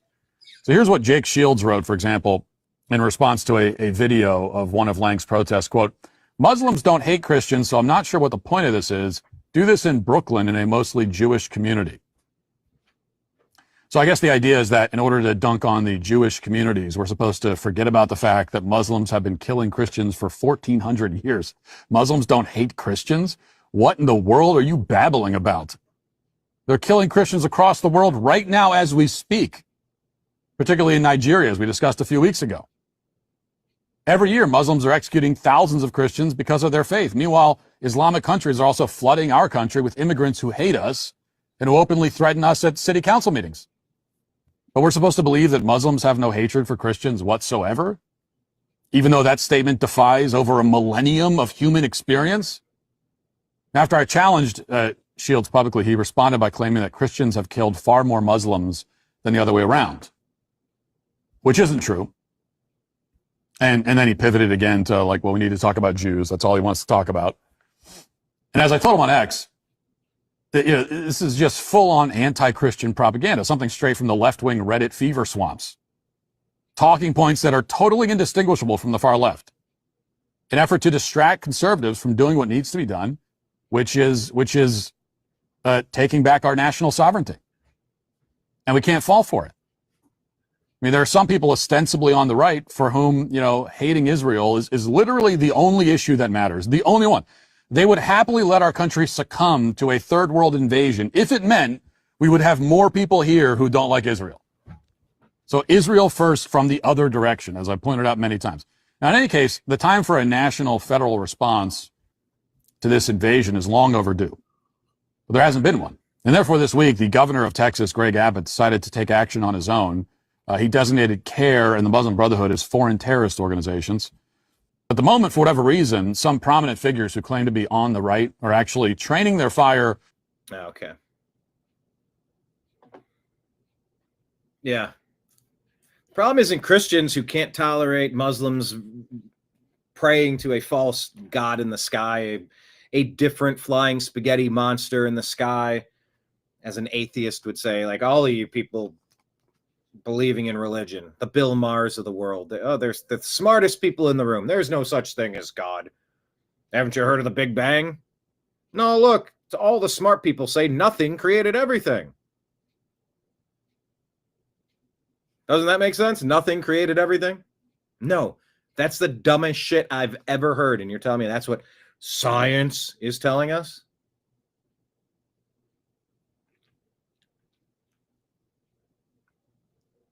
The problem isn't Christians having to destroy people who have a different idea or hope or false belief of what happens when we pass and who created this universe and how we're supposed to govern ourselves while we're here. The problem is with Islam trying to dominate and destroy anything in their way that doesn't agree with them. That's a one-way street. Now, mix Judaism in. They think they're God's chosen people. I like what Tucker said. He's like, what are you talking about? Or something like that. He's like, chosen people. What are you talking about? In Christianity, the chosen people are the ones that accept Jesus Christ. Like, that's the chosen people. What do you mean you're the chosen people? You're not the chosen people? Or something like that. I'm working on my Tucker. I got to listen to him a little bit more. And I need to mimic him a little bit more. But I think I could do a decent Tucker. Working in some of those laughs. But I like what he said. Chosen people. No, those are Christians who believe in Jesus Christ. Like those are the chosen people according to Christ. According to Christianity. I mean, there's definitely Jewish supremacists like there are Islamic supremacists. Are there Christian supremacists? I mean, Christian supremacists are like, hey, bro, you want to come to church? You want to like save your soul and do this cool shit that we do? Stuff that we do? Oops. Oh, you're not interested? All right, well, I'm there every Sunday, or I go, every now and then. I'd love to go with you sometime, or come hang out. We can talk anytime. Okay, cool. It's not, I kill you. I kill all of you. Get out of here with that shit. Nobody wants that. If your God requires force to submit to it, it's demonic. It ain't God. You go free and willing with an open heart to God. You find God. You're not forced into God. That's a rape.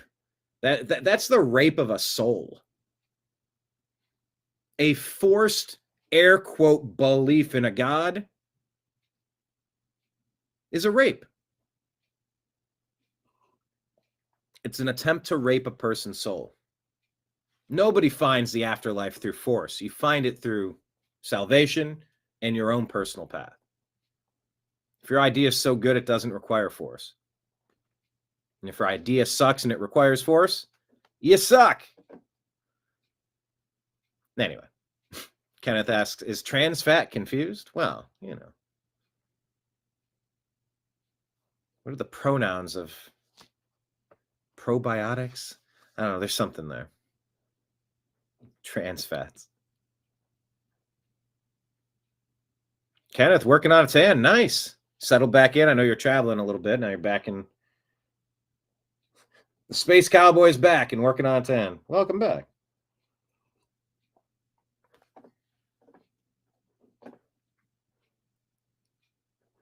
All right. Keep it going.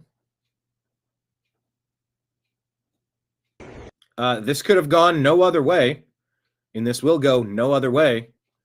Get ready for more of this. It's not me supporting or endorsing or condoning.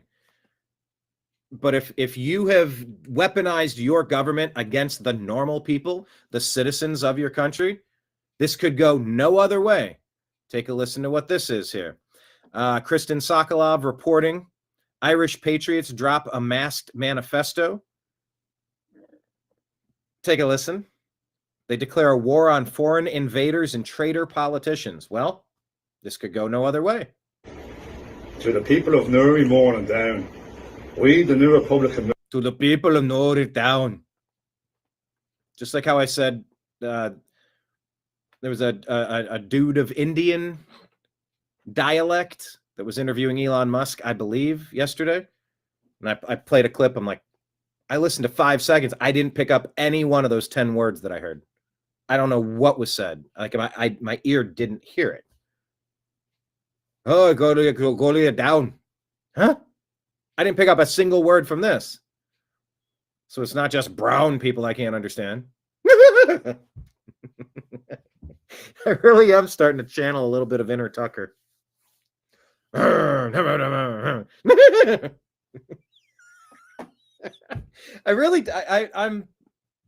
okay. It's so let it be written, so let it be done. I'm gonna do a Tucker Carlson impersonation. Just gotta sit down and work on it. Anyway, I also couldn't hear these white guys. Go to get down. What? Didn't understand any of it, but here we go. Movement have watched it. To the people of Newry, and get it down. We watched our councillors, the MLAs, over the past 12 months. Their councillors and MLAs over the past 12 months. The level of disrespect shown to the people who put you into power. This cannot be ignored any longer. The disrespect shown to the people who have put you into power will not be ignored any longer. We are proud men of Ireland. We are patriots. Your policies and decision-making in regards to flooding our communities with undocumented military-aged men is not acceptable. We will not sit back any longer and watch our culture and religion destroyed by the people we put in power. Also, the sexual indoctrination of our children in schools has not went unnoticed either. Uh-huh. This sounds like everybody else frustrated with what the crap that the left has been pushing on society everywhere. The New Republican movement will take immediate action against anyone who threatens our ways of life and the safety of our women and children. We have your addresses and known your movements. Every one of you are legitimate targets as of today. The New Republican movement, the 28th of 11/25.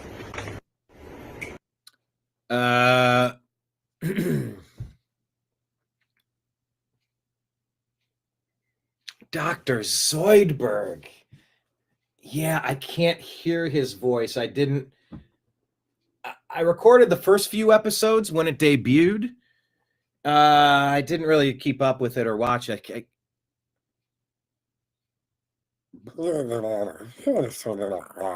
It's something like that. Some sort of garbled. It's like a squid thing. Is that the one, Zoidberg? Well, anyway, this guy just said they're targets, but I mean,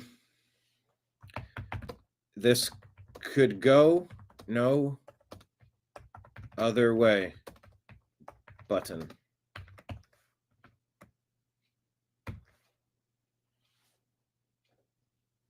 Yeah, that's not an endorsement of it or whatnot, but you want to try to destroy our lives and destroy our families, destroy our country. What?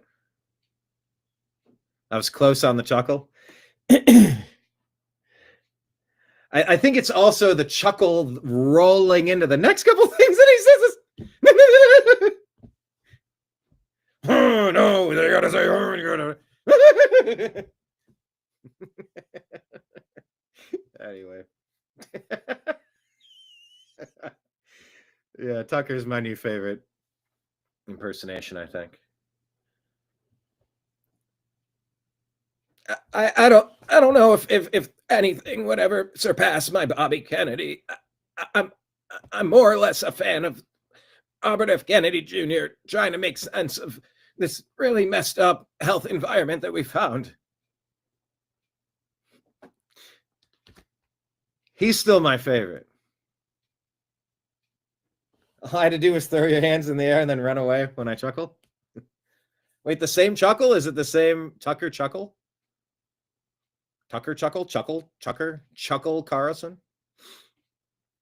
Anyway, who is this? This is Brett Weinstein on the Dark Horse podcast. What's Alberto says, my question, why do you think the FBI seems to not want to dig into the Trump assassination attempt? Kash Patel's bulging eyes are nature's way of telling you that the FBI is compromised. That's just a feeling I have. Look, the FBI, long before Kash Patel got there, was in the business of cooking up things like terrorist plots and then luring Americans into participating in them and then arresting those Americans and pretending that they were preventing terrorism or something. Heroes. So the FBI has long been compromised. It continues to be compromised under the Trump administration, which I don't understand. Why is Trump not interested in them looking into the assassination and firing anybody who refuses to do it? I don't know. Something weird is up. But anyway, the FBI is a failed institution. That would be a more profound statement if it wasn't embedded in an entire planet of failed institutions. But it seems to be just another one. And in what way it was caused to fail, I have no idea. Kash Patel's bulging eyes are nature's way of telling you that the FBI is compromised. That's just a feeling I have.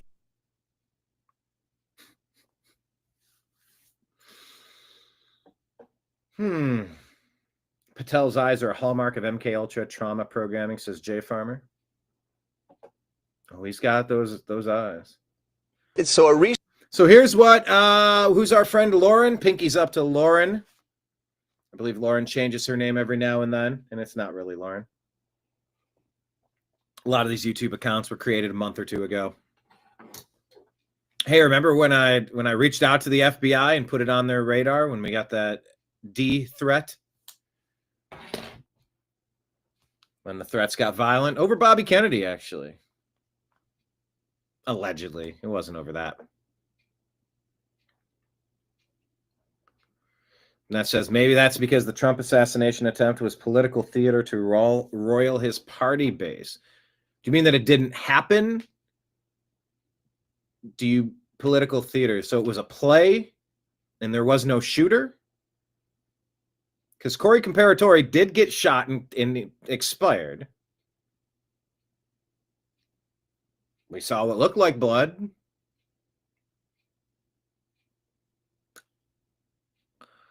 I had John Fugelsang. You saw him on CNN a week ago. He's on whatever, on the panel. But yeah, he said it was that Trump didn't get shot. I'm like, what? What are we talking about? I mean, everything's a conspiracy, but anyway, what I was saying is that our paid troll here was just talking about this race in Tennessee.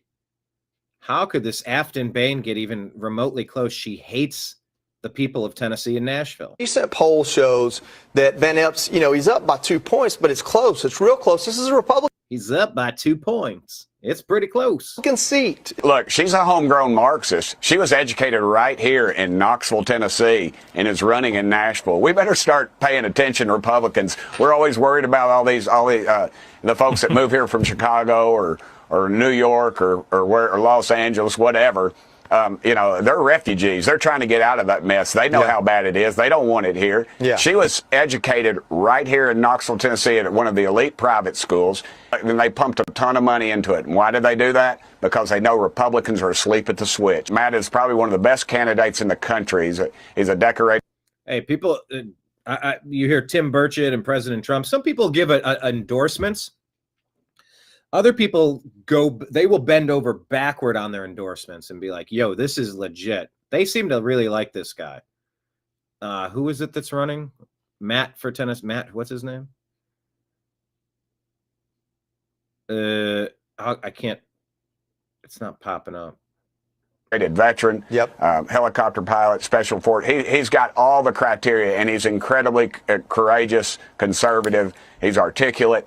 He is the type of candidate we should be pushing. Republicans, we cheer. We elected Donald Trump. We go home. We don't care about Congress. We don't care about Senate. We don't care about school boards or anything else. So a recent poll showed Matt Van Epps. All right, I'll follow him. I'll give him a follow, but you better not let me down, Matt. So a recent. Don't let these dirty Dems steal this. Hey, who wants to get super angry? Opening night of the Brussels Christmas market. Oh. Let's see if any assholes show up doing asshole things.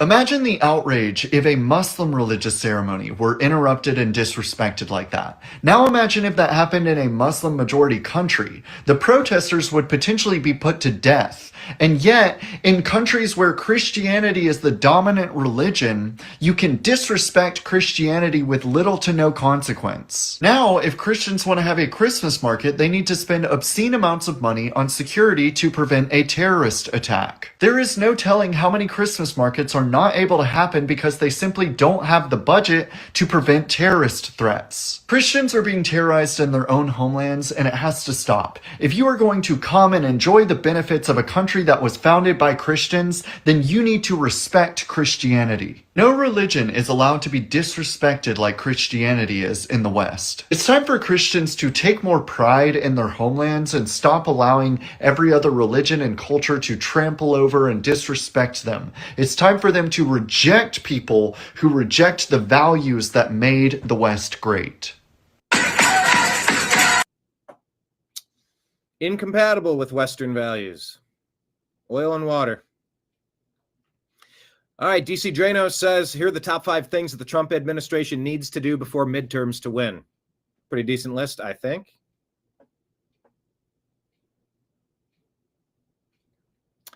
Number 1, release all the Epstein files.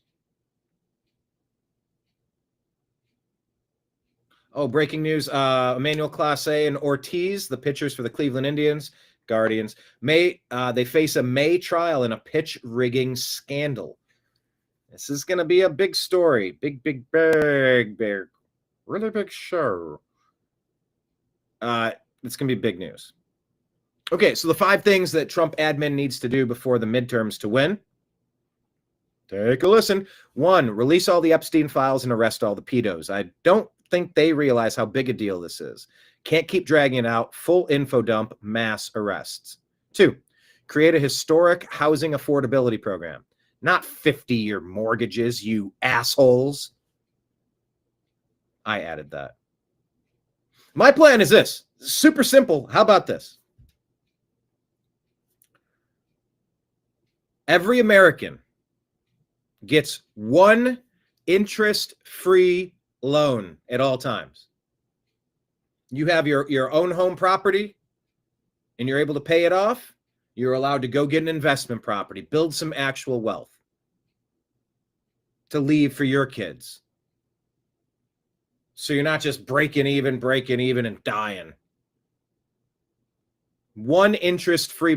You know how cheap your mortgage? 20% of what I'm paying is going to my principal. $4 out of $5 that I'm pissing away, throwing down the toilet, go to filthy banksters, gangsters dressing up as bankers. They're stealing our money. They're stealing our way of life. They're stealing financial security. Enough with the damn banksters. We don't need them. We don't need you. Can't wait till the corporate overlords play this video clip of me and say, "I'm sorry, Mr. Engelman, we're not, could not possibly offer you a loan. Oh, we couldn't possibly refinance. I'm sorry, we can't finance the vehicle that you're going to try to purchase today. I know you'd like to expand your business, but we're just not going to finance you because you were mean to the banksters." Yeah, you're fucking criminals feasting off the misery of others. You're vultures, you're leeches. Go to hell, banksters. You want to make a couple of bucks, make a mortgage 1% or 2% to cover 1% for overhead, 1% for profit, cap it at 2%, move along. I would be okay with that. You get a little bit of return on investment, but you certainly don't have it amortized where 95 cents of every dollar goes to the banks for the first 10 years. It's insane that we've allowed this to happen. We've been conquered by banksters. Oh, I can't stand it. Hey, by the way, that's a good time to remind you at the bottom of the screen, we have tip jars available. Rumble Rants, Cash App, Rumble Rants, Super Chats, and signing up for Patreon or Rumble or YouTube. Please consider tossing something in there.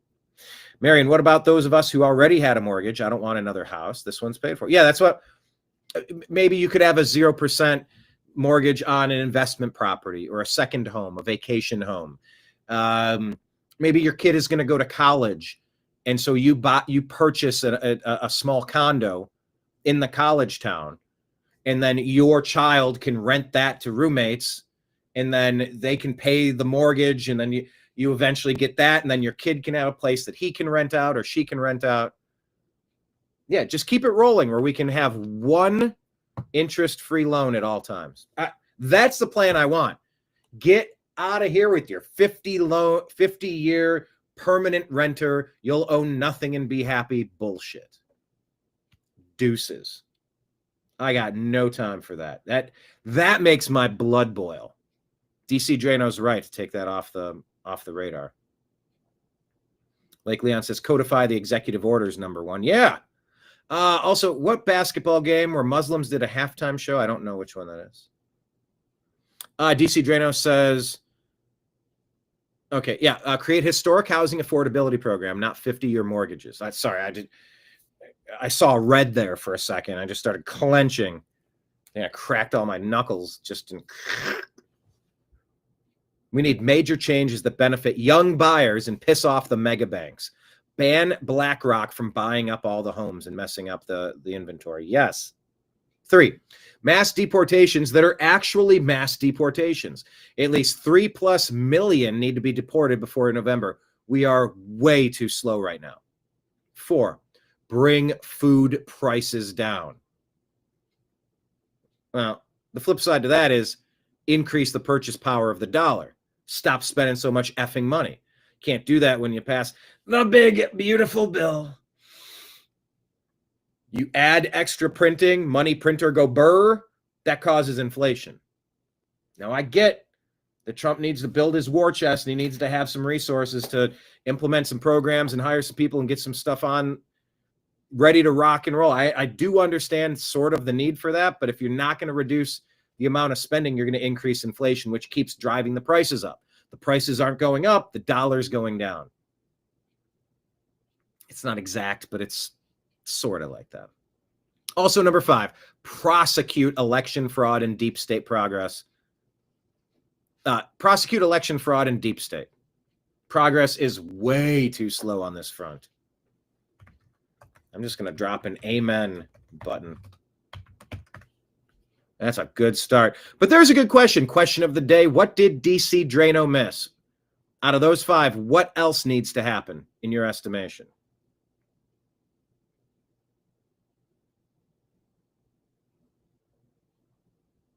Minnesota college game. Yeah, I didn't see that.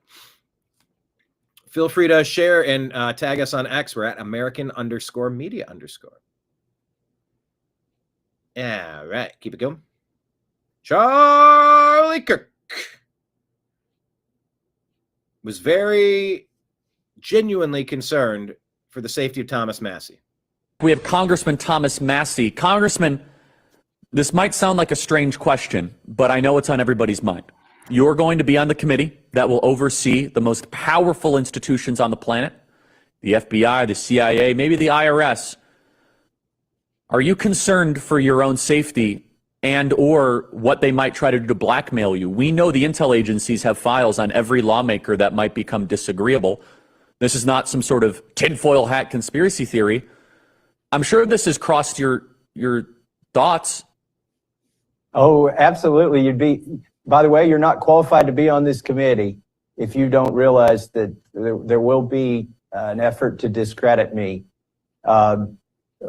But you know what? Of all the people that they try to discredit, I married my high school sweetheart. I don't have an interesting romantic past. We grow our own food. We make our own power. At the end of the day, what are they going to do to me? I'll just go back to my farm and live out my days if they are in any way successful in ruining me. But this is so important, it's worth it. If I can't do it, who can? If I can't break through this, who can? And that's why I've been here 10 years. Wasn't that "Here I am, Lord, send me"? It's easy to get jaded. I'm redoubling my efforts. I'm excited to come to work and work on this every day.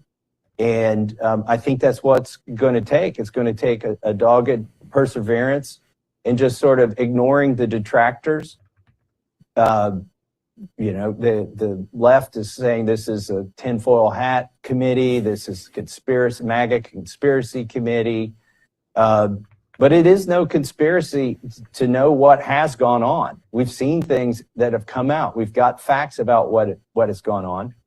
And I know we're going to be bumping up not just against the FBI, but the other 3-letter agencies and probably 3-letter agencies in other countries because it's also commingled. And so I'm going to be a target of a lot of capable efforts. We have Congressman Thomas Massie. Yep, there you go.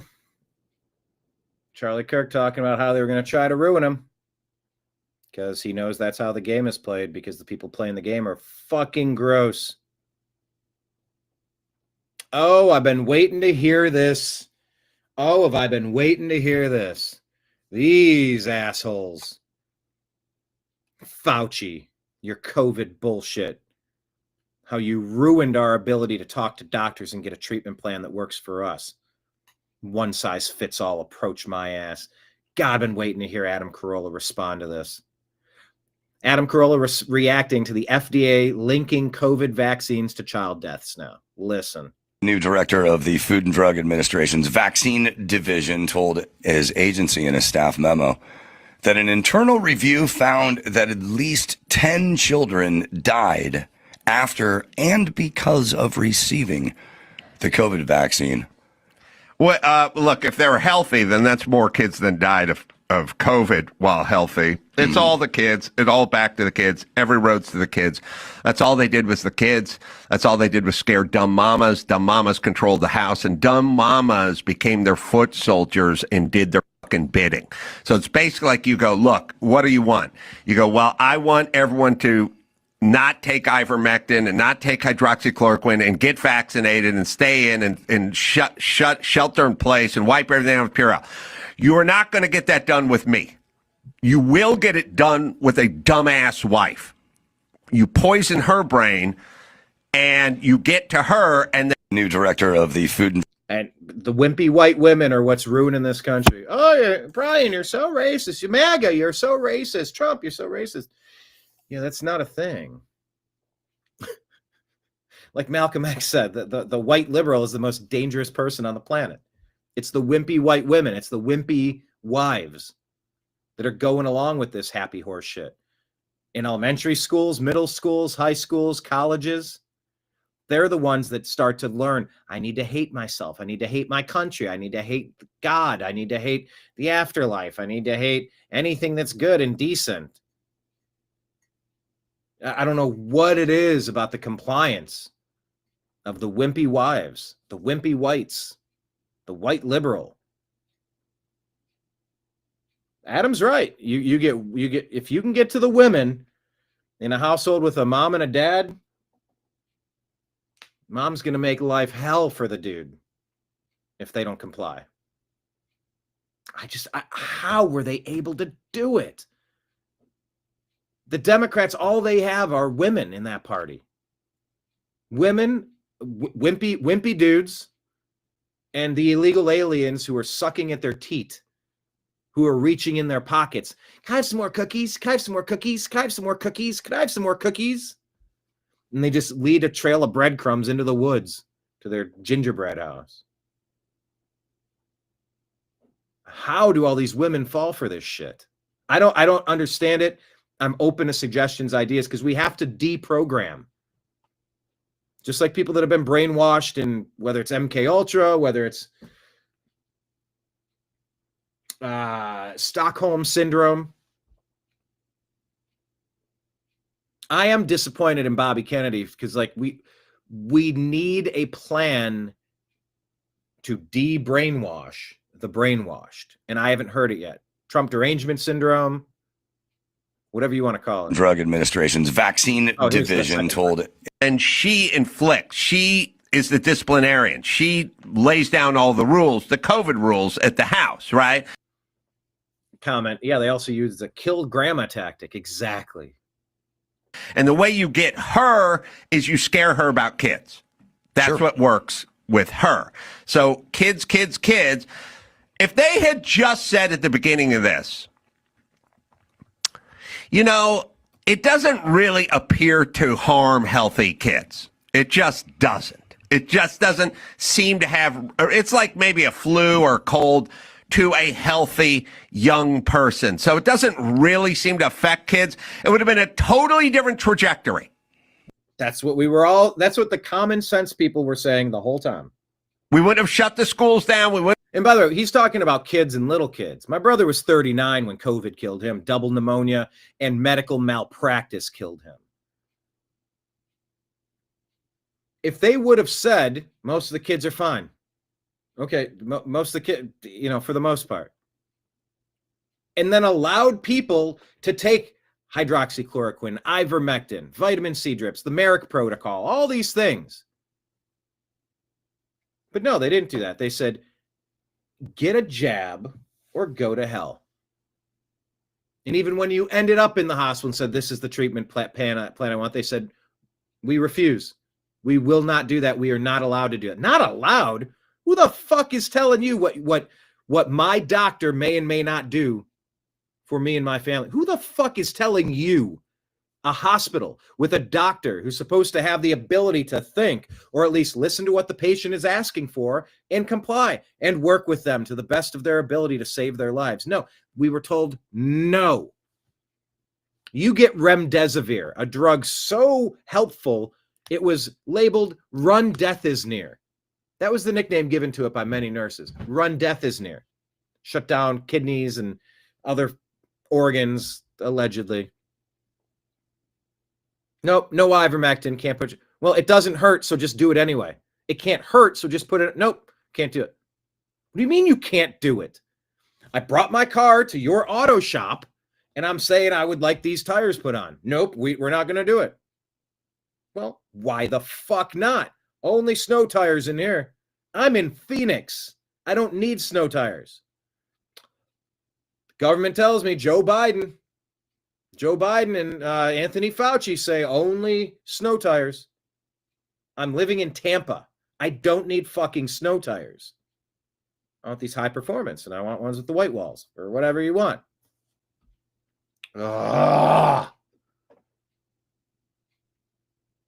If you could have heard the conversations I had, the multiple times I had to call in.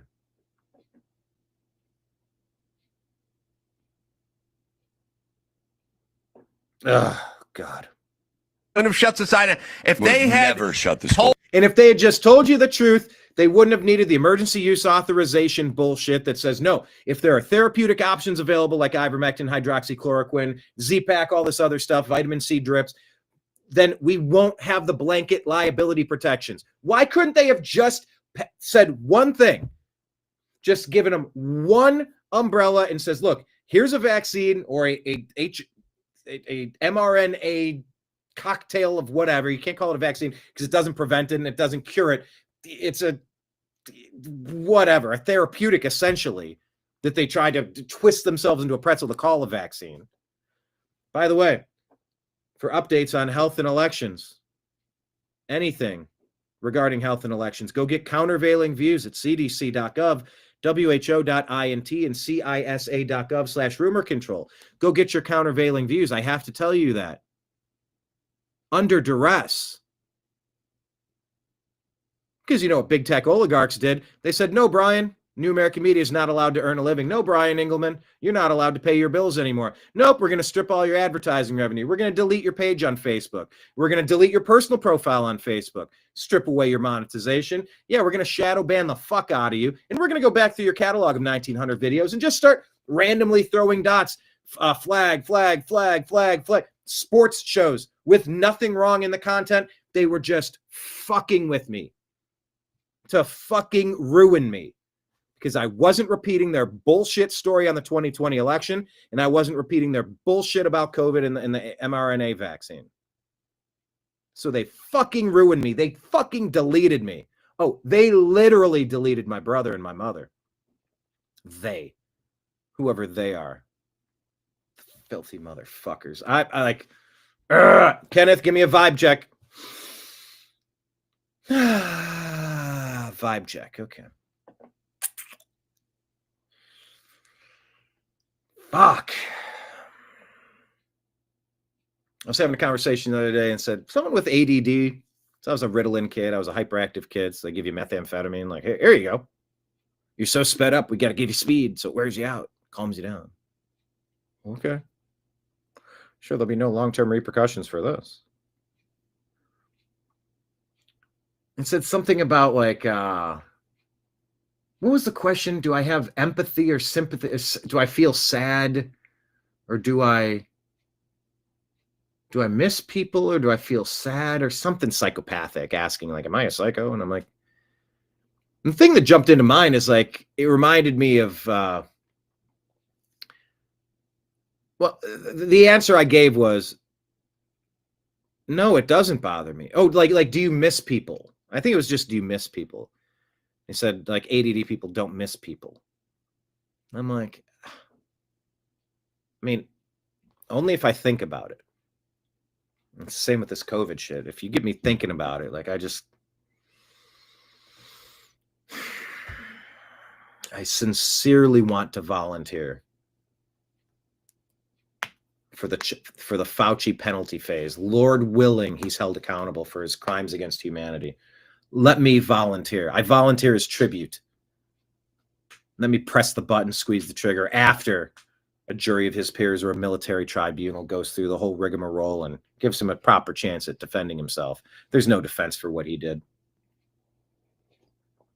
Oh, I would volunteer in a heartbeat. My name is Inigo Montoya. You took half my family. Prepare for justice. Oh. So yeah. Anyway.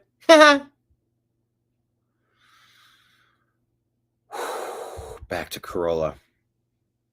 He's saying if that's what they told us about kids, we would have gone in a totally different direction. And if you just would have said, hey, here's the thing. Here's a vaccine if you choose to take it, a therapeutic, an mRNA, non-vaccine vaccine, wink, wink.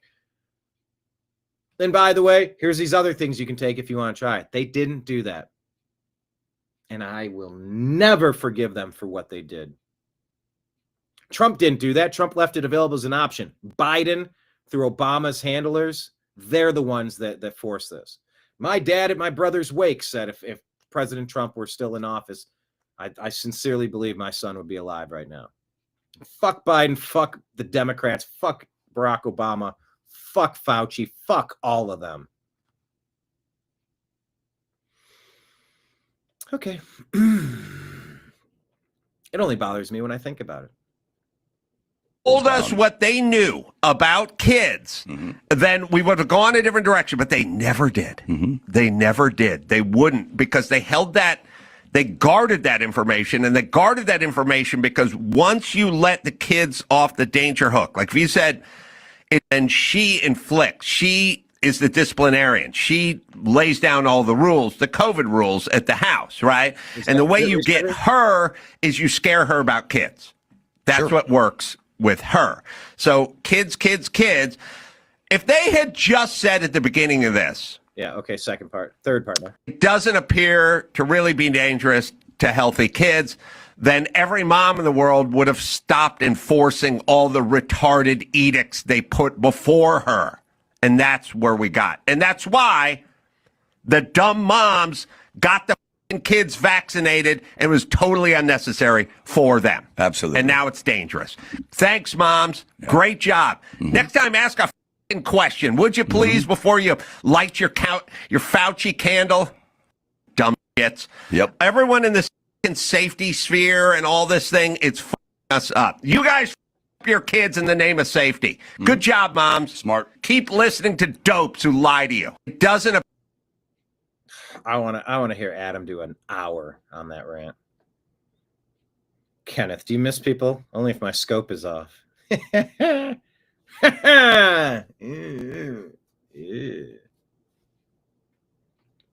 only miss people if I have time. I'm usually too busy doing things. Yeah.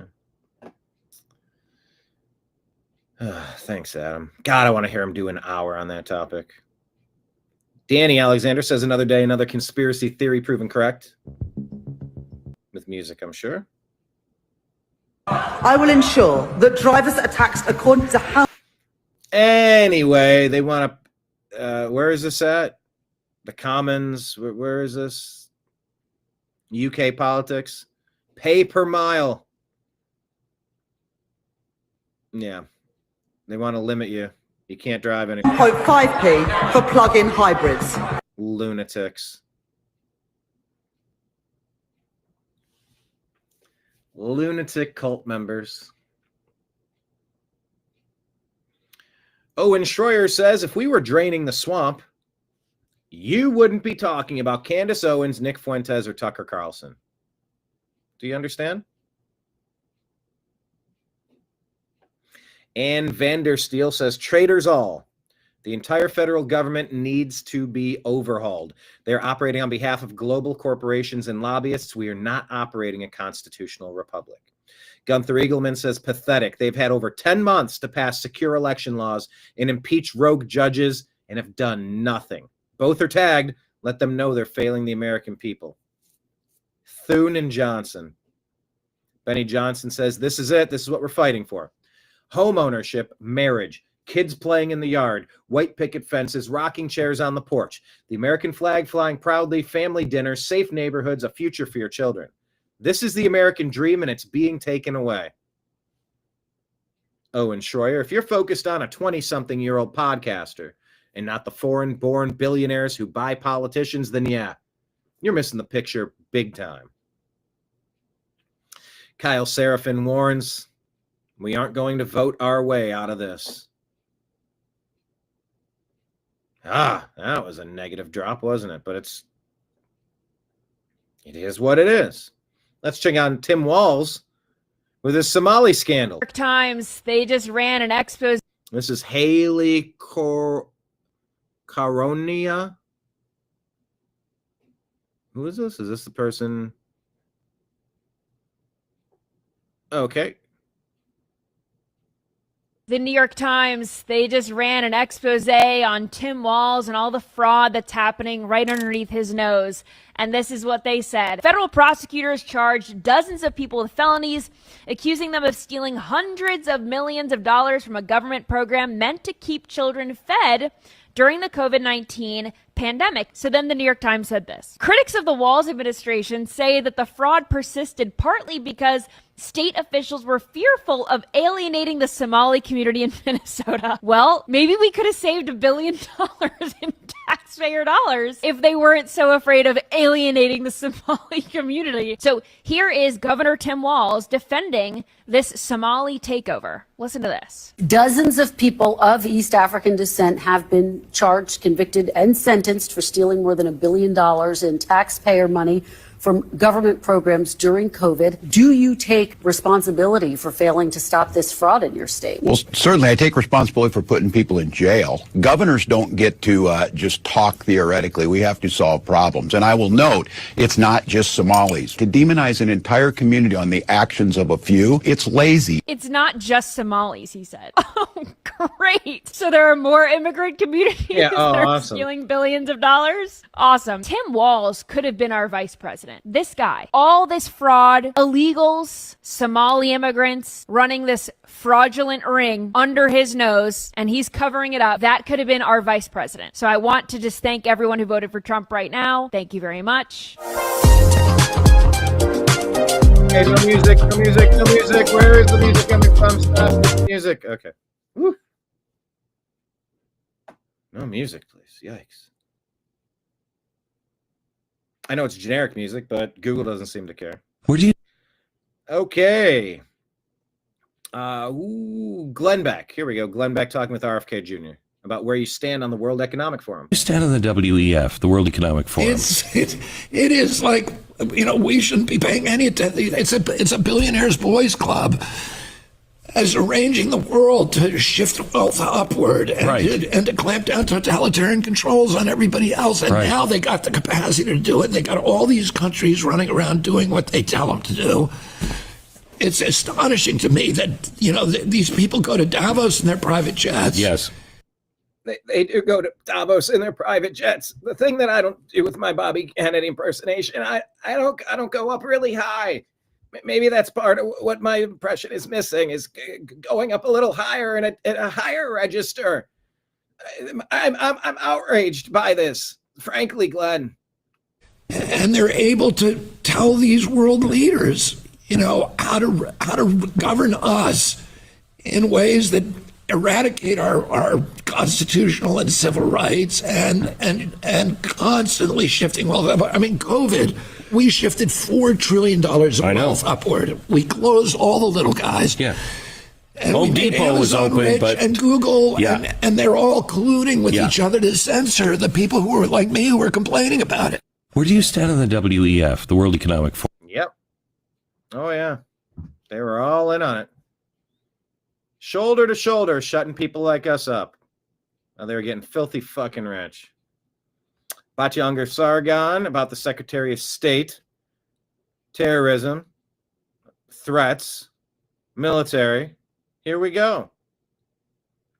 This is their latest thing. They're trying to take out Trump through Hegseth because of Venezuela. Well, first of all, the story has been massively misreported. So you have actual headlines saying that Hegseth gave the order for the second hit. That wasn't in the initial Washington Post article, which claimed that following, by hearsay, somebody claimed to have heard Hegseth say, we have to kill everybody. Therefore, the admiral gave the second hit. So I just want to clear that up. I think that's why Hegseth wrote the tweet, is to just correct the record. But what I don't understand is it is the Secretary of State's right to determine who is a terrorist and who isn't. The Secretary of State answers to the executive branch. Secretary of State Marco Rubio has determined that these boats are carrying terrorists, which makes the attacks on them legal. And the only question is whether that boat was disabled or whether it was destroyed. If it was destroyed, how were there still live people clinging to it? And if it was only disabled, let me just finish the point, then it was still a threat, meaning it was still a legitimate target. So I'm very confused. And by the way, I've spoken to a lot of veterans today who are also very confused by all of this bipartisan outrage. When working class Americans in those forgotten Rust Belt communities where you have high schools where 5 kids have overdosed and died, when they see him blowing up those boats, they feel like he sees their pain. They feel like somebody cares. Well, first of all, the story is... So there you go. They are twisting themselves in a pretzel trying to take out Trump with this latest one. So, good times. Like I said, not too much going into that. So Candace made a post over the weekend with some pretty big claims that This is the Take Naps account. What's this guy's name? Bobby Sauce. allege that there's a real threat for her life. And a lot of people have been dogging on her lately, suggesting that she's crazy and that all the things that she's saying don't make any sense and whatever else. But it just makes me wonder, what if she was right? Uh-huh. We're just going to ignore this until something does actually happen, then what? And what if this threat, like all the other things, many of the things she said, actually are true or very close to true? Because in these types of scenarios, it's, wow, they're crazy until they're not. And I can't help but think about Virginia Giuffre, the most outspoken survivor of Jeffrey Epstein, and the people that supposedly didn't exist that she was whatever to. Because the people that she accused, like Ehud Barak, like Prince Andrew, well, they're free and walking around alive and well. And well, Virginia Giuffre, who publicly said that she would not take her own life, well, she did. All while she was writing her second memoir that was published after her death. Oh, and by the way, a month before this happened, she got hit by a bus. Because it's very important to establish just a couple things here. One is that, do you believe that great, tremendous evil exists in the world and that it is very, very prominent in the highest of halls of power? Do you believe that to be true? Do you believe that those types of people could be in highly authoritative positions like a prime minister, like a president, like a three-letter agency? Do you believe that could be true? Do you believe that people in these positions of power, or ones with connections to them and money, do you believe that they end people's time on the earth as a method of silencing them? Do you believe that to be true? Do you believe that there has been or could be such a high-profile person to give a forewarning of something potentially like that happening? Has there ever been a person as famous as Candace Owens that could do that? In the event that something like that did happen, would people believe her then? Or would they say, oh, it was a bus, or whatever? And then on top of all that, it's like, if you think that she's just doing all this for money, or you think she's crazy, is she making this one up? Is she doing this for money? Is this a money grab? Do you believe that after all this, when the dust settles, if it comes out and there's irrefutable, obvious proof, and we see all the footage that Tyler Robinson just did it, plain and simple, and he was by himself and we all watched the court case, and it's all so obvious, would anybody ever listen to her again? Do you think that she's so low intelligence that she would put all that out there knowing that it would destroy her career? She's just so rich it doesn't matter? All this stuff she's built was leading up to this inevitable crescendo where she's just like, all right, here it is, here's the final cash out, and then I'm going to pretend someone's trying to end me. Her message seems to be getting places, and she seems to be pissing a lot of people off. In the event that she was right, wouldn't this be the timeline it would follow? I just don't understand why people aren't just like, hey, let her cook. Let's see if she's right. I don't Okay, that's pretty much where I'm at. Let her cook. I'm here for it. I'm not endorsing it. I'm not trash talking it. I don't have everything figured out. Why would I authoritatively shut her down as a lunatic or endorse her wholeheartedly and drink the Kool-Aid? Somewhere in between, I think, is fair. Let her cook. And I'm going to watch and listen. Really see the harm in that. Because unfortunately, the path to uncovering evil is a bumpy one. And if the worst is that people's feelings get hurt in pursuit of the truth, how bad really is that? I sincerely hope for her safety, because I think she just might be onto something. So Candace made a post over the weekend with I'll put that there. Let her cook button.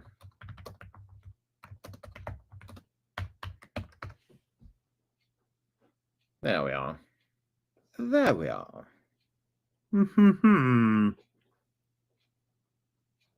Thank you all for being here on the TNAM Daily Show. Hit like, hit subscribe, share the show with a friend.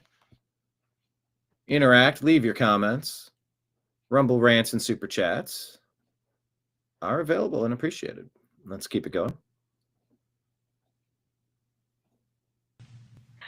Yeah, I mean, we knew that we couldn't trust these Afghanis.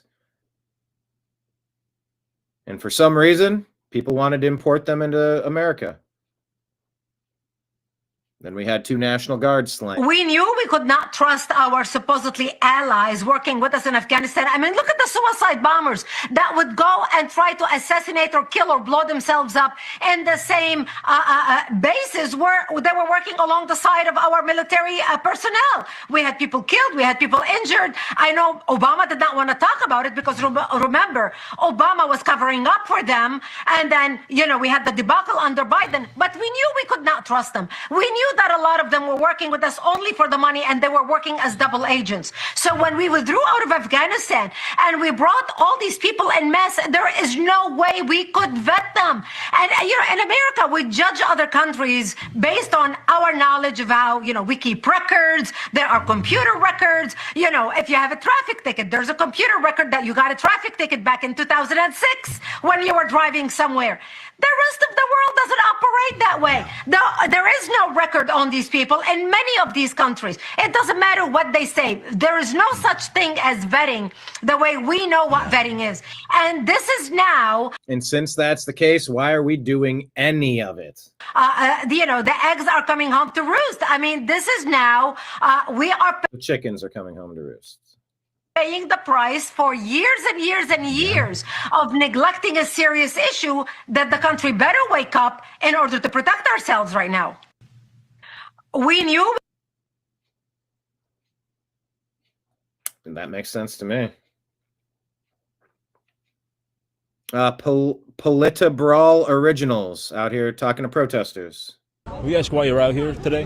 About an ICE protest. Where they at? New York, NYC, yeah. We're out here today because there is an ICE raid, and New York City is doing the work of ICE, protecting ICE as they do illegal work to tear families apart in New York City. And as New Yorkers, we're not going to stand for that. Is it illegal to enforce immigration law? Okay, Oh, okay, please don't touch the microphone. okay. Well, who are you? I'm a reporter. We have the right to enforce our immigration law? You're such a f***ing dork. You're such a dork. This lady's wearing grandma's couch cover from 1968, wearing 3D glasses, calling him a dork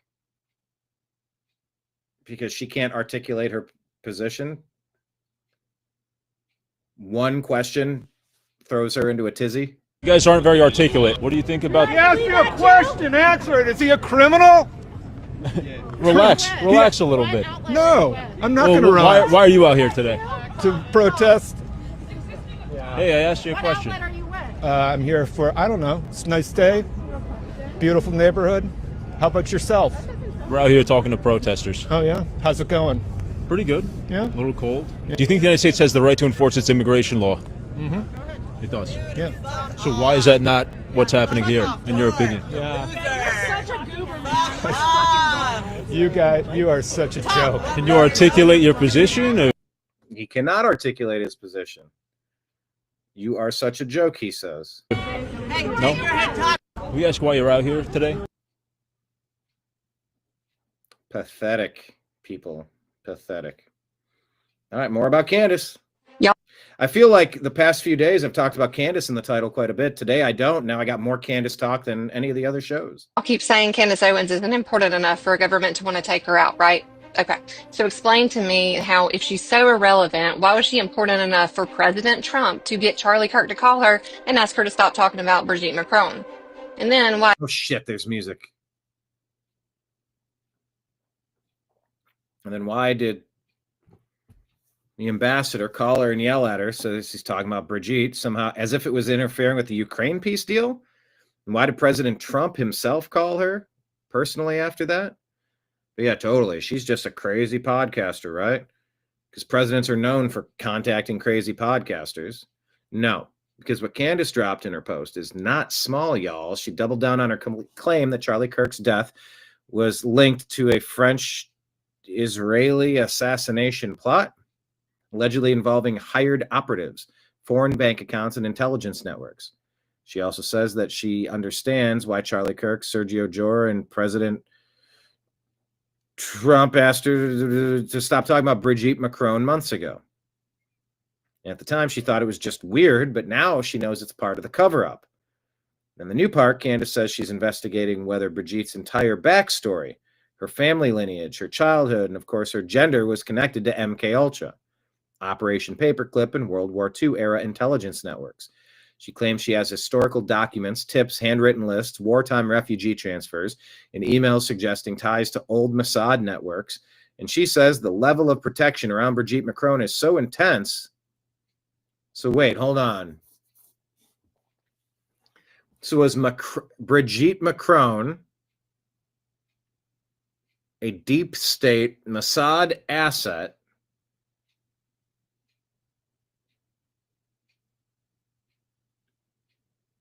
handler? Put there like Kash Patel's girlfriend, put there like Charlie Kirk's wife, as some would speculate. So I believe it's bigger than just gender gossip. She literally says people appear willing to kill over this secret. So no, you don't get to call her irrelevant or crazy, and definitely don't get to laugh this off. Not when that many powerful people are suddenly terrified of one conservative commenter talking about one French first lady. This story is blowing up fast. She's going to keep following it. I don't know who this account is, but I'll give it a follow.